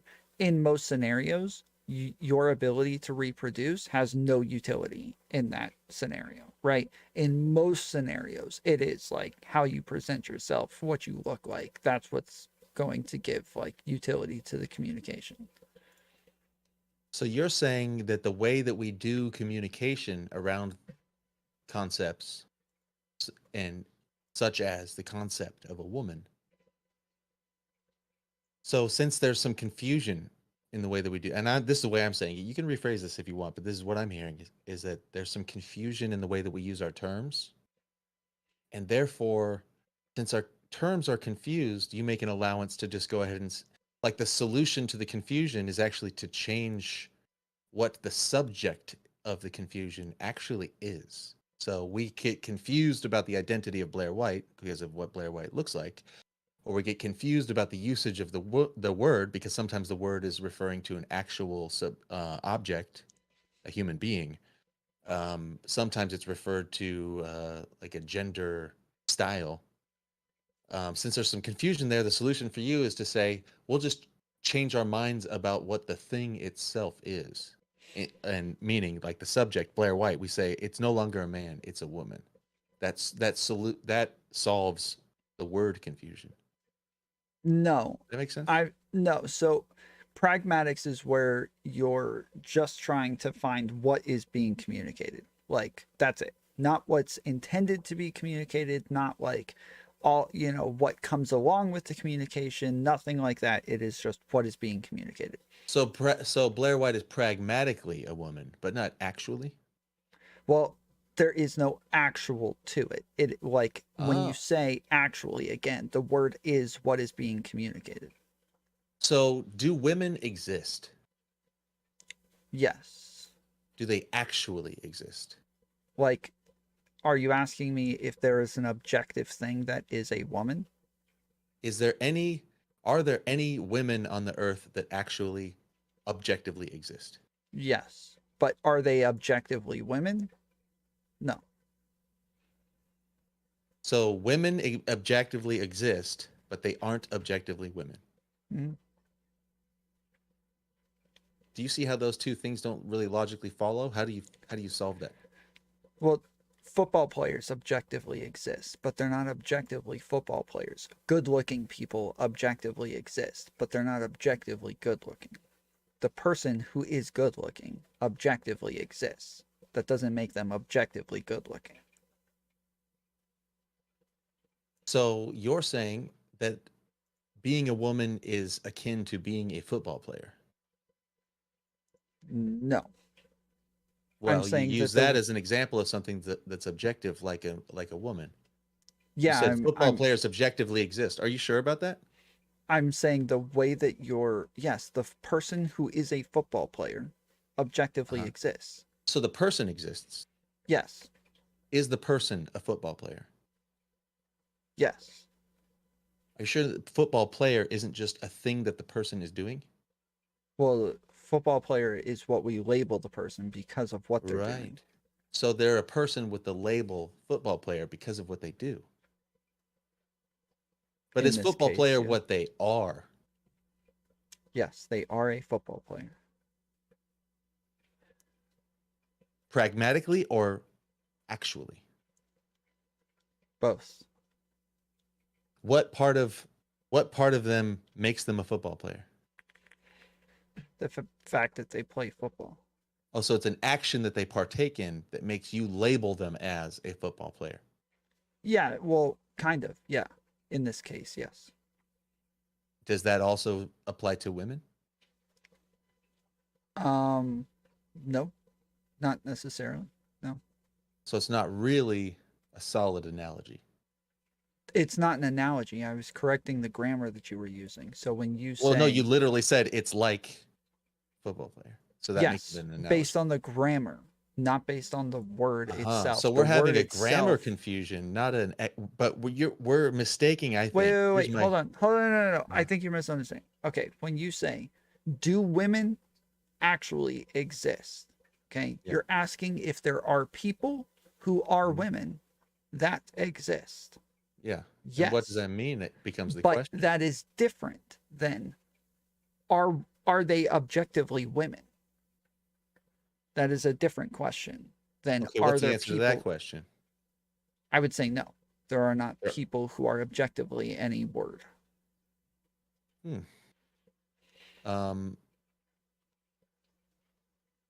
So then they're only subjectively women. Sure. Interesting. Let me read this super chat. The super chat said, "Look, Tom, Blair has a dick and balls. He wears dresses and puts on makeup, and he has fake titty implants. What do you say to that? What Can was a the woman question? have dick and balls? Sure. It depends on what it is. Like in some sense, sure, a woman could have a dick and balls. Okay. So here's what I wanted to run by you. This is a classic thing. This isn't the first time you heard it. Consider this statement. This statement is false. Okay. Is that a true statement? I don't know. Right. Mhm. And why not? Because there's nothing. There's not a statement that's there to actually say whether or not it's true or false. Is it possible for it to be true? There isn't a statement to be true. So no. If I say this statement, okay, so it's not possible for that statement to. So, but the thing is, if I say this statement is false, and you said it's not possible for it to be true, that means it is false. Well, no, it could be neither. There are some things that just aren't. So if I say this statement I'm saying right now is false, it's Mhm. not. It's neither true or false.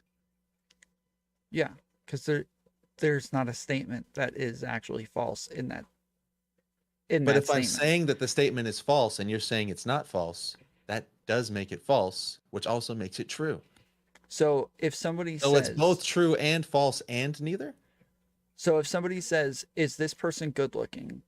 and I say, "Well, that's false," and somebody else says, "It's true," in this case, it's both. But Okay, in but your what about case, see what I'm highlighting for you though? Like I believe that what I'm showing to you, I mean, this is a classical conundrum of grammatical logic. Which the point of bringing it up is that if we count on our grammar to inform us, we end up with errors that are unreconcilable. So we actually can't use grammar to point at the truth. The truth of the thing exists in the thing. And that brings up the question, well, what is a thing? Like, what is an object? What is the thing? What is the thing itself? Does the word carry the meaning? Or is the word a symbol that describes a thing that exists? yeah, it describes a thing that exists. Now, if it's a concept, only the word describes the thing. It cannot exist outside of the word because it is the word that helps you categorize that thing. So a concept, something like Walmart, without the word Walmart, we need that label in order to conceptualize and categorize what Walmart is. Walmart isn't just a store. It's not Okay, I just love a that you used brand. Walmart as an example. That's so relatable. But what if we use just like a tree? What about a tree? Does a tree exist before we come up with the word for the Hold tree? on. My point is that you are correct in like that there are lots of things that we use words to refer to, but not always. Some things just don't exist without the word. Some things. So what about a tree? So yeah, a tree, we use the word to communicate something that is real. So the tree exists before the word tree? Yeah, of course. Okay. So if the tree falls in the forest and there's nobody there to say that the tree fell down, there was still a tree and it still fell down. So let's go with that. I can think of some other things that we call a tree that are different than that thing that fell down in the forest. Like a logic tree, which is sort of analogous to a tree because it's like got branches and stuff that come off of a root. But when I say tree, referring to that system of logistical reporting or whatever, that's not the same thing as a tree, like the category of fauna. Yeah, it's a hypothetical tree. Right, a hypothetical tree. Yeah. So in that way, so it's an analogy to a tree. Mm-hmm. Right. So this where there's a root thing and then there's branches that come off of this root, it's analogous to a tree, so we call it a logic tree.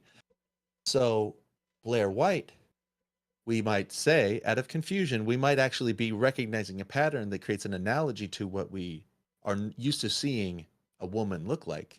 Mm-hmm. But Blair White, maybe you could say, presents an analogy to a woman.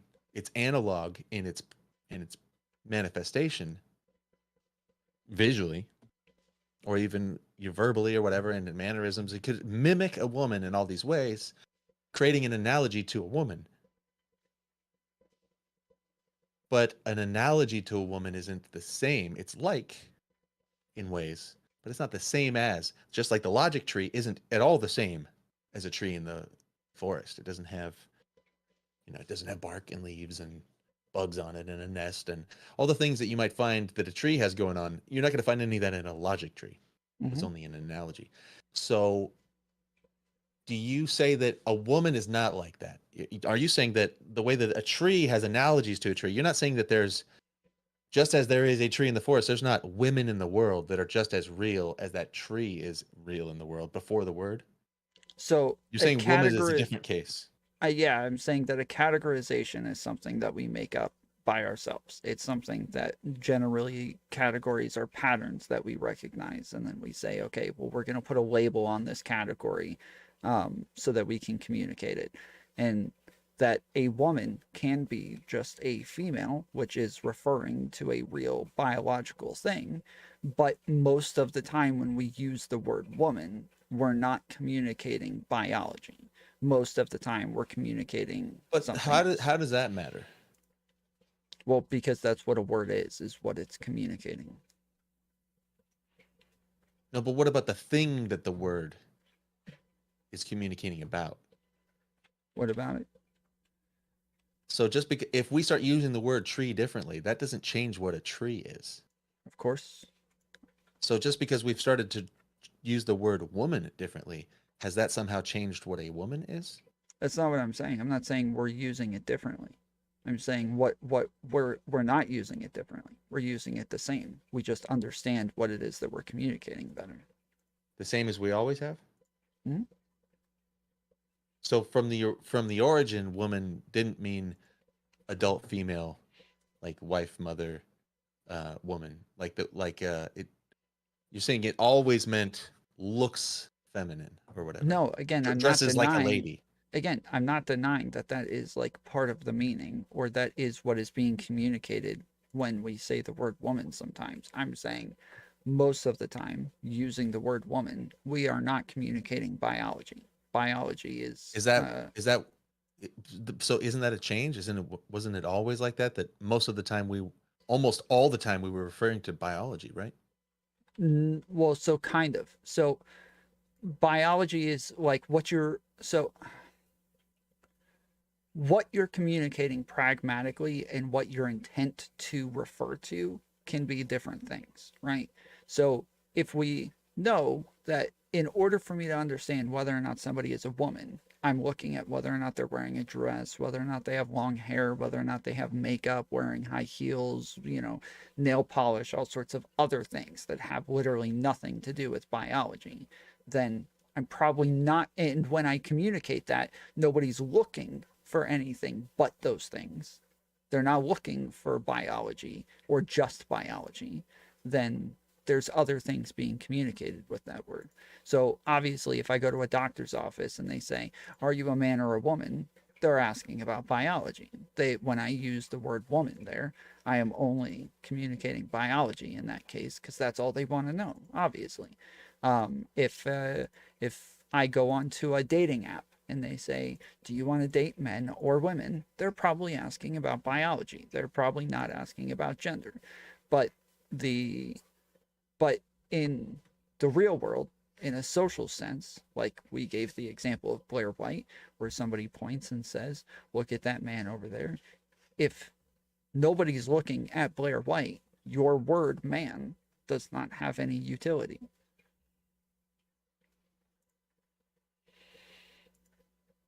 But isn't that only because that man has disguised himself as a woman? So he's wearing a disguise.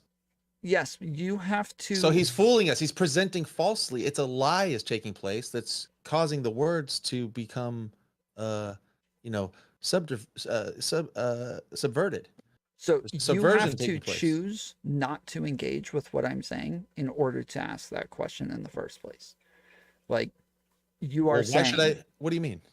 Well, so if you're How just, I am directly engaging with it. Like you're just. I mean, You're not. I could say the same to you. You're choosing to not engage with the absolutely total normative use of the word, which is relating to biology, like at the doctor or like on a dating app, or just like when if you ask a child,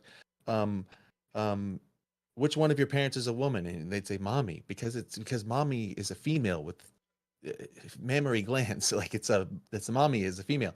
So that's totally normative. So you're appealing to like an absolute super sliver of reality, and you're presenting an explanation of, like, for example, Blair White, which I brought up. You could use any other you want, but essentially those are all just like men tricking us into thinking for a moment that they're women by the way they present. And you're saying since the words fail in that moment, then the word that just doesn't have any. No, I'm not saying other that it meaning. fails in that moment. I'm saying that what is being communicated is what the word is. And what's your evidence for that? That words have no utility outside of that. If you don't know what I'm using a word to communicate for, like if you don't know what is being communicated with a word, it has no utility in that moment. In that moment where a subversion is taking place. Well, you have to choose to look at it as a subversion and not engage with what I'm saying. Whereas if you're choosing to just not engage with the fact that a subversion is taking place. He's tricking you into thinking that he's a female by presenting in female style. Okay. So he's literally having female like mimicry implanted into his body. He's mimicking. Yes. So the word woman is like a fairly new word, right? It didn't actually exist a while ago. It's not an objective thing, but the way you're engaging with it right now, you are making it sound like it is an objective thing that is objectively attached to what you are calling a woman. And it's not. It is. But the thing itself, which is a matured, grown female. And I'm not denying that. The thing a girl becomes after she's a girl, she becomes the next thing. And I'm not denying that current categorical nomenclature that we have is woman. And you're saying that Blair White is one of those, and he's not. But I'm not denying that the word communicates what you're saying in some context, and I'm not denying in all contexts except for where there's a deception. Well, again, that's obviously not the case. You're saying you have to call, because you're calling it a deception, and that is refusing to engage with what I'm saying. It is only a deception if that is not what's being communicated. That is the only way it is a deception. So if I say, hey, that's a tree over there, and it's actually not a tree, it's something else, then that would be a deception. But if I say that's a tree over there, and it actually does have roots, and it actually does have leaves, and it actually does have bark, and that's what you think I'm saying with the word tree, that's what you're looking for, then it is not a deception. So that is what's being communicated. Exactly. So if you point at Blair White and you say that's a woman right there, but it doesn't have, like, if it has a dick and balls hidden under that skirt, you're engaging. You're engaging in a deception. You're doing it again. You are not engaging with what I'm saying. So okay. Hey, wait, let me hold on. Wait, stop right there. Let me just Don't lay do it this, again. because we have to stop here. We cannot. You keep going past this. What is being communicated is what the word means. If you want to convince me that that is not what is being communicated, you have to do that. But instead, you're choosing to keep telling me that actually it's a lie, but it's not a lie. You have to tell me that that's not what's being communicated in order for it to be a lie. Or you're saying it's a subversion. You have to tell me that's not what's being communicated in order for it to be a subversion. You have to first engage with whether or not that is what's being communicated. You're asserting, and I haven't heard an argument for this yet, but I've only heard an assertion from you that a word means what's intended by the sayer of the word, or in another way, what's being communicated, as you're saying. So whatever the person means by that word is what the word means. You're asserting that, and I haven't heard you present any proof for that. And then when I don't acknowledge it as true, you're saying I'm not engaging with what's being said. It's like, well, you haven't proven that. You're just asserting it. Yes, I am asserting it. And if you want to challenge that assertion, you would have to do that. But you're not challenging it. You're just telling me it's wrong over and over. If you say it's a lie or a subversion, you are just saying it's wrong. You're not doing a normative use of words. You're actually creating an assertion that's against the norm, and then you're not proving it to me. And you're saying that I have to engage with that, otherwise I can't. You have to point out an issue with it first. But you are not pointing out issues with it. You are just telling me it's wrong by calling it a subversion and a lie. Let's do this. Let's do a scenario, and you tell me what you think about it. And I think it's going to be an analogy. Okay. There's 3 guys hanging out on a street corner. 2 of them are black, and one of them is white, for no reason. It just happens to be that way. This is not. It happens all the different ways, but this is how this one story went down. Okay, the 2 black guys hang out in that corner all the time. The white guy's new. He's asking one of them, "Hey, what time is it?" The guy goes, "I don't know." But then he pulls out a gun on the white guy. Said, "How much money you got on you?" He says, "I don't have any." He goes, "Pull out your wallet." He goes, "Oh, come on, man." He said, "Pull out your wallet now." Guy pulls out his wallet. Says, "Give it to me." Gives it over. Guy with the gun says, "Thank you." Pulls out his ID, gives it back to him. Says, "You can keep the ID.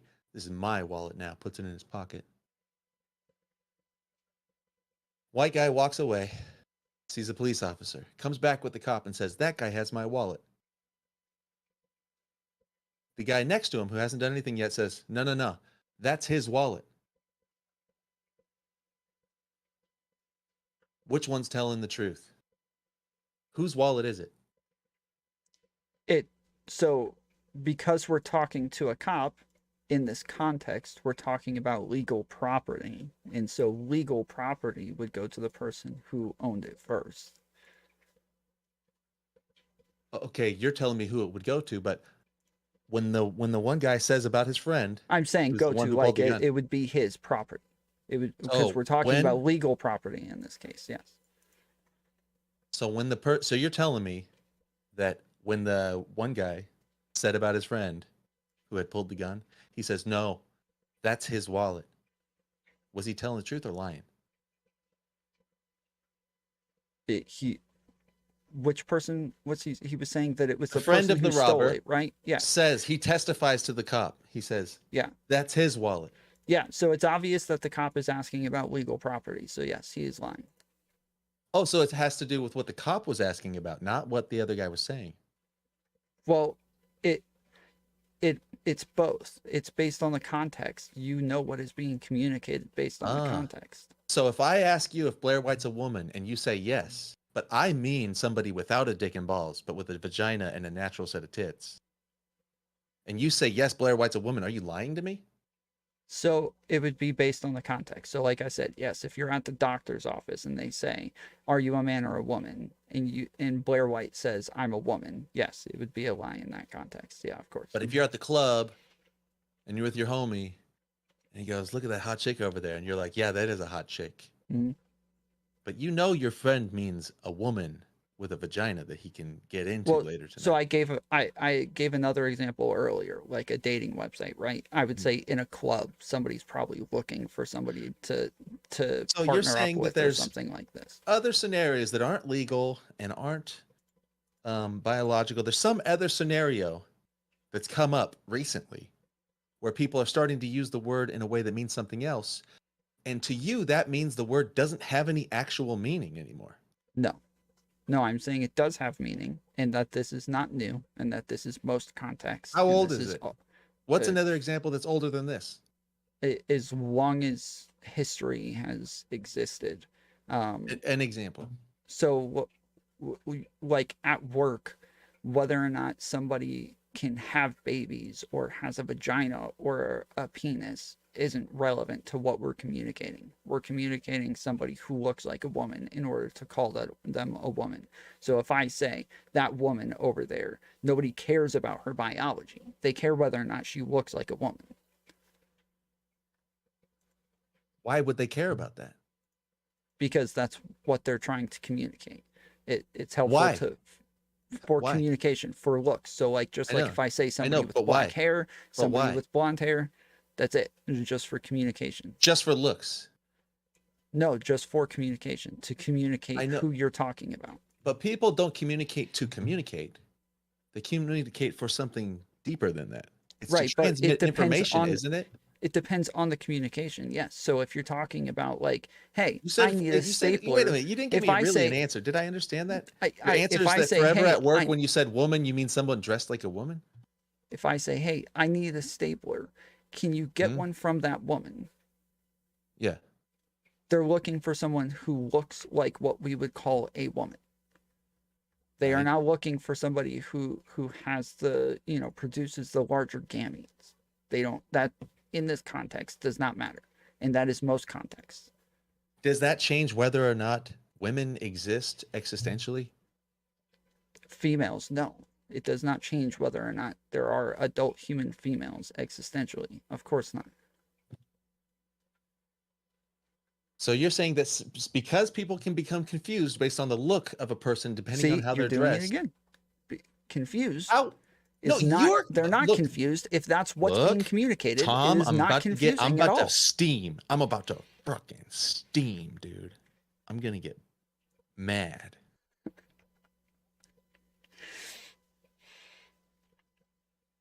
You're insisting, and it's pretty Chad. It's a Giga Chad move to insist that I have to adopt your frame that you haven't given grounds for. I don't. In order for me to talk to I'm you. not asking you to adopt my frame. No, I'm you telling are you, saying you that already if I- adopted it, and this is how you already use it. I'm not asking That's you what to you're change saying, anything. but you're Yes. not proving it. Well, with I an am. argument. You're not engaging with it. When did you prove it? So when I'm talking about utility of a word and what is being communicated, I just gave an example of the person And with you're the stapler. asserting Yes, that that and if you would like to means disagree that I with have that, to- you can tell me that that is not actually the utility in the scenario. That the utility is actually their biology. That is actually what's being communicated. You can make that point at any point during this conversation. You can disagree with I got it. but I you're got not it, I doing got that. Okay. Let's stop here.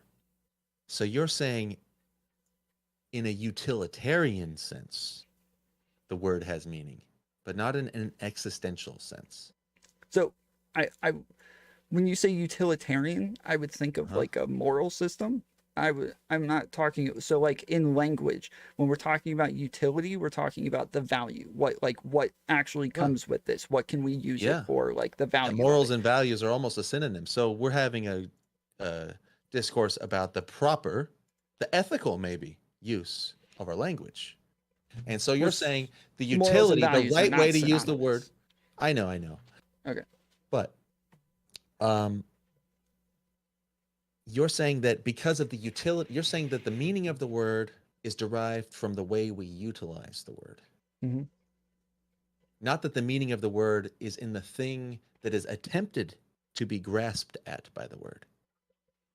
So, if, for example, with the tree, like if I say logic tree, the utility of me saying it that way is that it's a relatable analogy to a tree that comes from a thing that exists that we once identified in the world, an object that is that part of the flora, the tree, different than a shrub. A rose is not a tree. There's reasons why we can identify what's a tree and what's not. But in the same way, I expect, like the normative concept is that a woman is a thing that you can differentiate existentially from a non-woman. You can differentiate it from a girl, like a young girl who's not yet a woman. You can differentiate it from a man who is the opposite sex. And you can also differentiate it from everything else. But a woman is a categorical concept that derives from a thing that exists before the concept. Mhm. But then you're saying that when we use the word woman, for example, in the situation where we say, go grab that woman's stapler, and we point at Blair White because we think that it's a woman because of the presentation. Once we utilize the word that way, that becomes, in a way, the new meaning of the word is that the word now means thing that looks like woman. It's based on what value that word has in that moment, what utility it has. So even when you just say, well, we think they're a woman, it's not that we think they're a woman. It's that in this scenario, based on the context, based on the value of the word, they are a woman. So just as when you talk about a logic tree, Wait a minute, let me ask you a question. Yeah. Were they a woman before that moment? I'm not sure what you're asking. So you're saying in that moment when I use the word that way, it's not only that I think they're a woman, they are a woman because I'm calling them one, and that's what I'm meaning. For this sort of context, yes. What about 5 minutes before I saw them, thought they were a woman, pointed at them, meant woman, and I said woman, and I got the one. He went and got the stapler from Blair White, the woman. Before all that, when Blair was on the way to work, dressed as a man, didn't have the female wig on, didn't have the, let's say Blair White has boobs that strap on. He just drives to work in khakis and shaved in the parking lot, had stubble. To everybody else, presented as a man. At what point in the day does Blair White become a woman? I don't. Is it in the moment before I categorize Blair White as a woman, or is it in that instance? Does Blair White transform into a woman when I call Blair White a woman? It's at the moment where one would use the word woman to communicate that's who Blair White is. So if I'm building a toy and I'm putting, like, at first it's just a long stick, but eventually I put like wings on the edges and a tail on the edges. Well, now it's a plane.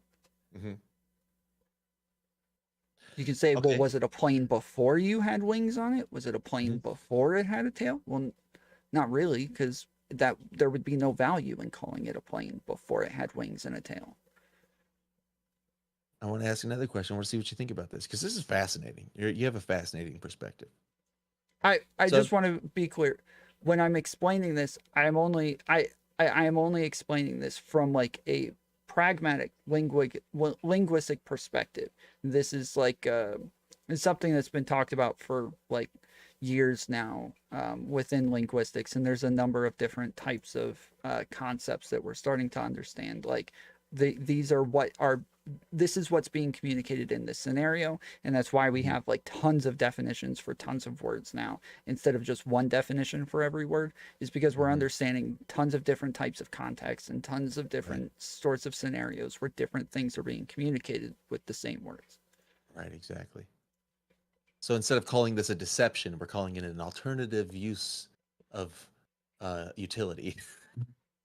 Well, if it was we would only say it's a deception if there's not a different type of thing that is being communicated. Whereas in this case, it's a concept that's being communicated now.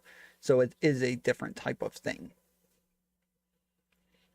Okay, so the question I was going to ask is...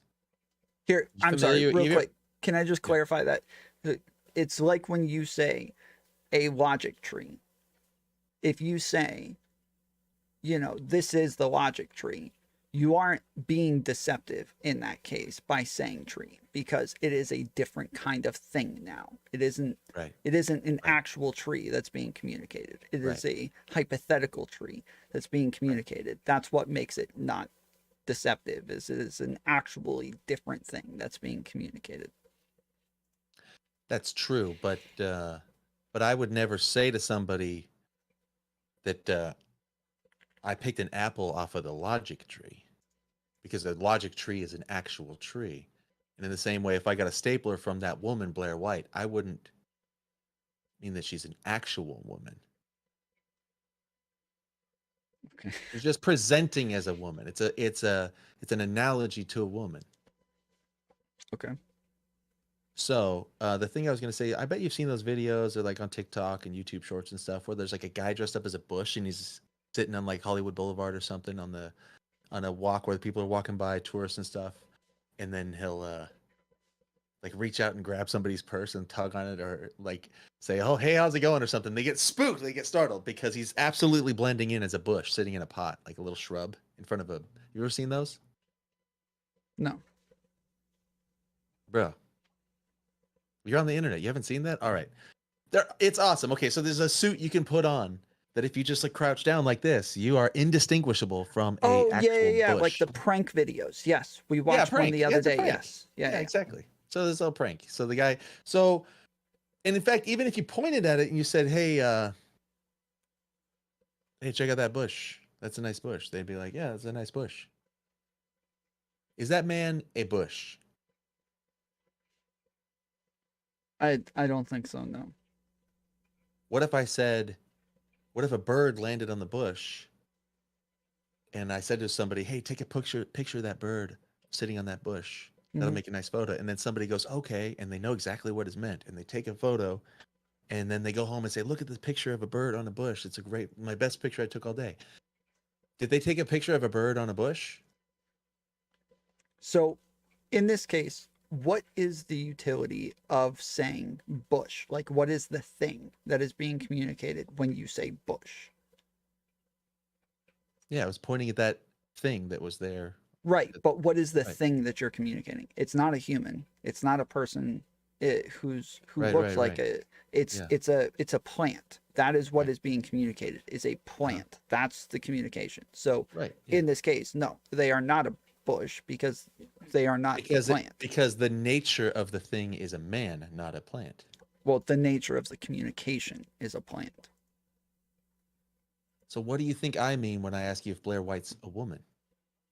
I understand that if again, when you asked me, would you call Blair White a woman? And I would say yes. Now, if you say, "Hey, do you think I think Blair White is a woman?" I'd say, "Well, no, of course not." And if you say, "Hey, do you think I would, I date women. Would I date Blair White?" I say, "No." Right? I understand that based on different contexts and different communications, I understand what is being communicated. Wait a minute. I got to go back to the bush thing because you told me that the utility of the word dictates the reality, like the meaning of the word. Yes, And if but the utility, let me ask it this way: if the utility, if by saying, "Hey, take a picture of that bird on that bush," that word was being utilized to draw the person's attention to a location.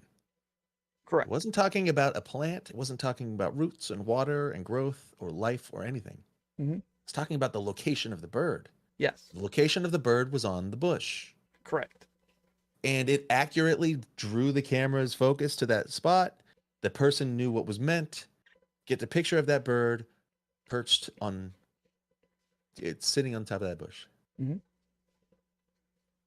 So everything, the utility worked flawlessly. It served the utility of locating the bird. So the utility of the word bush was to locate the bird. So if the utility dictates the meaning, and if saying bush actively and like presently and perfectly achieved the purpose of the utilization of the word, Mhm. wouldn't that make the man a bush? So in this case, the utility is only there to say the direction, but it is the utility of the word bush is not there to actually communicate what a bush is. Whereas if you ask me, well, what is a woman? I can give you like a full description that is going to encapsulate the concept. But if you say bush, I cannot give you a full description of what encapsulates a concept outside of just the plant. Why is it different for a woman? And why is it different when you said go get that woman's stapler? That was just locating the stapler on at a location. That's where the stapler was. Mhm. That's the relation of the stapler was in relation to this thing that we called woman because of its presentation, just as the man was presenting as a bush. Blair White presents as a woman. Isn't it the same shallowness of accuracy that's taking place there with it's actually a man dressed as a bush? Isn't it actually a man dressed as a woman? So what's the difference in the case of the woman? Why is it special for the woman? And what's something else like that that's not the woman? Give me another example that's the same thing as a woman, because I thought I had a good example with the man in the ghillie suit that dressed like a bush. I thought that would be analogous to what you're saying about a woman. And you said it's not, because there's something different about a bush than a woman. What's just There's like something this? different about the communication, about what is being communicated. What's another example of how we're doing that with our language, just like what we're doing with the woman in your mind? So like a parent, somebody who is a parent is somebody who is in charge of kids. Generally, when we say the word parent, the first thing people think of is a biological parent, but it's not necessarily always biological. Sometimes it's somebody who adopted kids. We would just call them a parent because they adopted the kids and now they are taking care of the kids. They fill the role of what we're calling parent, but it is not a biological parent. So, wait a minute. Are they legal guardians? Yeah, sure. But you said that the legal ownership in the case of the gun and the wallet snatcher made it different than the woman. So isn't this also different? Not if they're actually legal guardians, no. But even if they're not, like the point is that what you're communicating is that they are in charge of the person, even though what first comes to mind when you would define it, what is a parent? Oh, it's somebody who had children. It's somebody who conceived a child. That's the first thing that maybe comes to mind a lot of the times. But when you say the word parent, that's not what's being communicated. You're communicating somebody who is the guardian of the child. So guardianship of the child has been handed off at some point from the birth parents to someone else who assumed the role of parent. So we can call them parent. So that's at the time that they became the parent. But parent is a function that they're fulfilling for the child, which really means guardian. The one bringing up. In what way does Blair White serve the function of a woman? So the function of a female is not to wear a dress, to carry a purse, to wear makeup, to have long hair, to put on nail polish. That is not the function of a female, but that is the function of a woman. A woman does those things. Oh, really? Yes. What about a woman when she's in the shower? Does she stop being a woman when she's naked and has no makeup on? I would say probably not, because if we're so like, do you know? See, this is where it gets into like, do you know the difference between like a cross-dresser and a trans person? Yeah. Okay, so like a cross-dresser is somebody who we would say this is a man in woman's clothes. They are deceiving you. That is the purpose of what it is that they're doing, and that and yes, why don't we say that about a trans person? We do in certain contexts.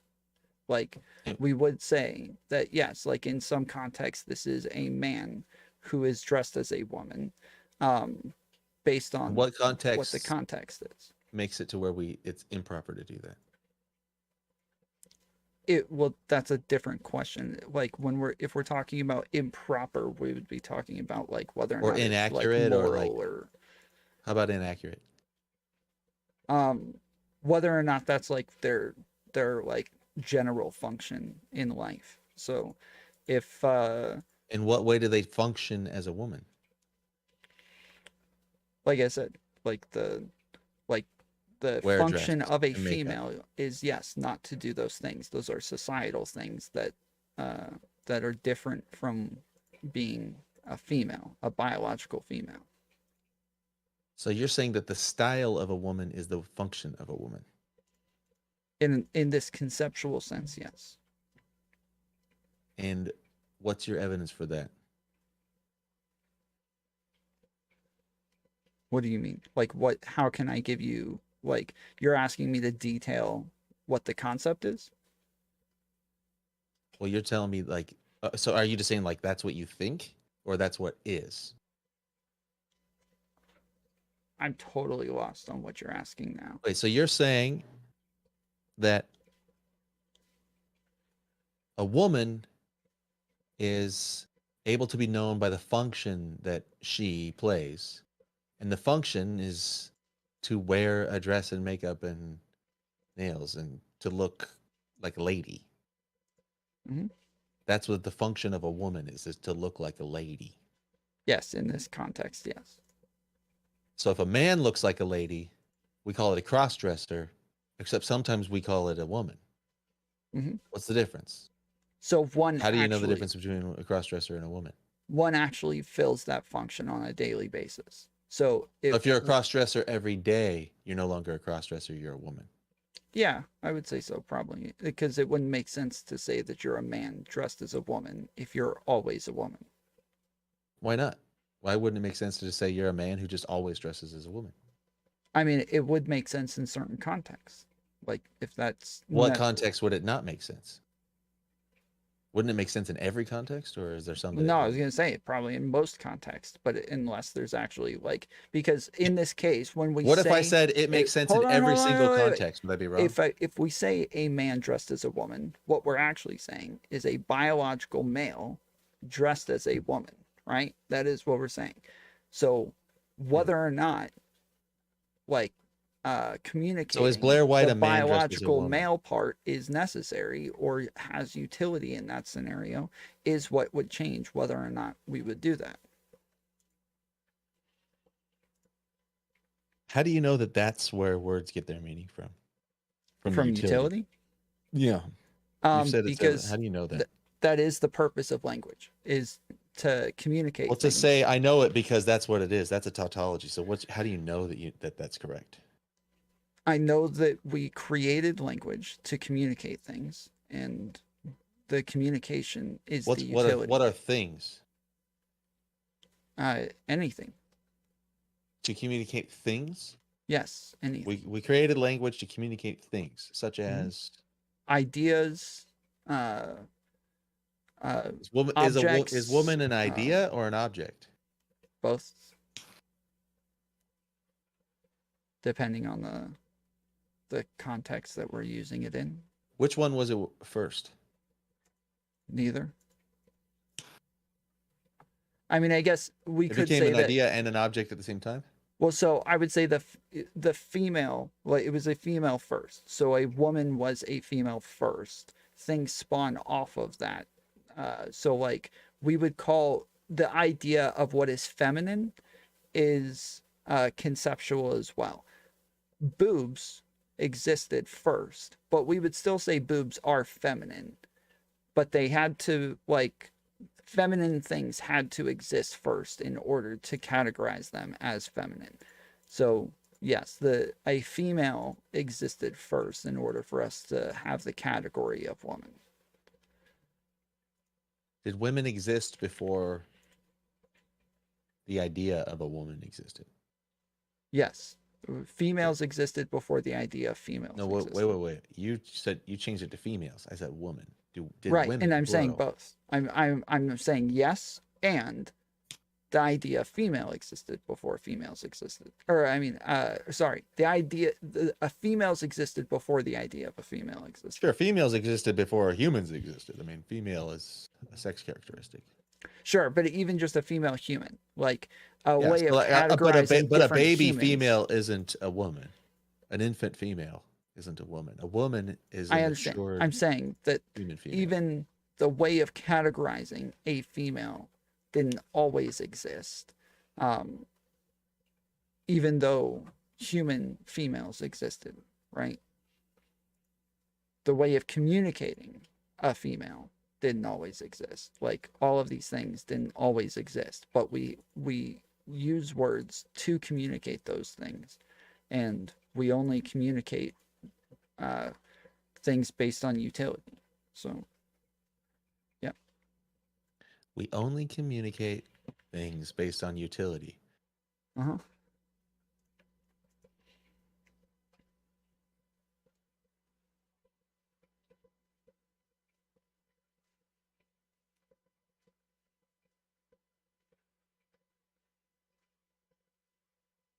How do you know that that's true? Like empirically, because people wouldn't communicate if there wasn't utility to it.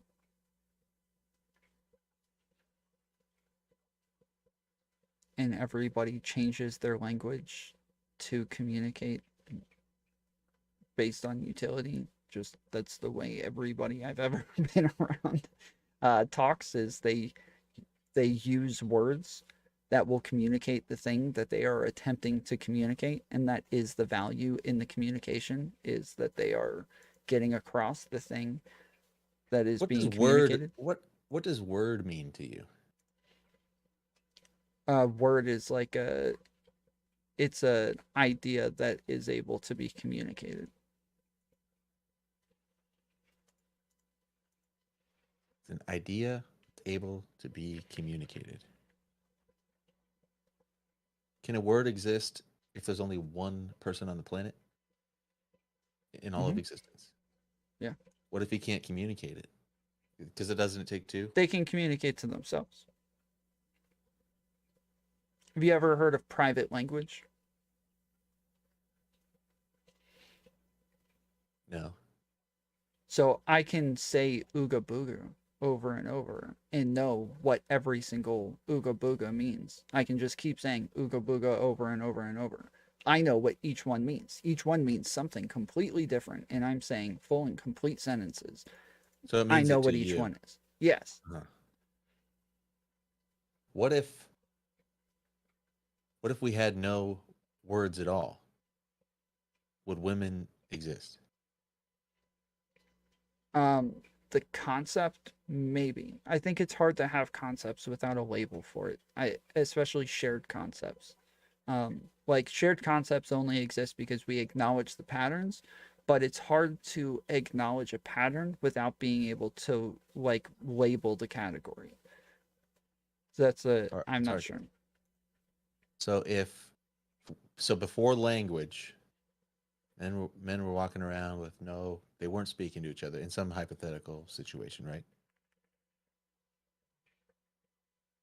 Would a woman still be a woman if we didn't know?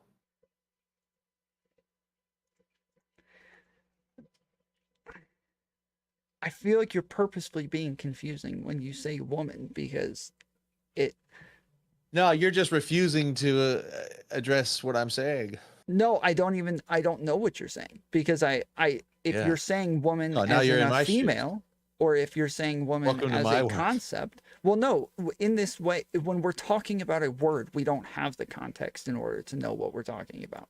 We have to give the context in order to know what we're talking about. But Well, you're it's back to the purposefully question of, did excluding the trees exist context before the so word that it tree is existed? vague and confusing. Trees were trees. Mm-hmm. The thing that we call a tree was the thing. Mm-hmm. Before the concept of tree existed, tree Right. existed. The thing Yep. that is the tree. Mm-hmm. In the same way, before the concept of woman existed, the word, the communication about the thing itself was the thing. Mm-hmm. Is Blair White one of those things? One of what things? One of those things that we're saying existed. Just as a tree existed before the word tree, woman existed before the word woman, and Blair White isn't one of those. Okay. If we're talking about a female, then no, she's not. I'm not talking about female, because a little baby girl is a female. I'm talking about a woman. Well, so what's the definition of a woman? Right. Yeah. Well, It's a grown-up, not right, mature yeah. female human. It's a Exactly. matured female human. There you go. See, this is what I'm saying, is you're purposely That's- being confusing, where you're not Oh, adding no, in no, the no. context Wait a minute, so wait. that I can know what Wait. you're talking about. Oh, And okay. you keep Well- saying the word woman to Well, where I just you said it know to you very simply. there I've said are- it the whole we've time. already- No, we've already gone over the fact that there can be different contexts to where we're communicating different things with the same word, but you're choosing to not give me the context so that I can't know which one you're using. But then you say, well, then what is the woman? Well, I don't know. Based on the context that we're using right now, I have no freaking idea.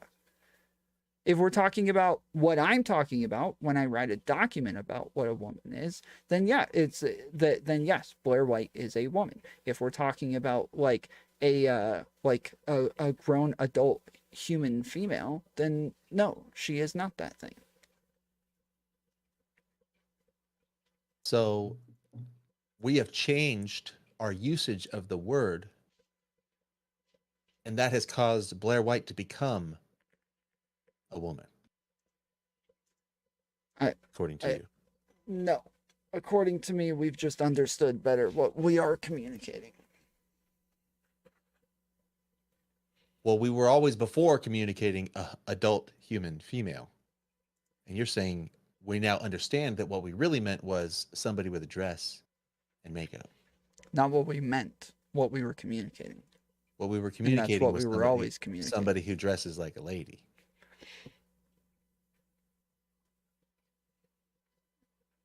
In some ways, yes. And how do you know that that's what we were always communicating? Based on what is necessary to make to know whether or not we want to use the word. Just as when we're talking about like a plane, there are specific aspects that we need there in order to know whether or not we can communicate that thing. Just as if we're going to use the word bush, there are specific things that we need there in order to know that we're going to use the word bush to communicate that thing.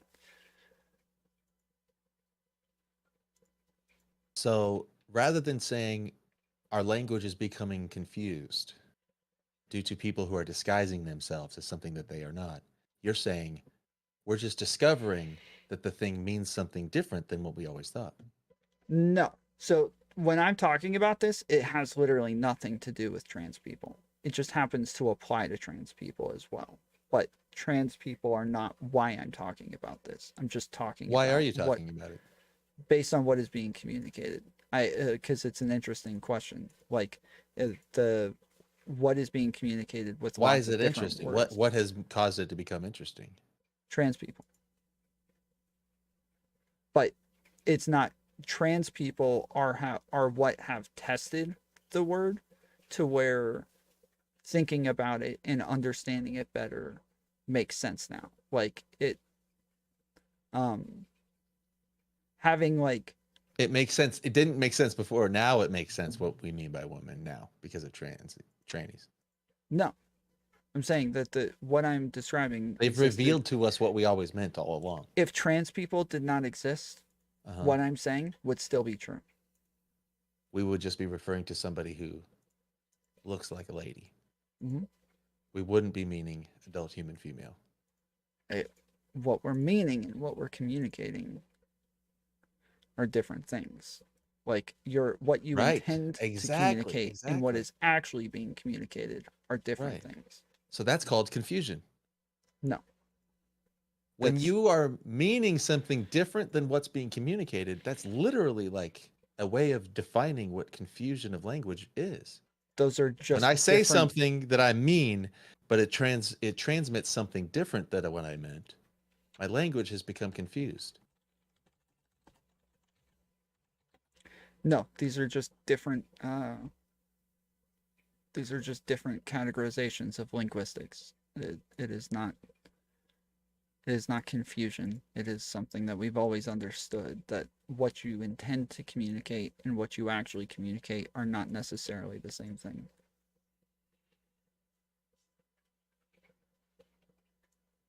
So, or even like things that come along with what's being communicated, like assumptions being made based on a communication. So if I say there's a lion over there, a male lion over there, you'd probably assume that it has fur, a mane, 4 legs, paws, all of these things.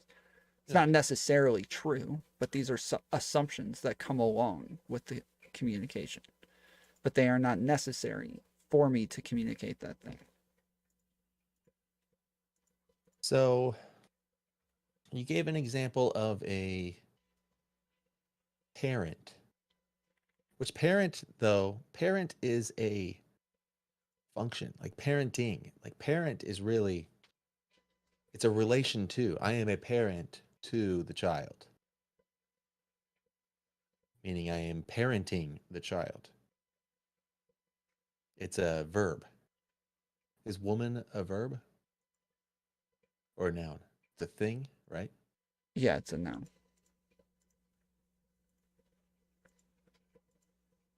A silverback.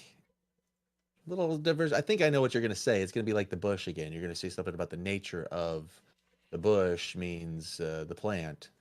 But what about a silverback gorilla? It's the nature of what's being communicated, not the nature of the thing. The word is not the same, right? Can a If I say female gorilla? water, Can a female gorilla become a silverback gorilla? no. Why not? Because Not in any circumstance. When we say silverback gorilla, well, so silverback.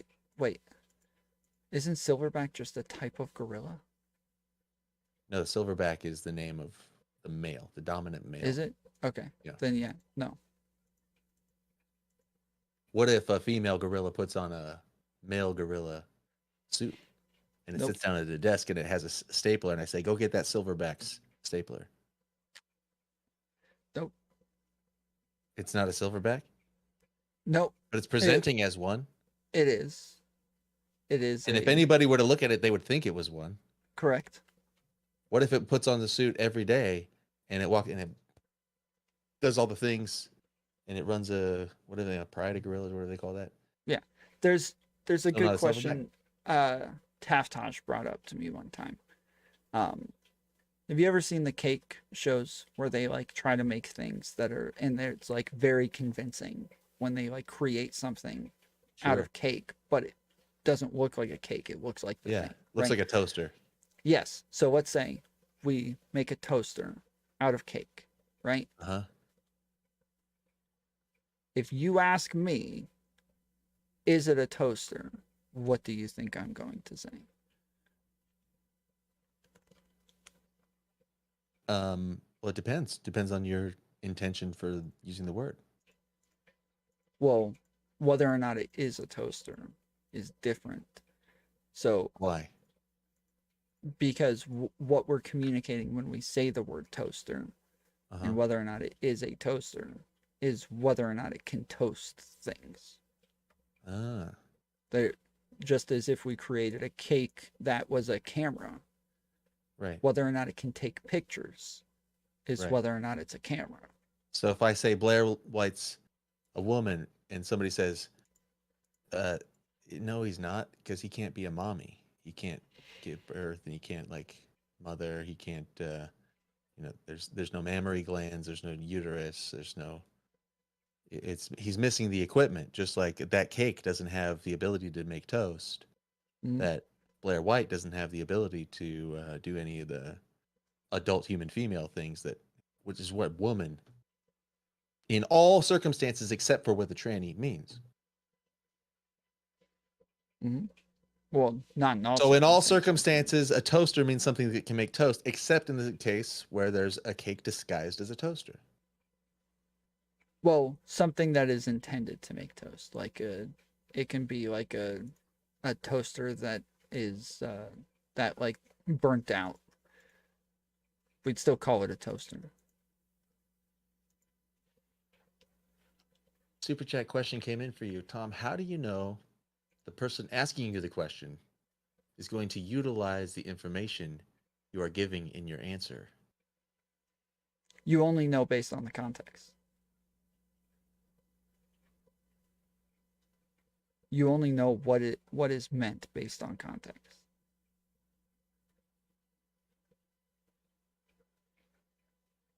You only know what's meant based on context. Mm-hmm. So don't we live in a world where woman, in the context of the English language, woman means adult human female? Well, that's not until the trannies changed that. No. So it's only if you adopt the concept that the tranny wants you to adopt, then you say adult human female means somebody who presents as a lady. No. So like tons of feminists wrote about womanhood a long time ago. Never included trans people. Just started talking about what it means to be a woman, what it means to be the other. They weren't talking about being a female. They're talking about being a second-class gender. They're talking about being dressed up, makeup put on them, dresses put on them, all sorts of other things to give them markers to say they are the other. They are the ones that are not the men. And then men put on suits and and have short hair and don't wear makeup and all of these things to say that we are the men. They never talked about trans people. They never mentioned them, but they were still talking about this.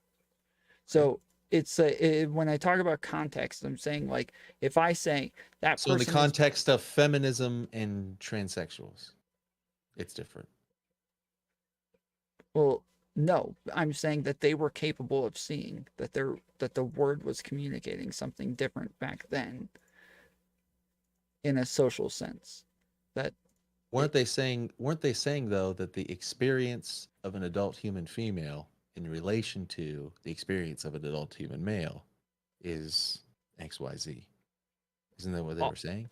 Well, so no, they were saying that males and females are generally going to be the same outside of their biology, but socially they are treated differently. They look differently. They are meant to or expected to act differently when they don't think that those differences actually matter all that much or are like inherent in any way. How do you know that they're correct? I don't know that they're correct, but that's different than whether or not what is being communicated is different. So what if they're erroneously communicating? What if they're communicating an erroneous idea? What do you mean? What if? Like what if they're communicating something that is just incorrect, meaning false?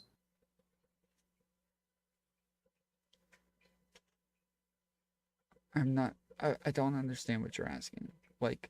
Well, what I would say is that it's possible that what you're insisting upon, your assertion, which is really relevant or relative to the onset of this concept of womanhood that has emerged in writings from these feminists and in the lives of these transsexuals. People who are essentially challenging and focusing on this concept of gender identity. You're now making an assertion based on the testimony of these people, which your assertion would stand if you could also prove that the testimony of theirs was logically sound. But if it's logically erroneous, meaning that maybe they are word juggling, they're making fallacious arguments, something like that, then you appeal to them. Yeah, so we would look at the grammar of it, see if it follows grammatical rules, and then we would look at the concept and see if the concept is true. If the things that they are saying fall into the category, actually fall into the category, and if those things are true, then it would not be erroneous. So if we, how do we prevent categorical errors in the usage of our grammar? How do we prevent categorical errors? I mean, do you have a backstop? Do you have some place where you go like, well, in order to make sure that we're using our words correctly, we do this and that as a check? Do we have anything, or is there no improper use? It's just as long as it serves the utility, that's the right way to use the word. Well, obviously, if it fulfills the utility, it is the right way to use the word. But why do you say that that's obvious? Doesn't. Well, because that's what language is. According to who? Been through this. According to who? What do you mean according to who? You That's are what only language is speaking according in order to communicate something. you are only using words in order to utilize them for communication. That is it. That is the only reason. But if I end up communicating something false, you are did I still use the words correctly? If you are intending to communicate something false, or even if you're not intending to communicate something false, as long as what you are communicating is like based on the utility of that communication, then yes, like if I want to tell you that my name's John Brown, maybe I forgot my name, or maybe I just don't want you to know what my name is. Either way, I'm still using the words for that utility to communicate the name John Brown. Like, it, and you keep saying this, you keep doing this over and over of like, well, how do you know that it's based on utility?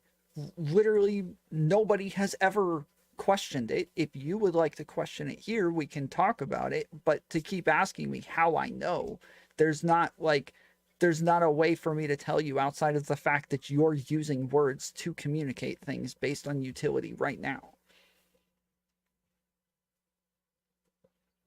It's just something I've never considered it that way.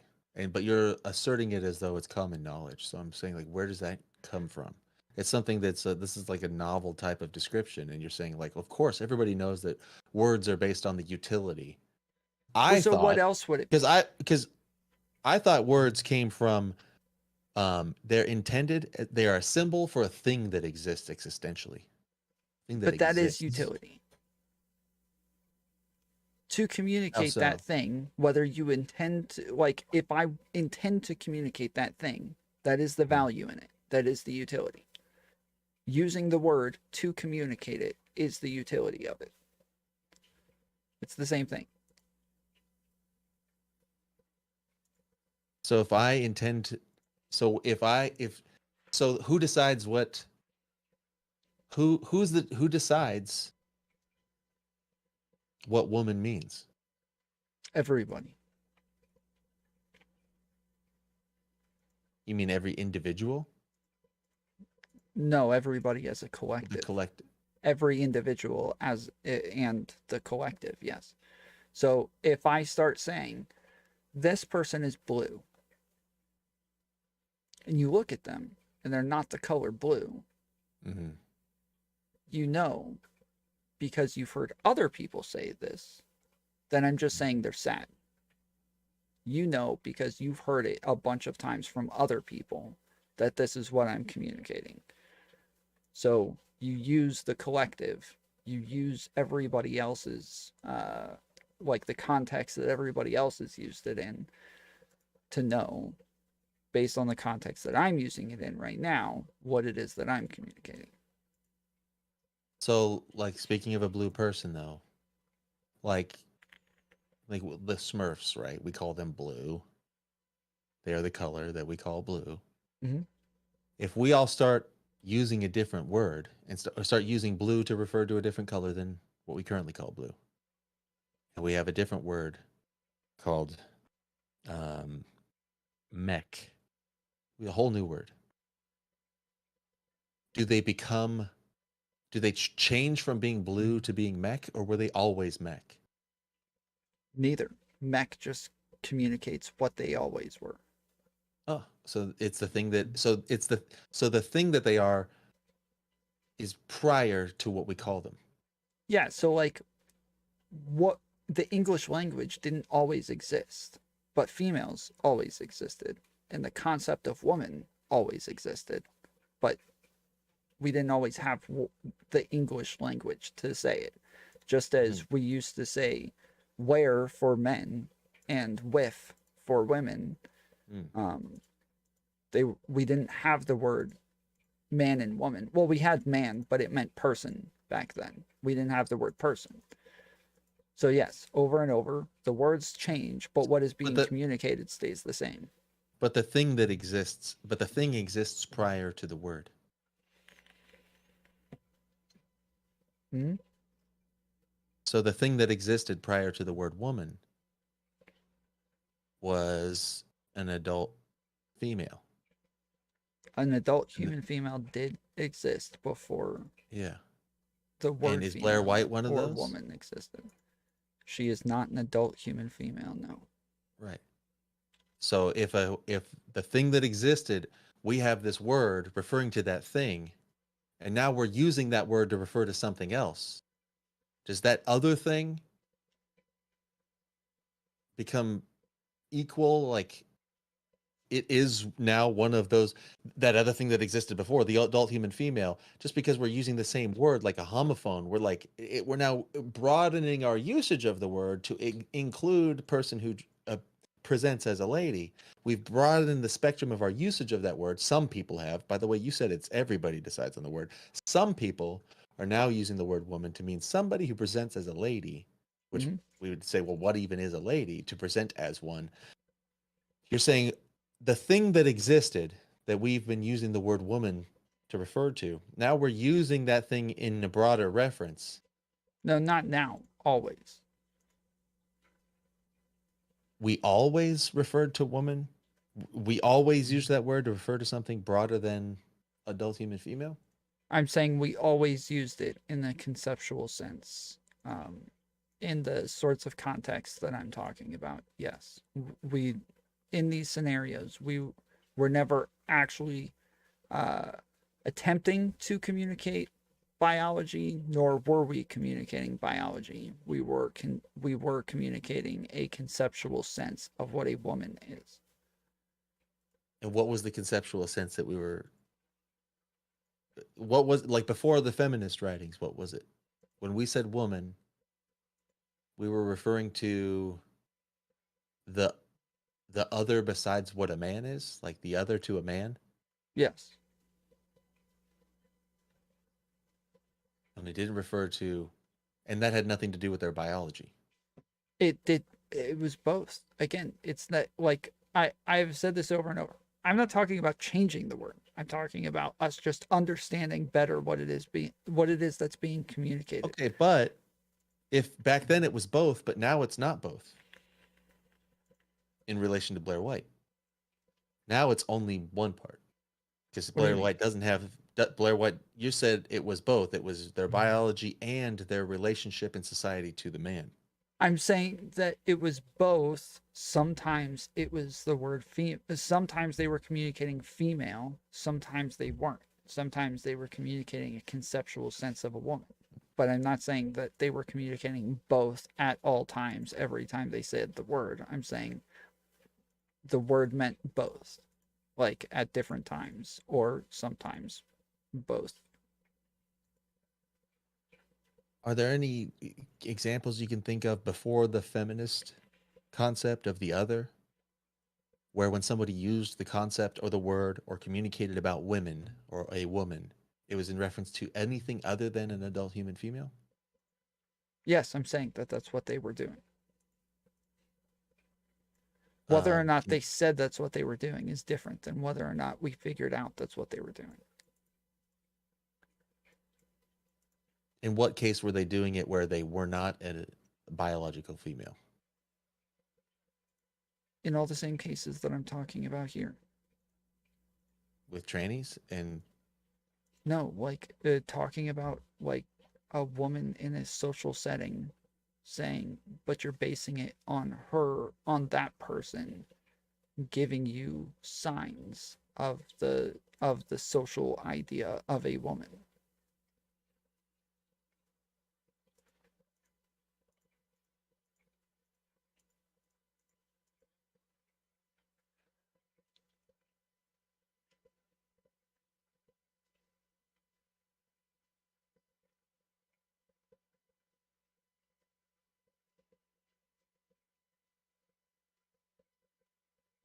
So about like as long as like the ideas of femininity and masculinity have existed.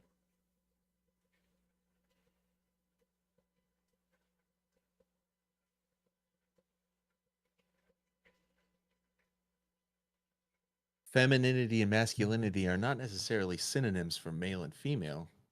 Correct. They are things that we expect of a male or a female, but they are not synonyms. So the females had the feminine relationship to the males who had the masculine roles in society and in family life and etc. Wait, say that again? In family and in social life, the males had the masculine presentation and responsibility, and they were categorically masculine. That's what it meant to be a man. Yeah, I'm saying that, like, finding things that we consider to be what a male does and finding things that we consider to be what a female does, those are things that we would consider feminine and masculine. So a man is what a man does, and a woman is what a female does.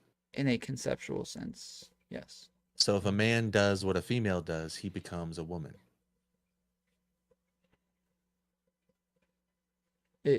So concepts aren't that simple to where you can just say, like, if a chair is not just something that has 4 legs, right? But a chair is a concept. A chair is not like... It's a chair is a concept in relation to a man who sits. Without men who sit, there's no chairs. Sure, we never would have created chairs. And then, like, so we built chairs, right? Initially, say we have like the initial chair. It's a thing that one sits on. Sure. So initially we have a chair, and it's something with like 4 legs, a back on it, maybe some armrests. Probably you could have a 3-legged chair. You could have then, a 5-legged bar stool. Sure. Then over time, we start creating other types of things similar to that first thing, but they're different. But we still call them chairs. Then eventually, we started creating more and more things that were still sat on and still started with like the same idea, but we didn't call them chairs anymore because they didn't fit the concept anymore. So we build a stool. Well, stool is a little bit too different from what we would call a chair. So it's we're not gonna call it a chair. But a computer chair, insanely different. But conceptually, we would still match it to that original like prototype of what we would think of when we think of a chair. So there are some places where you can get so far away from what a chair is that it's no longer a chair, even though you still. And if you have a cake that looks like a chair, that's definitely not a chair. But it might look exactly like one, but you can't sit on it. And if you cut it with a knife, you find that it's made of cake. So if you cut Blair White, do you find a uterus? You're saying that doesn't matter in the case of what a woman is. Not in the conceptual sense, obviously not. In a biological sense, yeah, of course it matters. So you're saying woman is not a biological term? I'm saying that it can be. But it can also be something else. And you're saying it always wasn't, though. It was always both. And now there's certain circumstances, like with transsexuals, where it's only one. They're in categorically in a presentation or in the utility of language. Some people might call them a woman. Therefore, they are one. Yeah, I'm saying that they would fit the concept, and that's why they would say that they are one. So if they fit the concept of one, if they've made themselves befitting of the concept, visually, socially, they pass as a woman. That makes them a woman. Conceptually, sure. You keep putting conceptually on there, so then shouldn't we say, fetch because, me like that I said, stapler from that conceptual woman? You keep being like very vague so that you're saying woman, so that it sounds like when I answer, it sounds like I'm calling them a female, when obviously I'm not. But you're purposely not being clear with your language. So I'm purposefully being clear with mine so that you can't keep playing these games. I think actually what I'm doing is illuminating and illustrating that you're being purposefully vague in your language.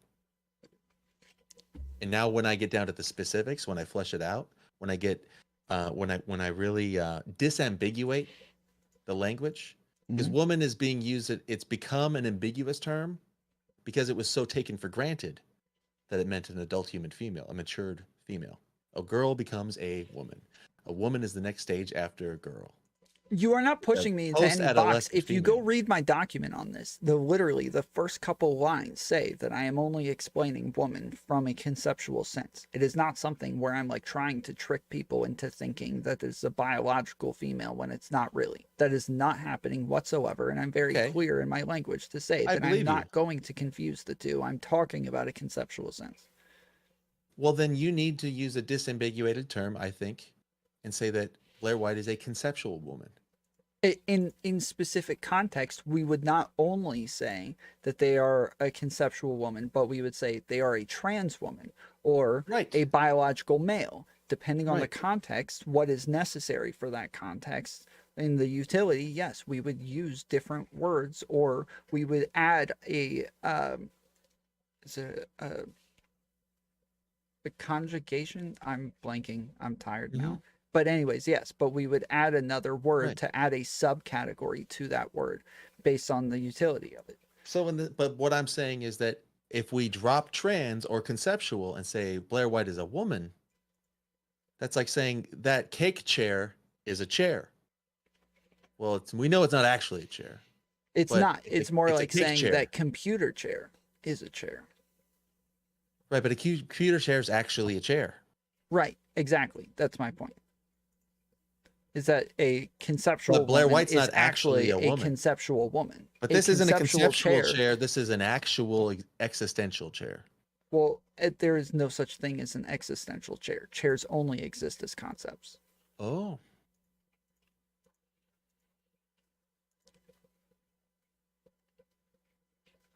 Field this one. In what context is a plastic tree a real tree because of concept?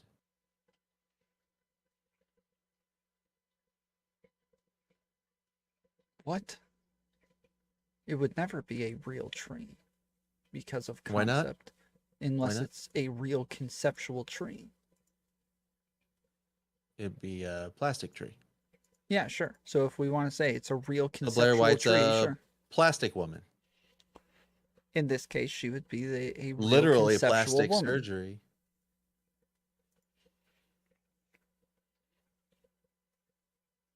Trans and plastic are actually almost synonyms. They're like plastic meaning like to change. Okay. Trans meaning, if trans also means to change, like they have the same root conception. Like plastic, the material literally means like it's changeable.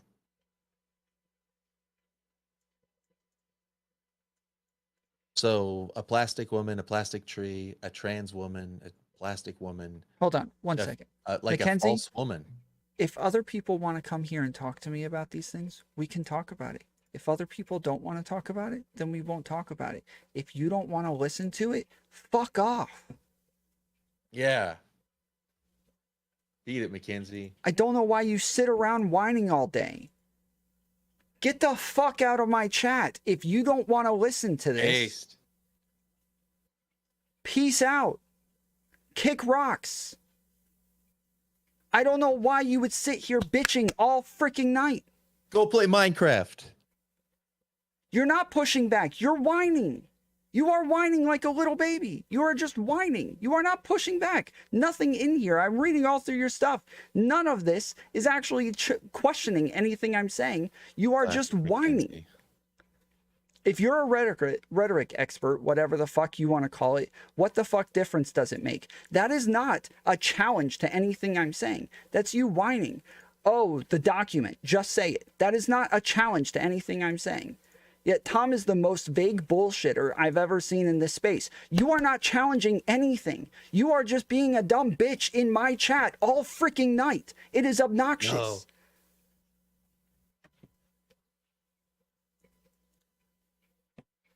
Real. Okay. Dude, I wish I had I know the right song to play for that moment. Could you just do that go off one more time? No. It'd be so much better if I play this song, though.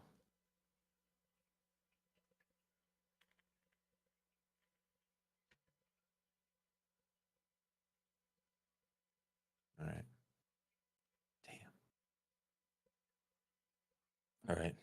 You know what song it was going to be? It doesn't matter. All right. So if I were to, are you at all concerned about the confusion of language that's coming from these feminists and trans women who are essentially challenging the normative usage of the word woman? I think there can be confusion from it for sure. I don't know that I'm concerned about it. I think that most of the time, based on the context, we all know what's going on and what's being communicated. I think that, like, say you were at a club and you do want to sleep with a woman and she's like, what do you mean, an adult human female?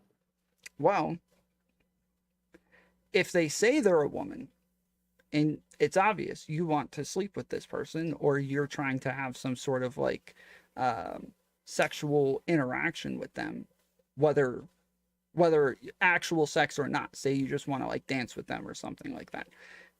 If they are saying I'm a woman, but it's actually a trans woman, in this case, they are obviously being dishonest. Based on the context, they know that is not what you're asking or what you're looking for when they're using the word woman. They are purposefully being dishonest in that scenario. Most women you are not trying to sleep with. Most women you are not trying to, their biology doesn't actually make a difference. It doesn't have utility. But in these scenarios, it does matter, and it does make a difference. And it is not, it is dishonest for them to pretend otherwise.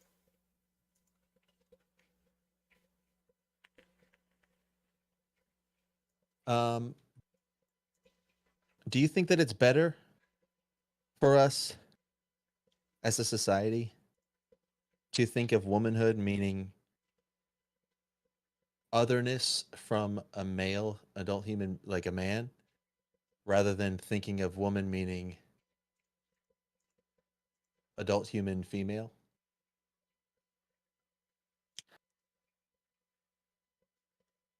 Are you asking, wait.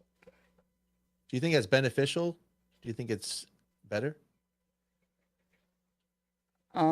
I think it's better for us to parse out that is what's happening.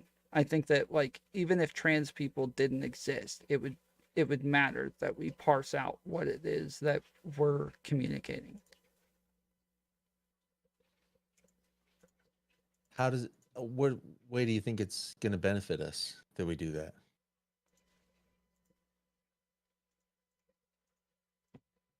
It's a means to an end or something? Like, what end are we getting at here?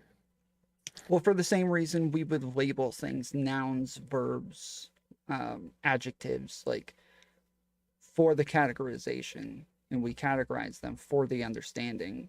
And like, most people don't actually care when they're saying a sentence, whether it's a noun or an adjective or a verb. Like, they don't care. But for the people who create grammatical rules and study these things, for them it matters. So for the people who create the rules for language, it's going to help them? I think it helps everybody for them to understand it, yes. How about societally? Do you think it'll make improvements in the way we live? To understand, yeah, sure. What type of improvements do you imagine might come from it? So, like, there's all sorts of other things that we begin to understand better, based on understanding our language better. Like, we can just start using words without ever understanding them very well, right? There could be no rules to language, and we just use words that communicate things like freaking cavemen, right? We could do that. But we have like a much more complex and sophisticated way of using language. And the more we understand it, the more sophisticated we get with it.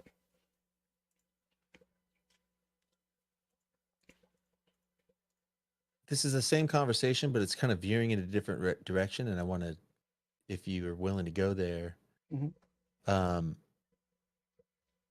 what do you think it is that causes men, adult human males like Blair White, to choose that type of lifestyle where they present as a lady? Gender dysphoria, I would imagine.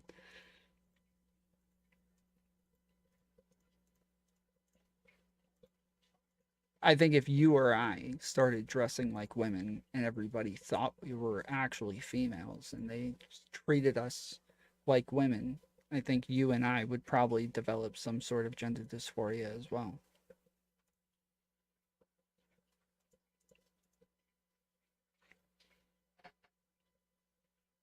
What do you think causes gender dysphoria? The way that other people identify you and the way that you look at yourself not aligning with your actual identity. So I think like there are things within you and me that actually make us masculine. The things that the way we think, our interests, the way we talk, the way, our body language, all sorts of things. There's things within us that actually make us that way. And I think it's the same for females, that there are things within females that actually make them that way. And so we identify as men. We identify with masculine things. If we were born males, but our brains didn't have that, they had the female version of that, we would probably have dysphoria from it. Where do you think that comes from? That you said there's a thing within us that makes us that way. I would assume just our brains. Like I would assume we have differences in our brains. I think like things like estrogen and testosterone make a lot of differences to those things as well. I think our brains are built for those, like our brains are built for testosterone to be created within it and flow through it. And if instead you had a brain that was built for that, but then didn't end up getting the testosterone and ended up getting estrogen instead, yeah, it would cause problems. What do you think about these new terms they're coming up with called like birthing person? It's dumb. Why? Because, well, one, we already have the word cis woman, same thing. But they say birthing person instead because they don't want to use the word cis woman, because cis woman categorizes in other to trans people, and they don't want to other the trans people. They want to say just women. They're like, oh, we should just say woman all the time, no differential. They even say things like don't say female, like, or crap like that. Why is it okay to other women from men, but not other trans women from cis women? Say that again. So woman, in your concept, you've sort of like, it seems that you've agreed upon the idea that woman is just the other from man. Mm-hmm. But you want to be inclusive of trans women and not other them from females, adult human females. Why not? Oh, I'm not saying that women are not actually like the other. I'm saying that that's how like feminist theory worded it, as like males are the default and then women are othered. What was your question? I'm not understanding. Do you think that's good or no? that women are othered, or that Well, they're woman is a saying it? concept in relationship to man. Even the word itself is weef man, which is like the wife to the man. So it's like in relation to what a man is, there's also this other thing called the woman. Mm-hmm. So the woman is something in relation to a man. So it's an other than a man, there is a woman. So we're already sort of accepting in our gendered language there's an othering factor going on, which allows a categorical othering of certain individuals. We don't just say everybody on the planet we're all men. We can say mankind, referring to all of humanity, but when referring to adult humans, we have men and women. There's like the categories. Why not if you prefer to why not have just another category? Why include someone who is clearly other than a cis woman? Why we do have another marginalize category. normal people? Why not marginalize the abnormal? We do. We have subcategories. It's cis woman, trans woman. Yeah, so why don't we just give them a different name? I'm not sure what you're asking. Like we do. Like They're why called call a trans woman a woman? It's not a woman. Well, I'm saying based on the concept they are a woman. The concept of otherness from a man. In feminist theory, sure. What I'm saying is no. It's based on femininity. So even would you call gender dysphoria a disorder? Yes, like a mental illness, yeah. So a trans person is a person with a mental disorder that causes them to present differently than their sex would normatively present. Mm-hmm. So we're including people with mental disorders with the same word as people who don't have that.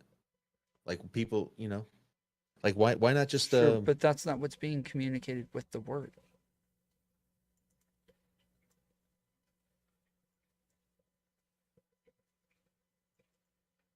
Isn't that a problem? We're just like aren't we just like having a lack of nuance in our communication at that point? Well, no, because it's a broader categorization. So if we say Like it's a more ambiguous categorization.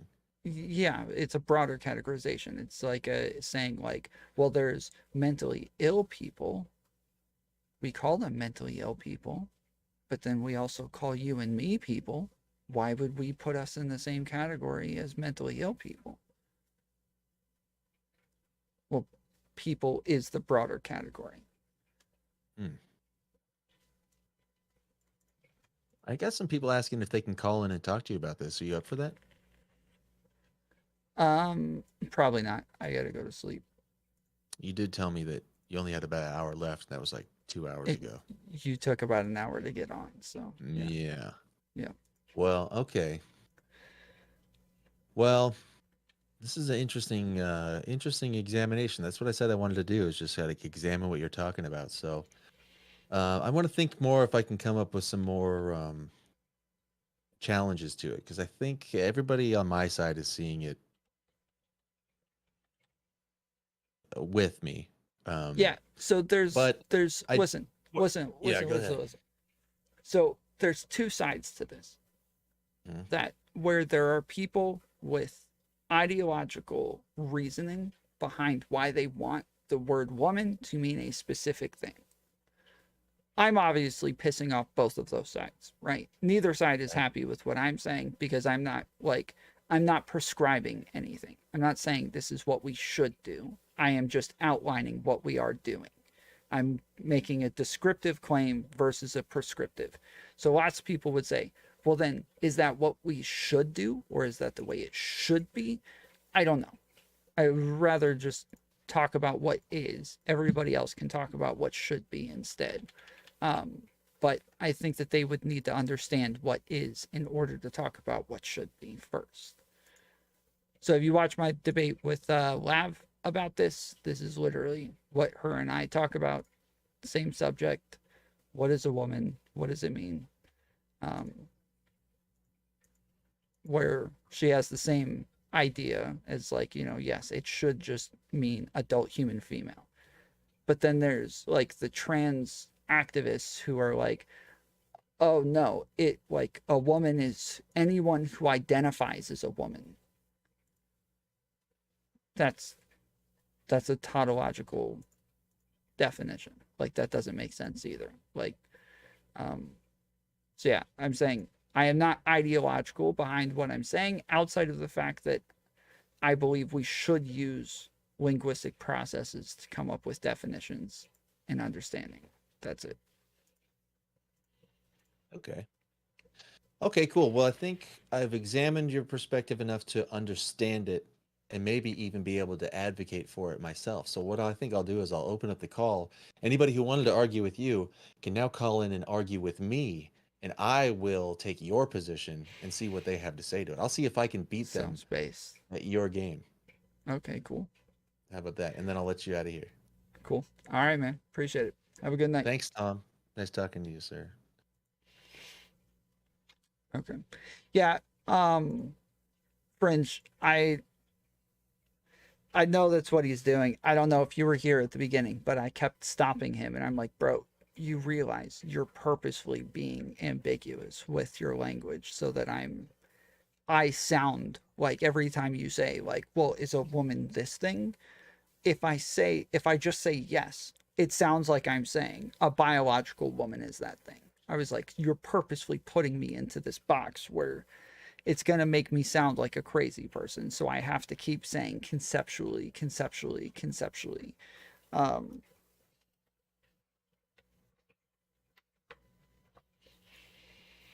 Oh, you do that too? So when do I do that?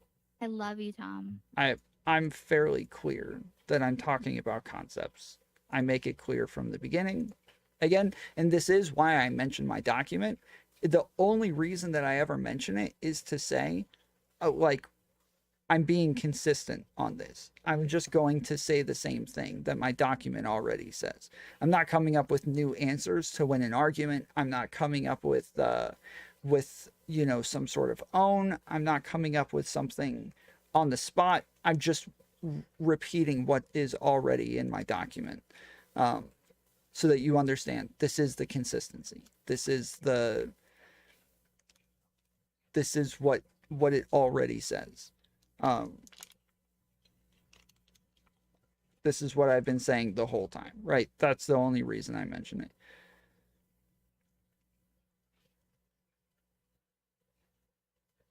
You certainly do know how to play them at their own game. I mean, I think big tech comes up with interesting questions that and puts them in different ways that I don't really think about. And if I talk to like a leftist, Brandon Cavallaro super chatted $1.34. Come. Thank you. And we are live. Welcome. Oh my goodness.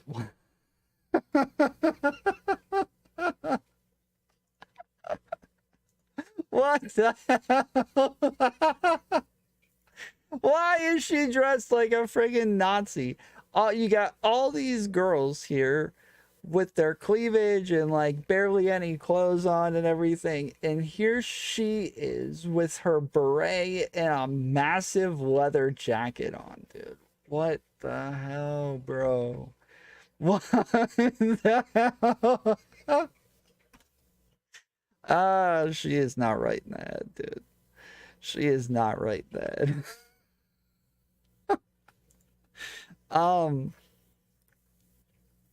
Okay, what was I saying? Oh yeah. He comes up with different types of questions that I haven't like heard before, and I haven't had to like think my way through before. So like I like the question that he asked about the bush is similar to what Taftaj asked about the cake. And so I like it when people ask me like these different questions that make me have to like challenge what it is that I'm saying. And most of the time they're going to come down to like utility and context.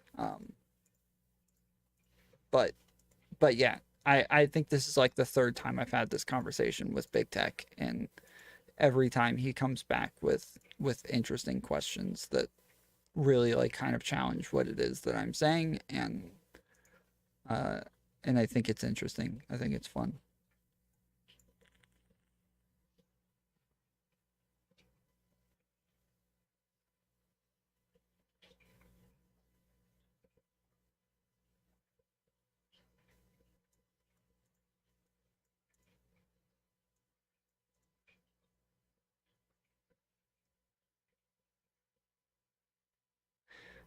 I just don't get why people don't just ask, what do you want to prescribe, or what should be prescription.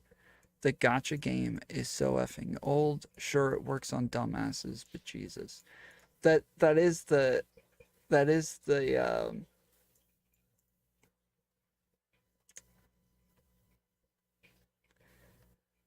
frustration in a lot of it, is like I can see when they start lining these things up, I'm like, oh crap, here we go again, dude. Here we go again.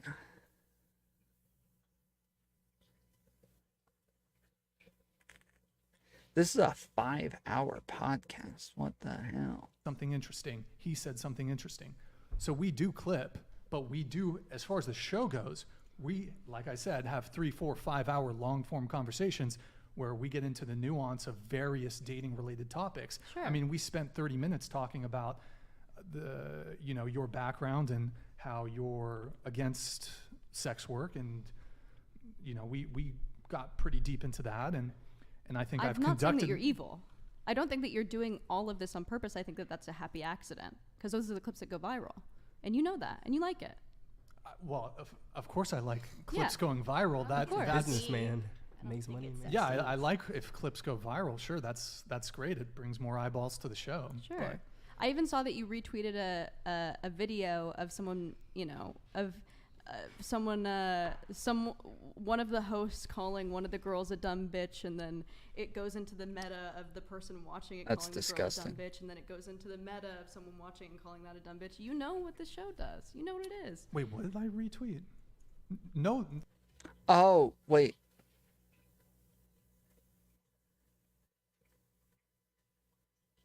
We watched that clip.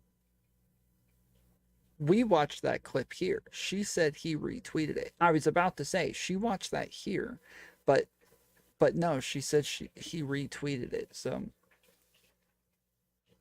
because yeah, right after we watched the montage of saying "dumb bitch," I then pulled up the clip of Destiny calling her a dumb bitch. I don't think anybody on the show has ever called anyone a dumb bitch. Are you talking Sure. about a cartoon? Yeah. You're talking about the cartoon? Yes, that is the social perception of the show. Wait, did I even? I don't know if I retweeted the. I Are you saw talking it about on freedom? your- Are you talking about freedom tunes? I saw it on your Twitter feed. I'm not sure Maybe she did see it here. if I reposted that on my Twitter feed. However, if you're talking about the Freedom Tunes cartoon, doesn't- which whether is or not you satirical, retweeted- which is Yes. satirical, which was not produced by whatever. So you don't think that anyone watches this show for that? For what? Yo, I To really make don't fun think of it's women. that serious. Brian invites girls on. No, she is dead right here, dude. She is totally correct here.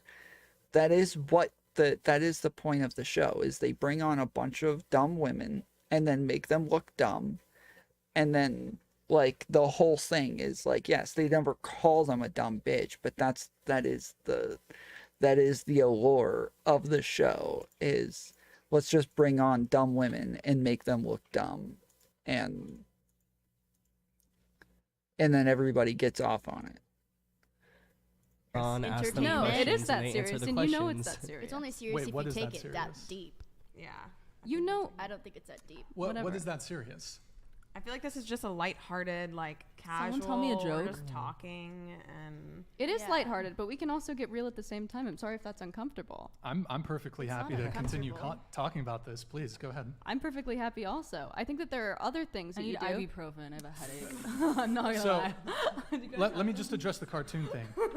A satirical cartoonist called Freedom Tunes made a cartoon. There was something about, I forgot. First off, that wasn't produced by whatever, and it was taking have to be. jabs at us, and it was, I mean, it was in good spirit. I thought it was funny. No, I love Yes, being called and stupid. whether or not you created Degradation, it, right? whether or not you created it, or you made it, or you signed off on it, or you liked it, any of that. Sure. The reality is that people watch this show, and that's what they get from it, and that's why it was popular, right? Well, look, certainly I would say that. And you take measures with your little sign thing to be like, we can't do anything here. Like, What do you mean? Be mindful of what you're saying online, because you're giving us the rights to use this for whatever we want to use it for. I'm not following you there. Can you clarify a bit what you're talking about? Our talent releases? Yeah. You object to us having people sign talent releases? No, I don't object to that. Do the women that go on there know that they look for dumb women to join them? I don't see that how they couldn't. Like, I don't see how it's possible that they wouldn't know that.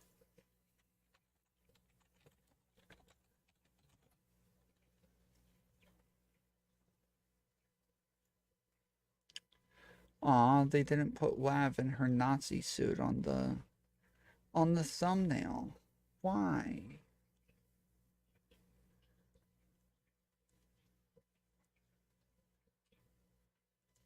Ask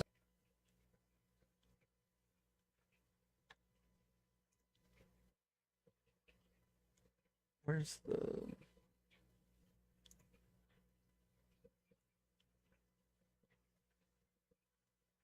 I can never Did you know remember it's how to do impossible to this. break an egg with just your bare hand? I don't know how to search for just shorts.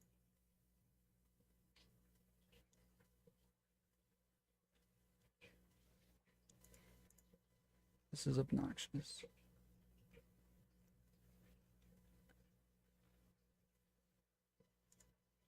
I'm 23 years old from Arizona, and I'm your certified bad bitch. Huh? My occupation is a certified bad bitch.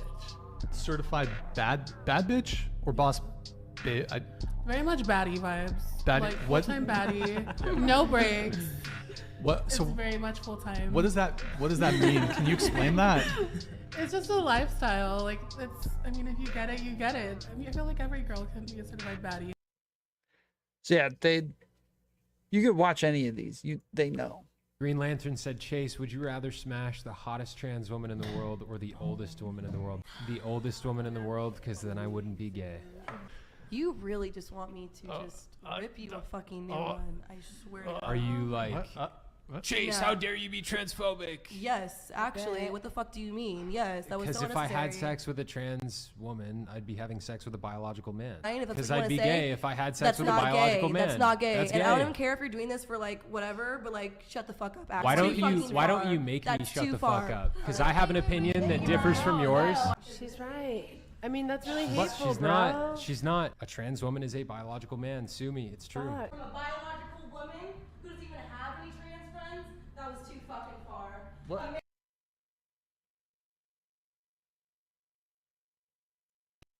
That's a bit racist. Oh my god, no, you're one of those. How can you be racist against? And I'm also half You white, so don't- like, how can I be racist against you? You don't think you can be racist towards someone who's white? No, I don't, because you've never experienced racism in history. White people haven't experienced racism. One of the experiences. What's your definition of racism? I'd say basically like the persecution in any type of way that leads to the downfall of just like someone's life. So, by the way, the answer to this, you know, like causing someone's life to be worse because of their race? The answer to this is affirmative action, which is a zero-sum game. That is the actual answer. Or maybe equity injected into every area of the American government, a la Joe Biden. That would be an example of racism at work. It's America. Yeah, like they're clipping these chicks up and posting it all over the place. The entire point is to make them look stupid. Yeah, we can watch this tomorrow. This looks like fun.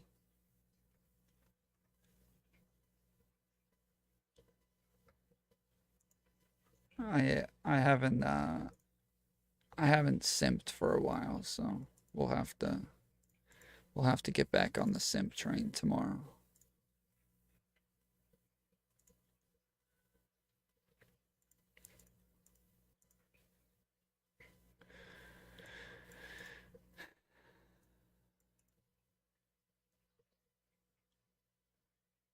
Being so afraid to be gay is about the gayest you can be.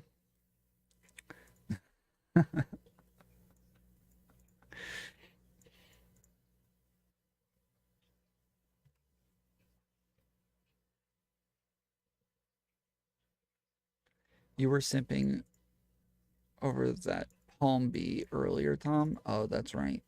That's right. It's just Palm B from now on. I'm glad you mentioned her. I would have forgotten her name right before I get off. Lav, call the host babe.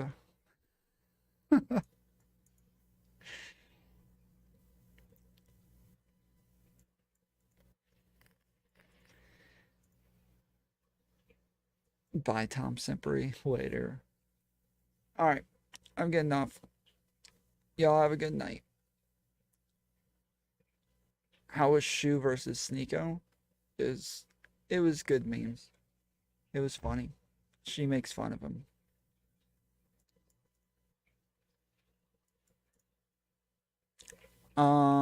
Wait, what's today? Monday? Okay, yeah. So yeah, Tuesday we got a couple of people coming on. Tomorrow night we'll watch this. Is a raid happening? Let me see. Is there anybody else on?